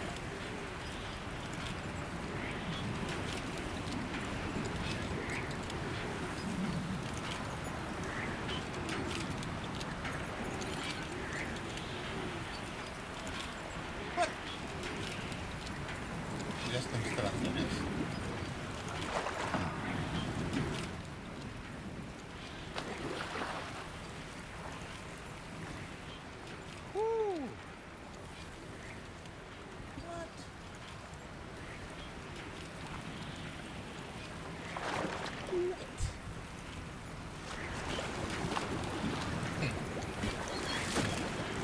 Yeah. Oh, so that's nice.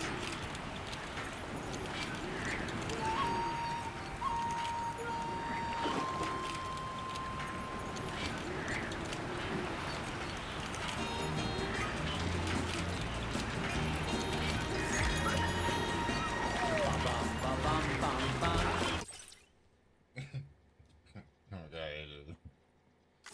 Ba ba ba ba ba ba ba ba ba ba ba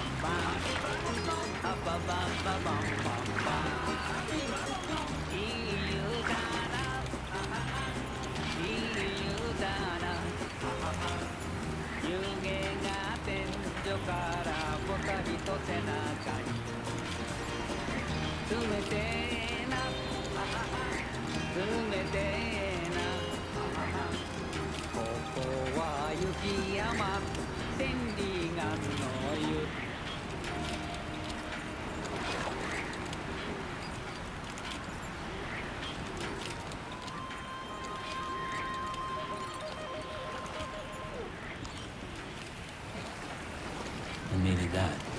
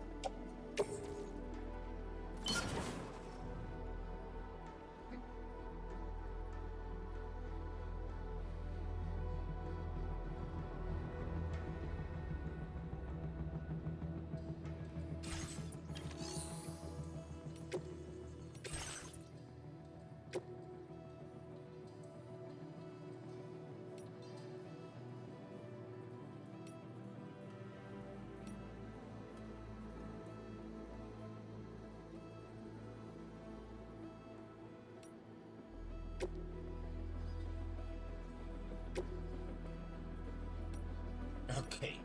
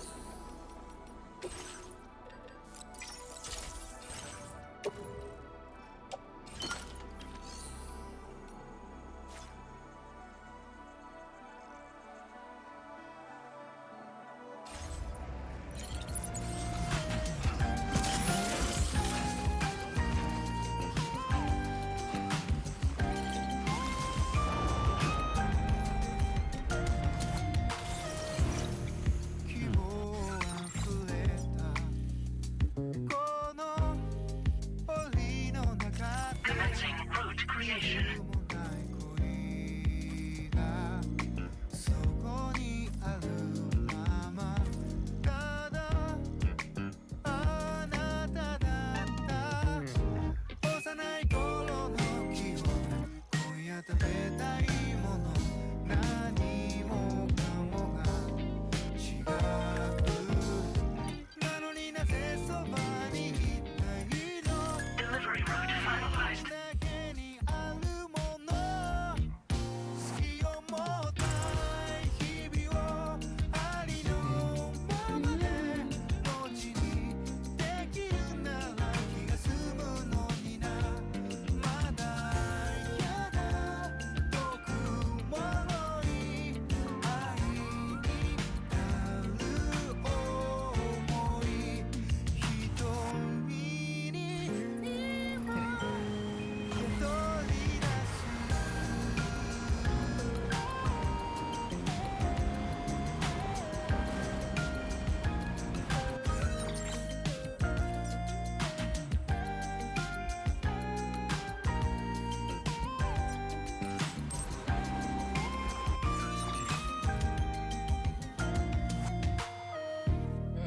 キラキラはしゃぐこの地獄の中で潮の中抱きしめたあなた Now leaving Chiral network coverage.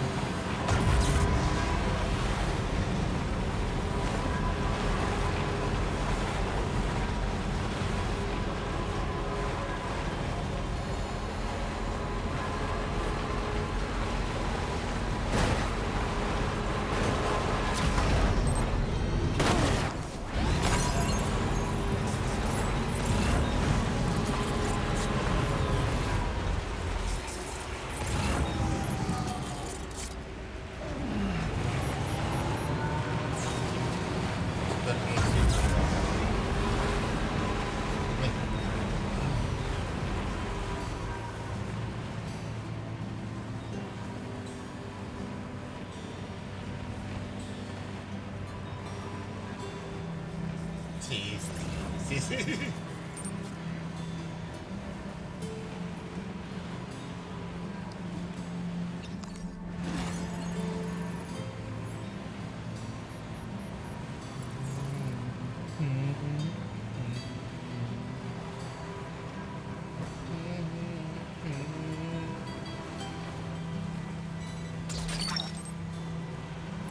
Snag it.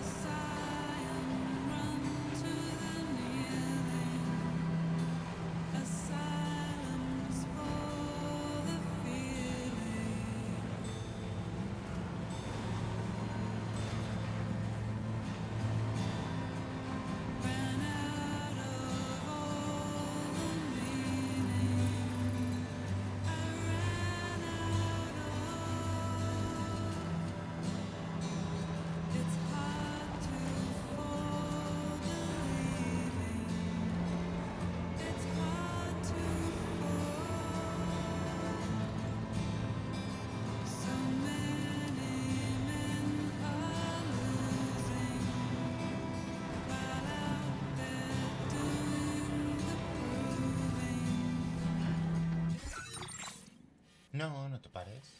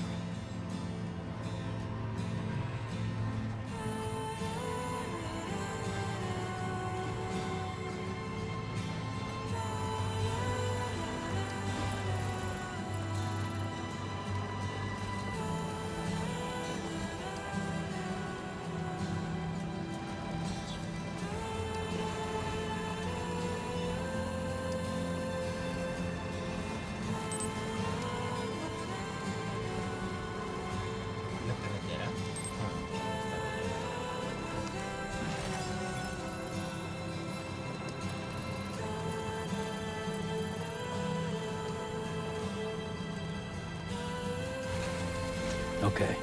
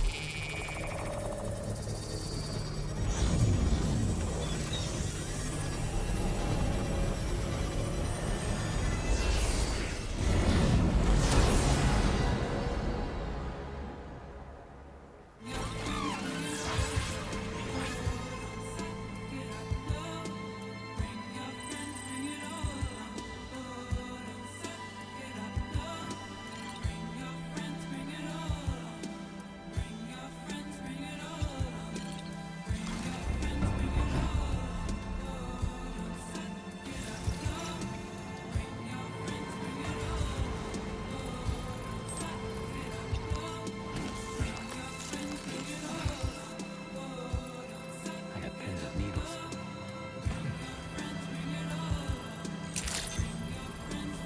Good morning to you. Drawbridge credentials verified. Welcome, Sam.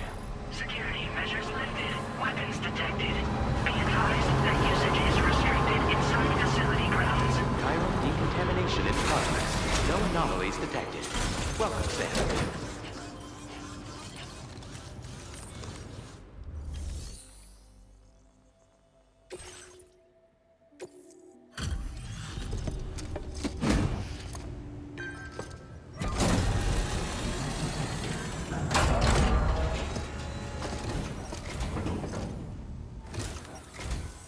Well, hazardous materials notwithstanding, I see you got here in a timely fashion. At one moment, while I confirm the cargo's condition.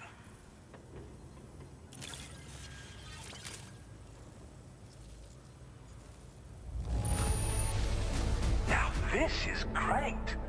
One of the finest looking deliveries I've received.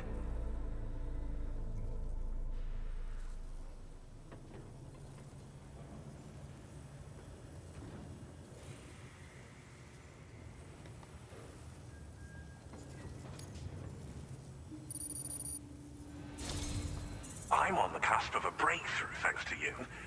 Let's both continue to give it our all.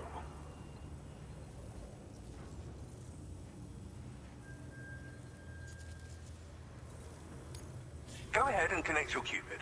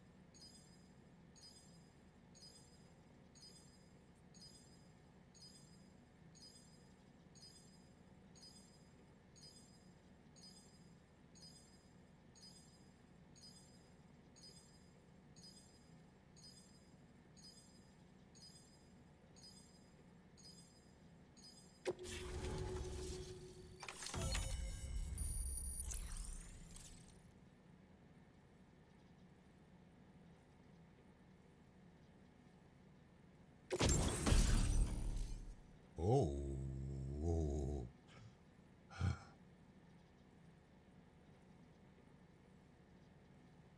Hmm.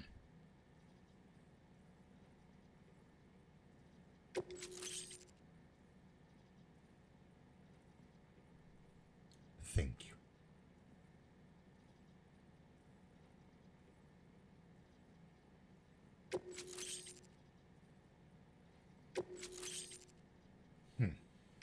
Now displaying your current porter grade.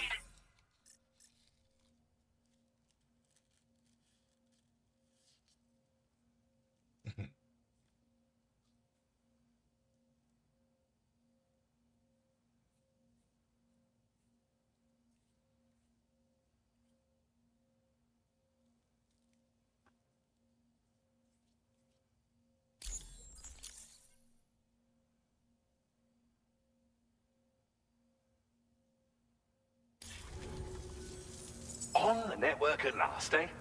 I've been waiting for this moment for so very long. This should enable me to increase the pace of my research into new defensive solutions. As for the cargo you brought me, it's the culmination of the Phantom Smith's recent efforts. I applied a few finishing touches, and voila! I can now share with you the data for a chiral cannon. It is a devastatingly powerful weapon that can be mounted onto pickup off-roaders. You'll find it deals unparalleled damage to BTs as well as ghost mechs. Which might come in handy, since it's not just armed survivalists that have been sighted recently. It's ghost mechs too.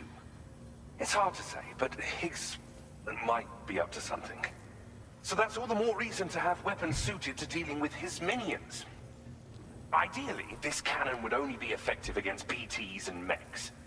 Unfortunately, though, such firepower is more than enough to kill any human outright, so please use it wisely. In addition, I'm happy to share some new pickup off-roader tires that will significantly improve its traction. You can swap them in and out as you like when customizing your vehicles. I highly recommend using these if you're planning to tackle a snow-covered mountain.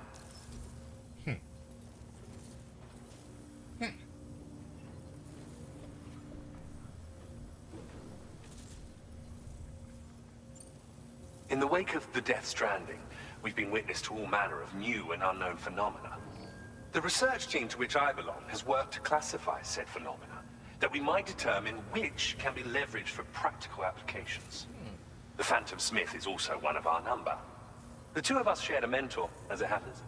The man responsible for developing the navigational systems of the DHV Magellan. His influence is largely why I study vehicles and related tech.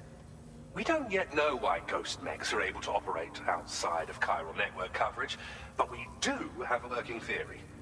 And if the underlying principles of this theory prove true, we can take advantage of them. Fortunately, the cargo you've brought may well hold the answers to many outstanding questions. I strongly suspect we'll make rapid progress in the days to come, meaning you can look forward to even more new and exciting creations. It fires chiral particles at an extremely high velocity. Its considerable size makes it impractical to carry, so we've designed it to be mounted on pickup off-roaders instead. Whilst it needs a moment to charge before it can be fired, it boasts tremendous stopping power. And it will automatically track hostile targets, allowing you to engage with ease whilst driving. Giant BTs and ghost mechs are tougher than ever these days. It's truly unfortunate, but we have no choice but to rely on a necessary escalation to combat...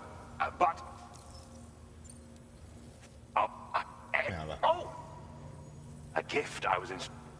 This cargo will allow you to enhance the DHV Magellan's weaponry, per Tarman's request, I believe. I'll need some time to prepare it for transport, though. In the meantime, please avail yourself of the private room here. I'll be sure to post the order by the time you wake up. So, go on and have a good nap. Okay. Sam, it's me. Our enemies have grown bolder and more aggressive, but chiral network coverage now stands in excess of 85% across Australia. We are already seeing indications of plate gate formation in the near future as well. Just a bit more, Sam. I know you and your comrades will finish what we've started, and to prepare for what's to come. I encourage you to rest in your private room. Be advised, Sam, that I've switched this call to private mode. We need to talk about Charlie. I reviewed the contract between APAC and Drawbridge and followed the money. By doing so, I was able to confirm that funding for Drawbridge was provided by none other than Bridges, though they used intermediaries to obfuscate the transactions. Bridget is undoubtedly the source of your patron's funds. In other words, Drawbridge cannot be considered as an independent civilian organization. Should these details come to light, your attempts to integrate Mexico and Australia into the chiral network could be misconstrued as an expansionist effort. When I tasked Drawbridge with these missions, it was under the assumption that it was a non-government operation. But I, APAC, and you yourselves may have all been deceived. I will continue to pursue this investigation for now. Take this time to rest and recover in your private room. Por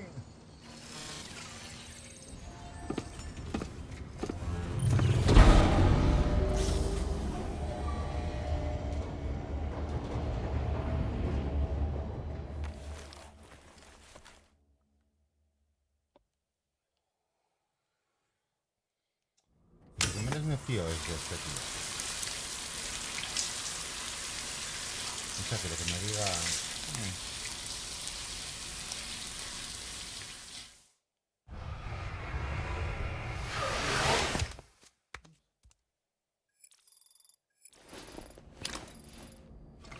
¿Solo 120?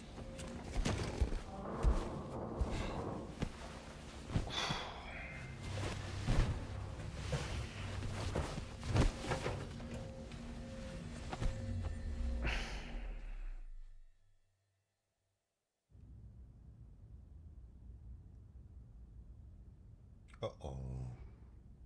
Tiene que haber guardado antes. Es que lo Administering sabía. shock. Stand clear.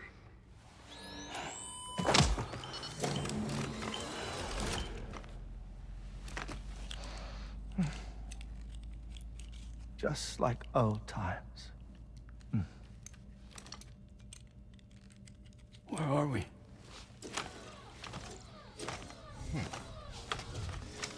This place does wonders for my mood. The repairs to the DHV Magellan are still ongoing, so I thought to return here and see if I couldn't make progress with our Lou investigation. Learn anything new? Well, at the Motherhood's facility, we managed to confirm that Lou's original serial number was none other than BB00. And this is what I found when I attempted to search for associated records. To build the chiral network, 9 sacrificial BBs were prepared. However, the network's original design required only 1. A single sacrificial BB unit, facilitating chiral communications across the entire North American continent. This approach called for what was dubbed a core bridge baby, and BB00 was a lucky candidate assigned to play this role. However, Bridges subsequently abandoned the idea, their tests having failed to yield the desired results. And so it was that the model requiring multiple sacrificial BBs was ultimately adopted. Meanwhile, Lou was placed into storage for an extended period, and for reasons yet unknown, inherited the identity of BB-28. Records indicate that the Bridges research team was responsible for the reclassification. Were they trying to cover up the earlier experiments by falsifying Lou's production year, perhaps? Or did Bridges have some other hidden agenda? I'm afraid that remains unclear. Well, we now know Lou was born 11 years ago. There may very well have been a connection with Neil. You know, my fondness for this place isn't wholly nostalgic. It has the most delightful hot springs, you see. Though, truth be told, even they aren't my favorite thing about it.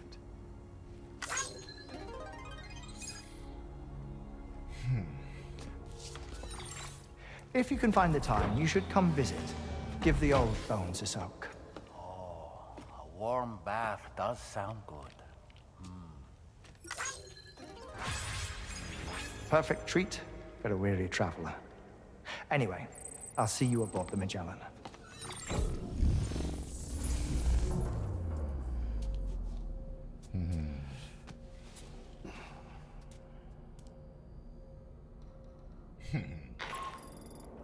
Do you read me, Sam?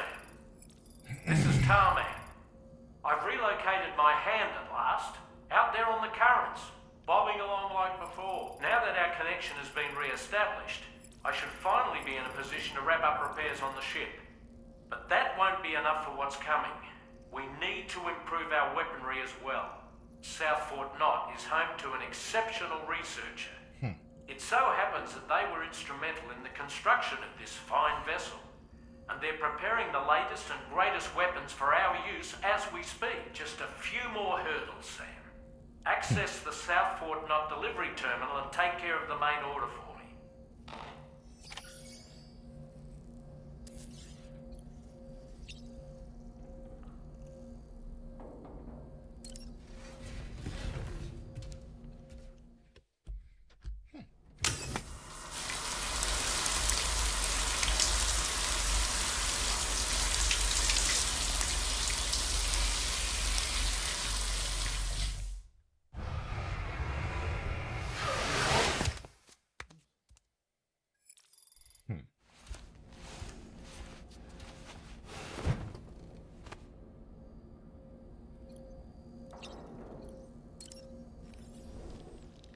Pierre Southern of South Fort Knot, was it? To think his mentor was instrumental to the development of the DHV Magellan's propulsion systems. One could go so far as to say that he's one of our vessel's many fathers. Woo-hoo-hoo!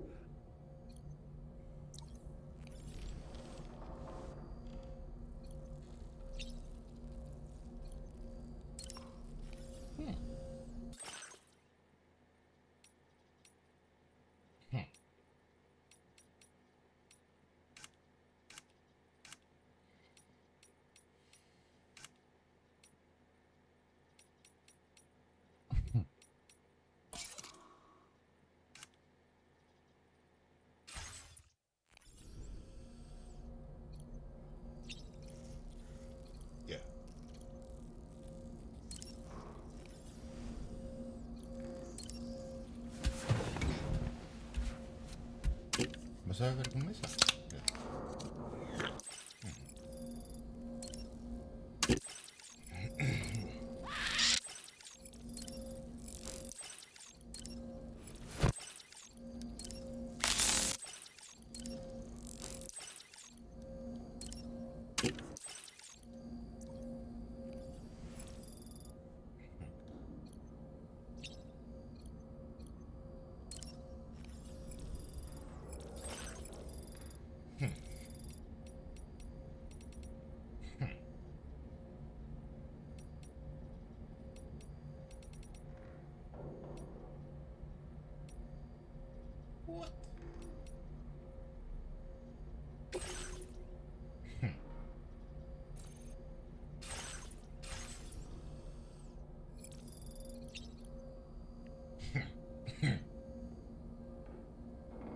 Mola 1000 veces más lo que tengo.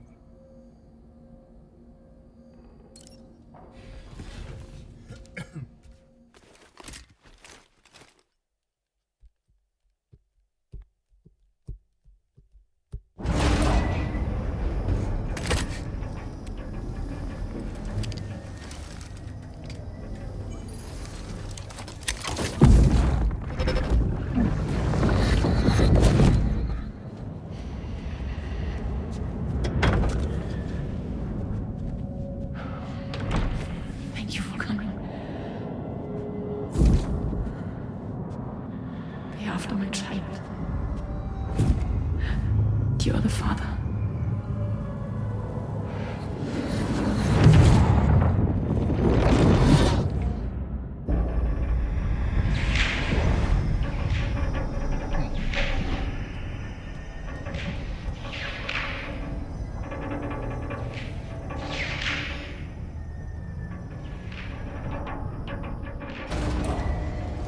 Departing facility.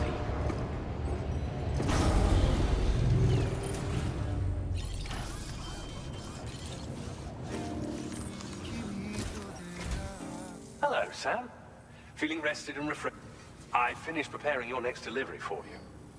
The You'll find it utilizes cutting-edge technology.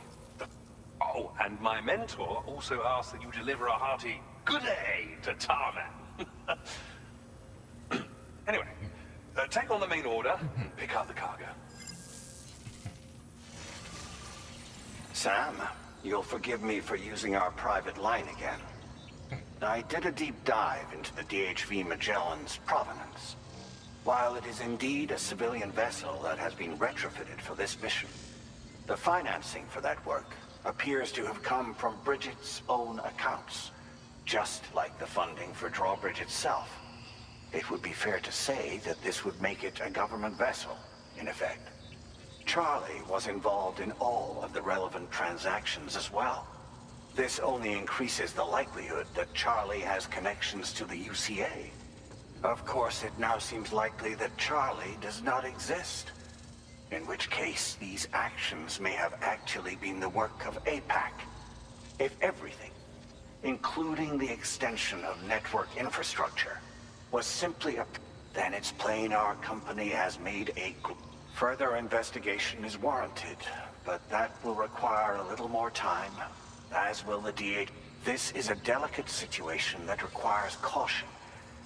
As such, your best course of action is to continue to undertake main orders and prioritize. As always, I will contact you if and when I learn more.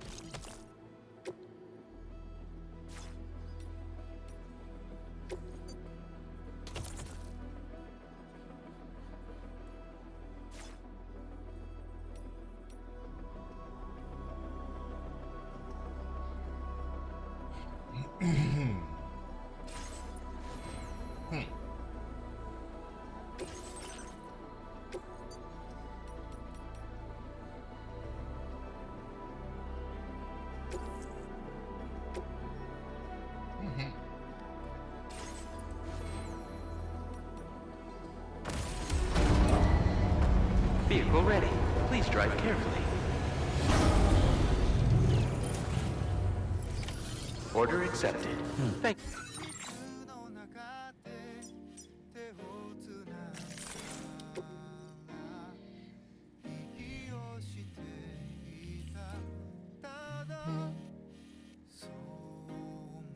Okay.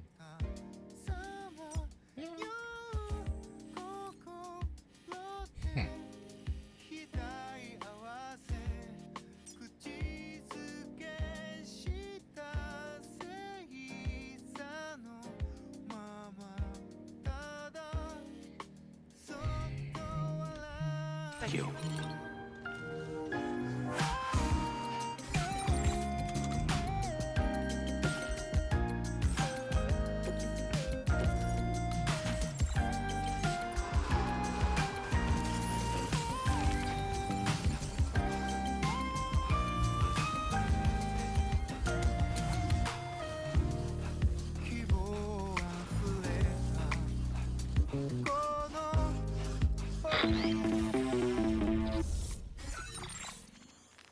Sam, it's Deadman. Hartman is away on the beach, so I've taken the liberty of borrowing his Ha again in his absence. I've also been making use of my own time on the beach to scour the UCA database for answers about BB00.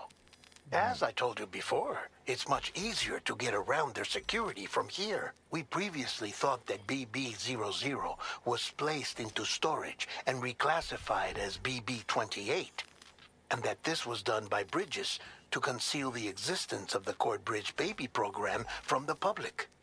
However, It turns out that information was falsified, and now we know what really happened. Bridges intended to decommission and dispose of BB-00, but someone intervened behind the scenes. They ensured that BB-00 was spared and sent to a storage facility where it received the BB-28 serial number. Per the official records, however, BB-00 was decommissioned, and Bridges had no reason to believe otherwise. So, who do you think was behind this deception? Well, I determined which account was used to manipulate the BB records. It was registered to a Bridges member with the highest level access permissions. As you may have guessed, Sam, it was the leader of the first expedition, Amelie, and she did it all just to protect Lou. It was Amelie. I can't believe she went to such lengths. It was thanks to her that you could even meet...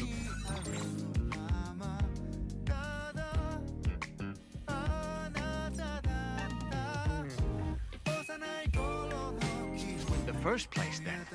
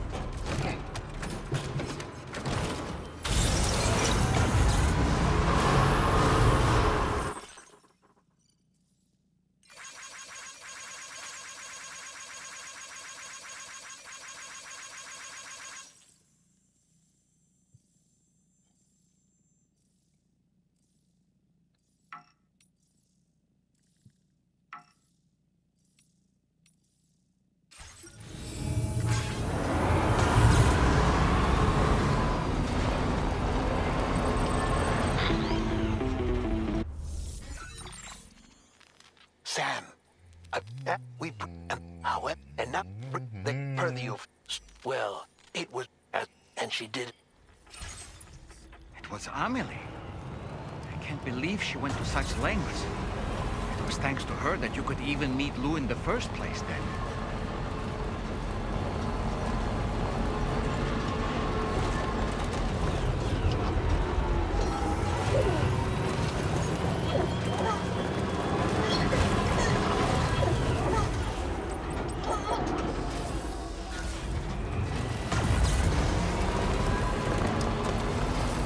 Disengaging weapons restrictions. Take care, Sam.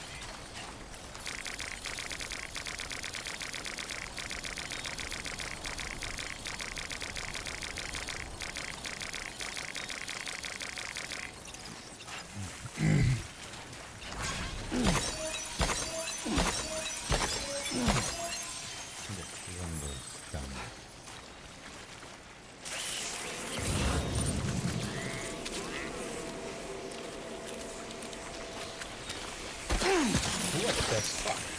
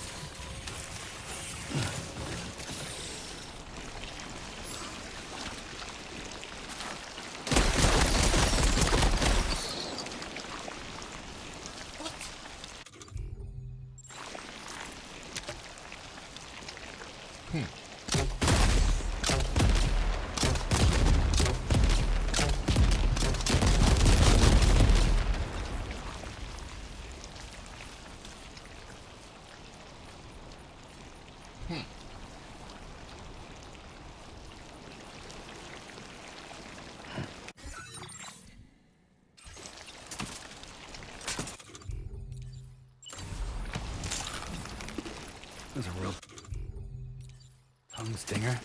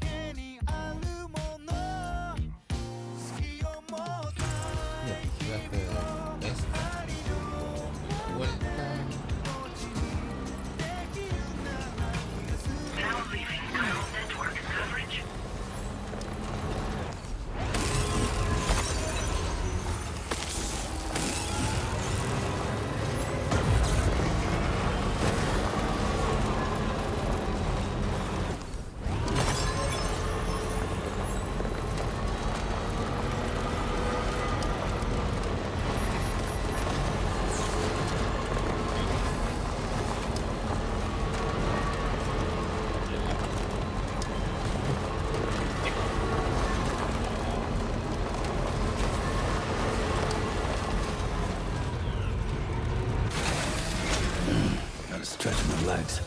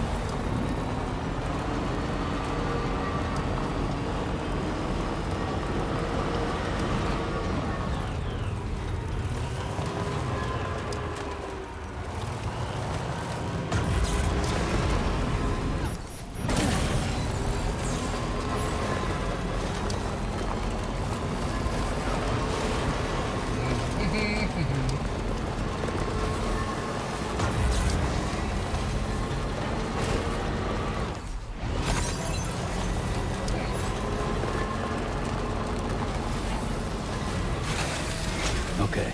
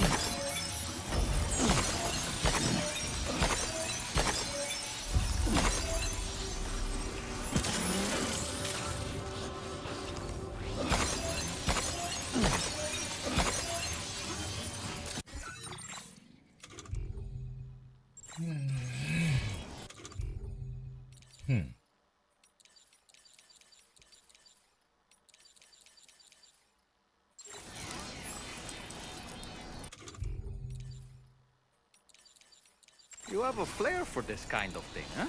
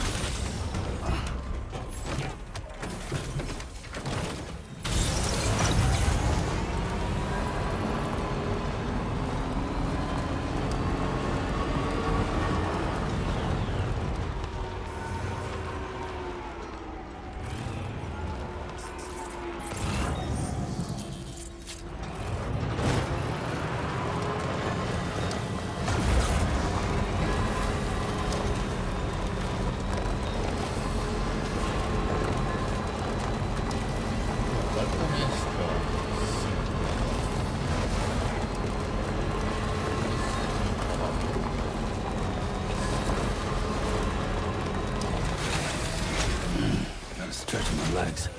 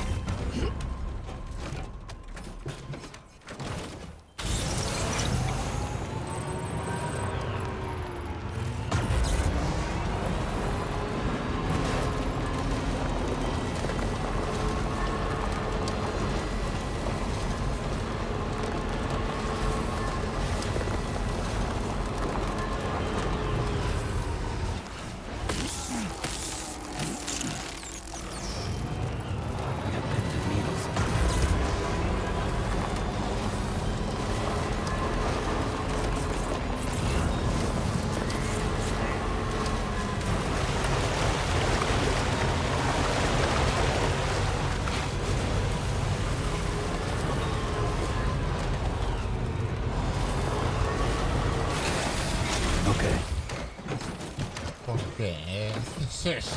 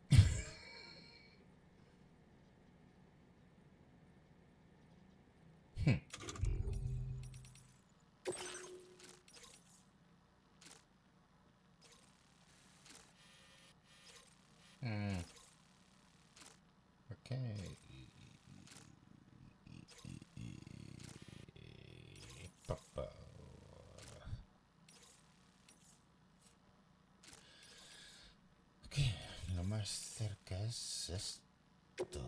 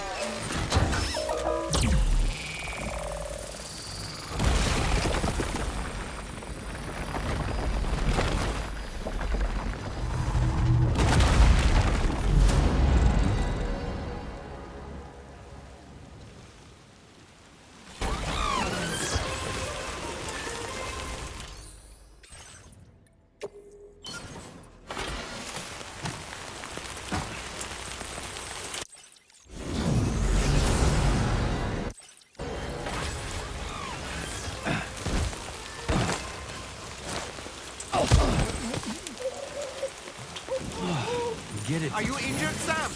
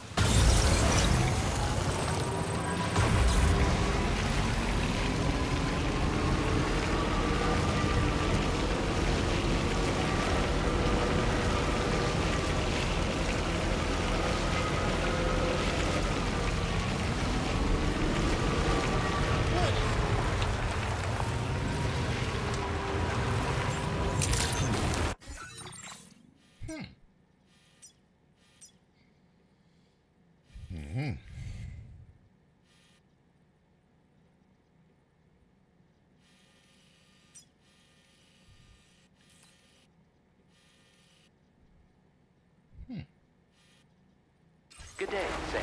Drawbridge credentials verified. Welcome, Sam. Security measures lifted. Weapons detected. Be advised that usage is restricted inside facility grounds.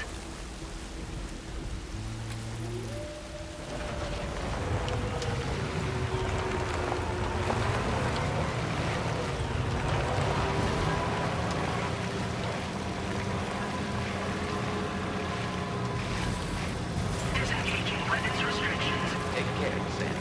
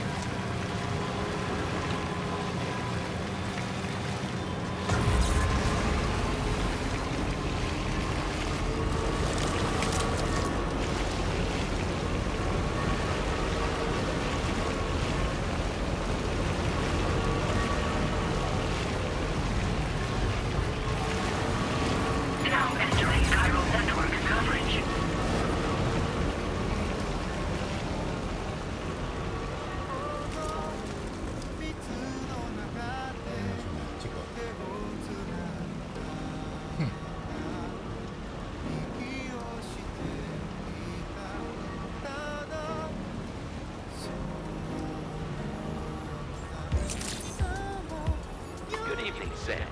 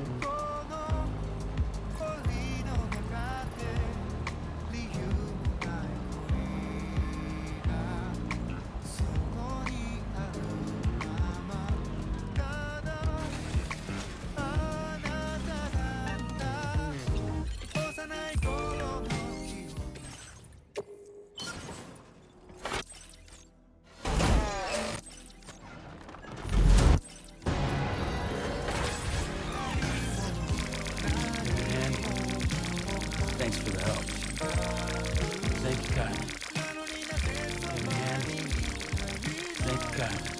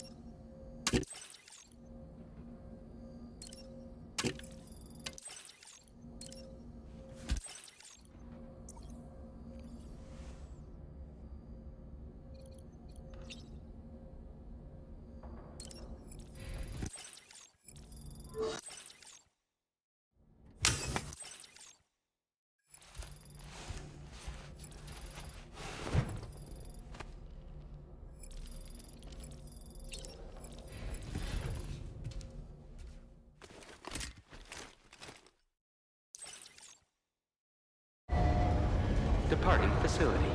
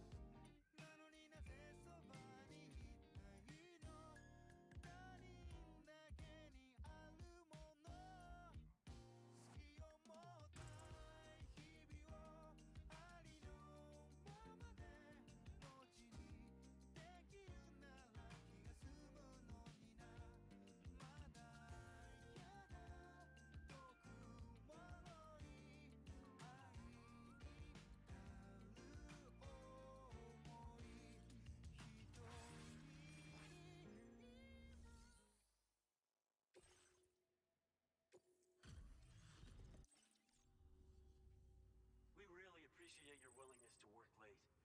Check... I don't know how or where you found this, but Now displaying your current porter grade. nights around here get really dark, so... Order completed. Well done.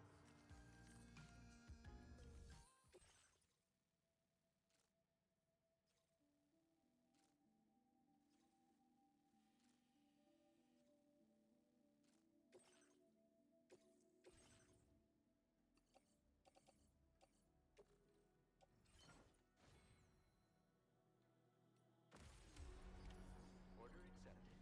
Thank you.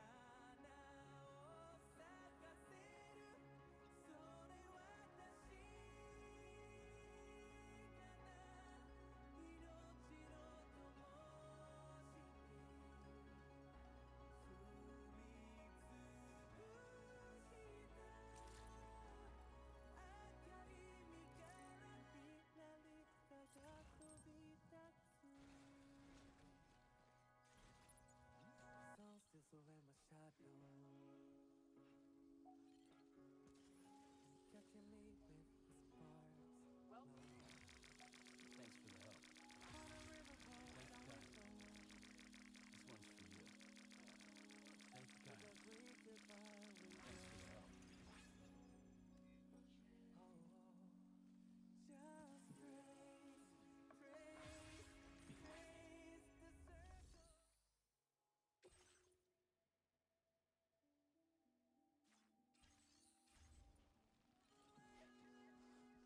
Oh.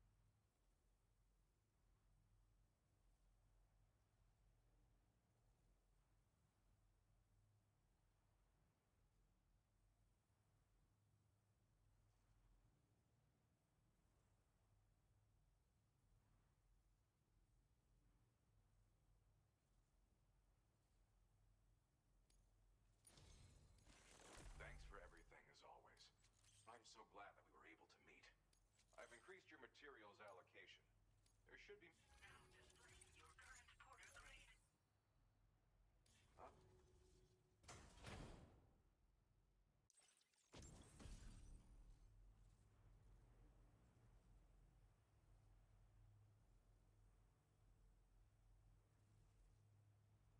That, my friend, is... It doesn't... Truth be told, the project I'm working on at the moment is taking longer than anticipated. Wait, so...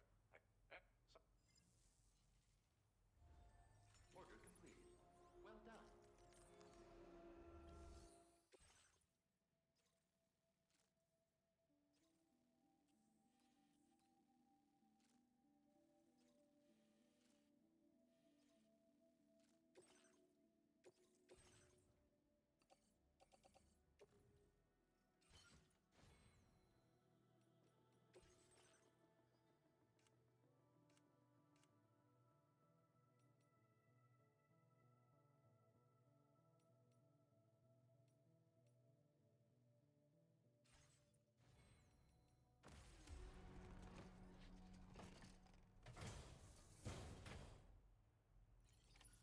Order accepted.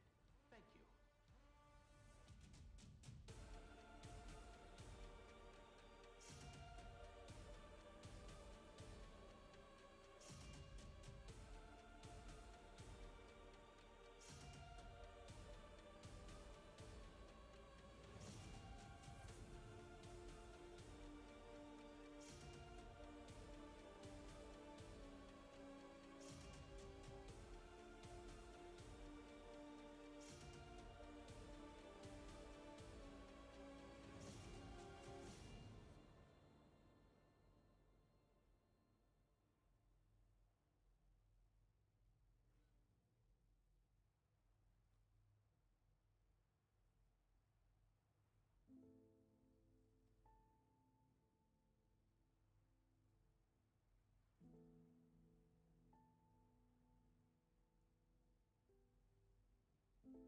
To all the words that I won't get to say, the things that time steals and turns to pain.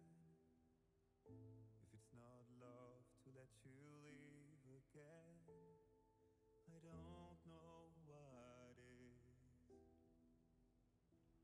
But if you doubt and question what the future holds, remember there's no place you can't call home.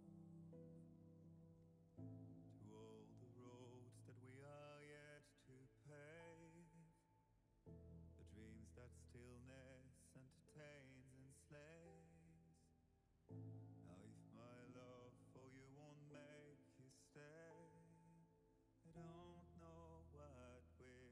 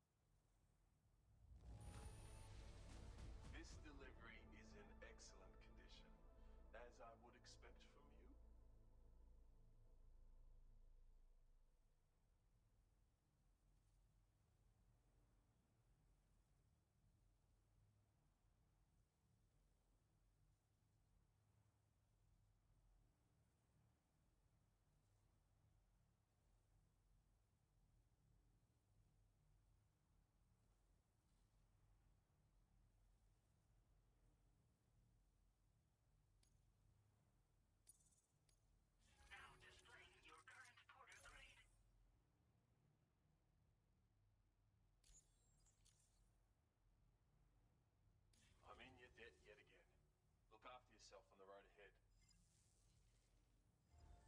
Order completed. Well done.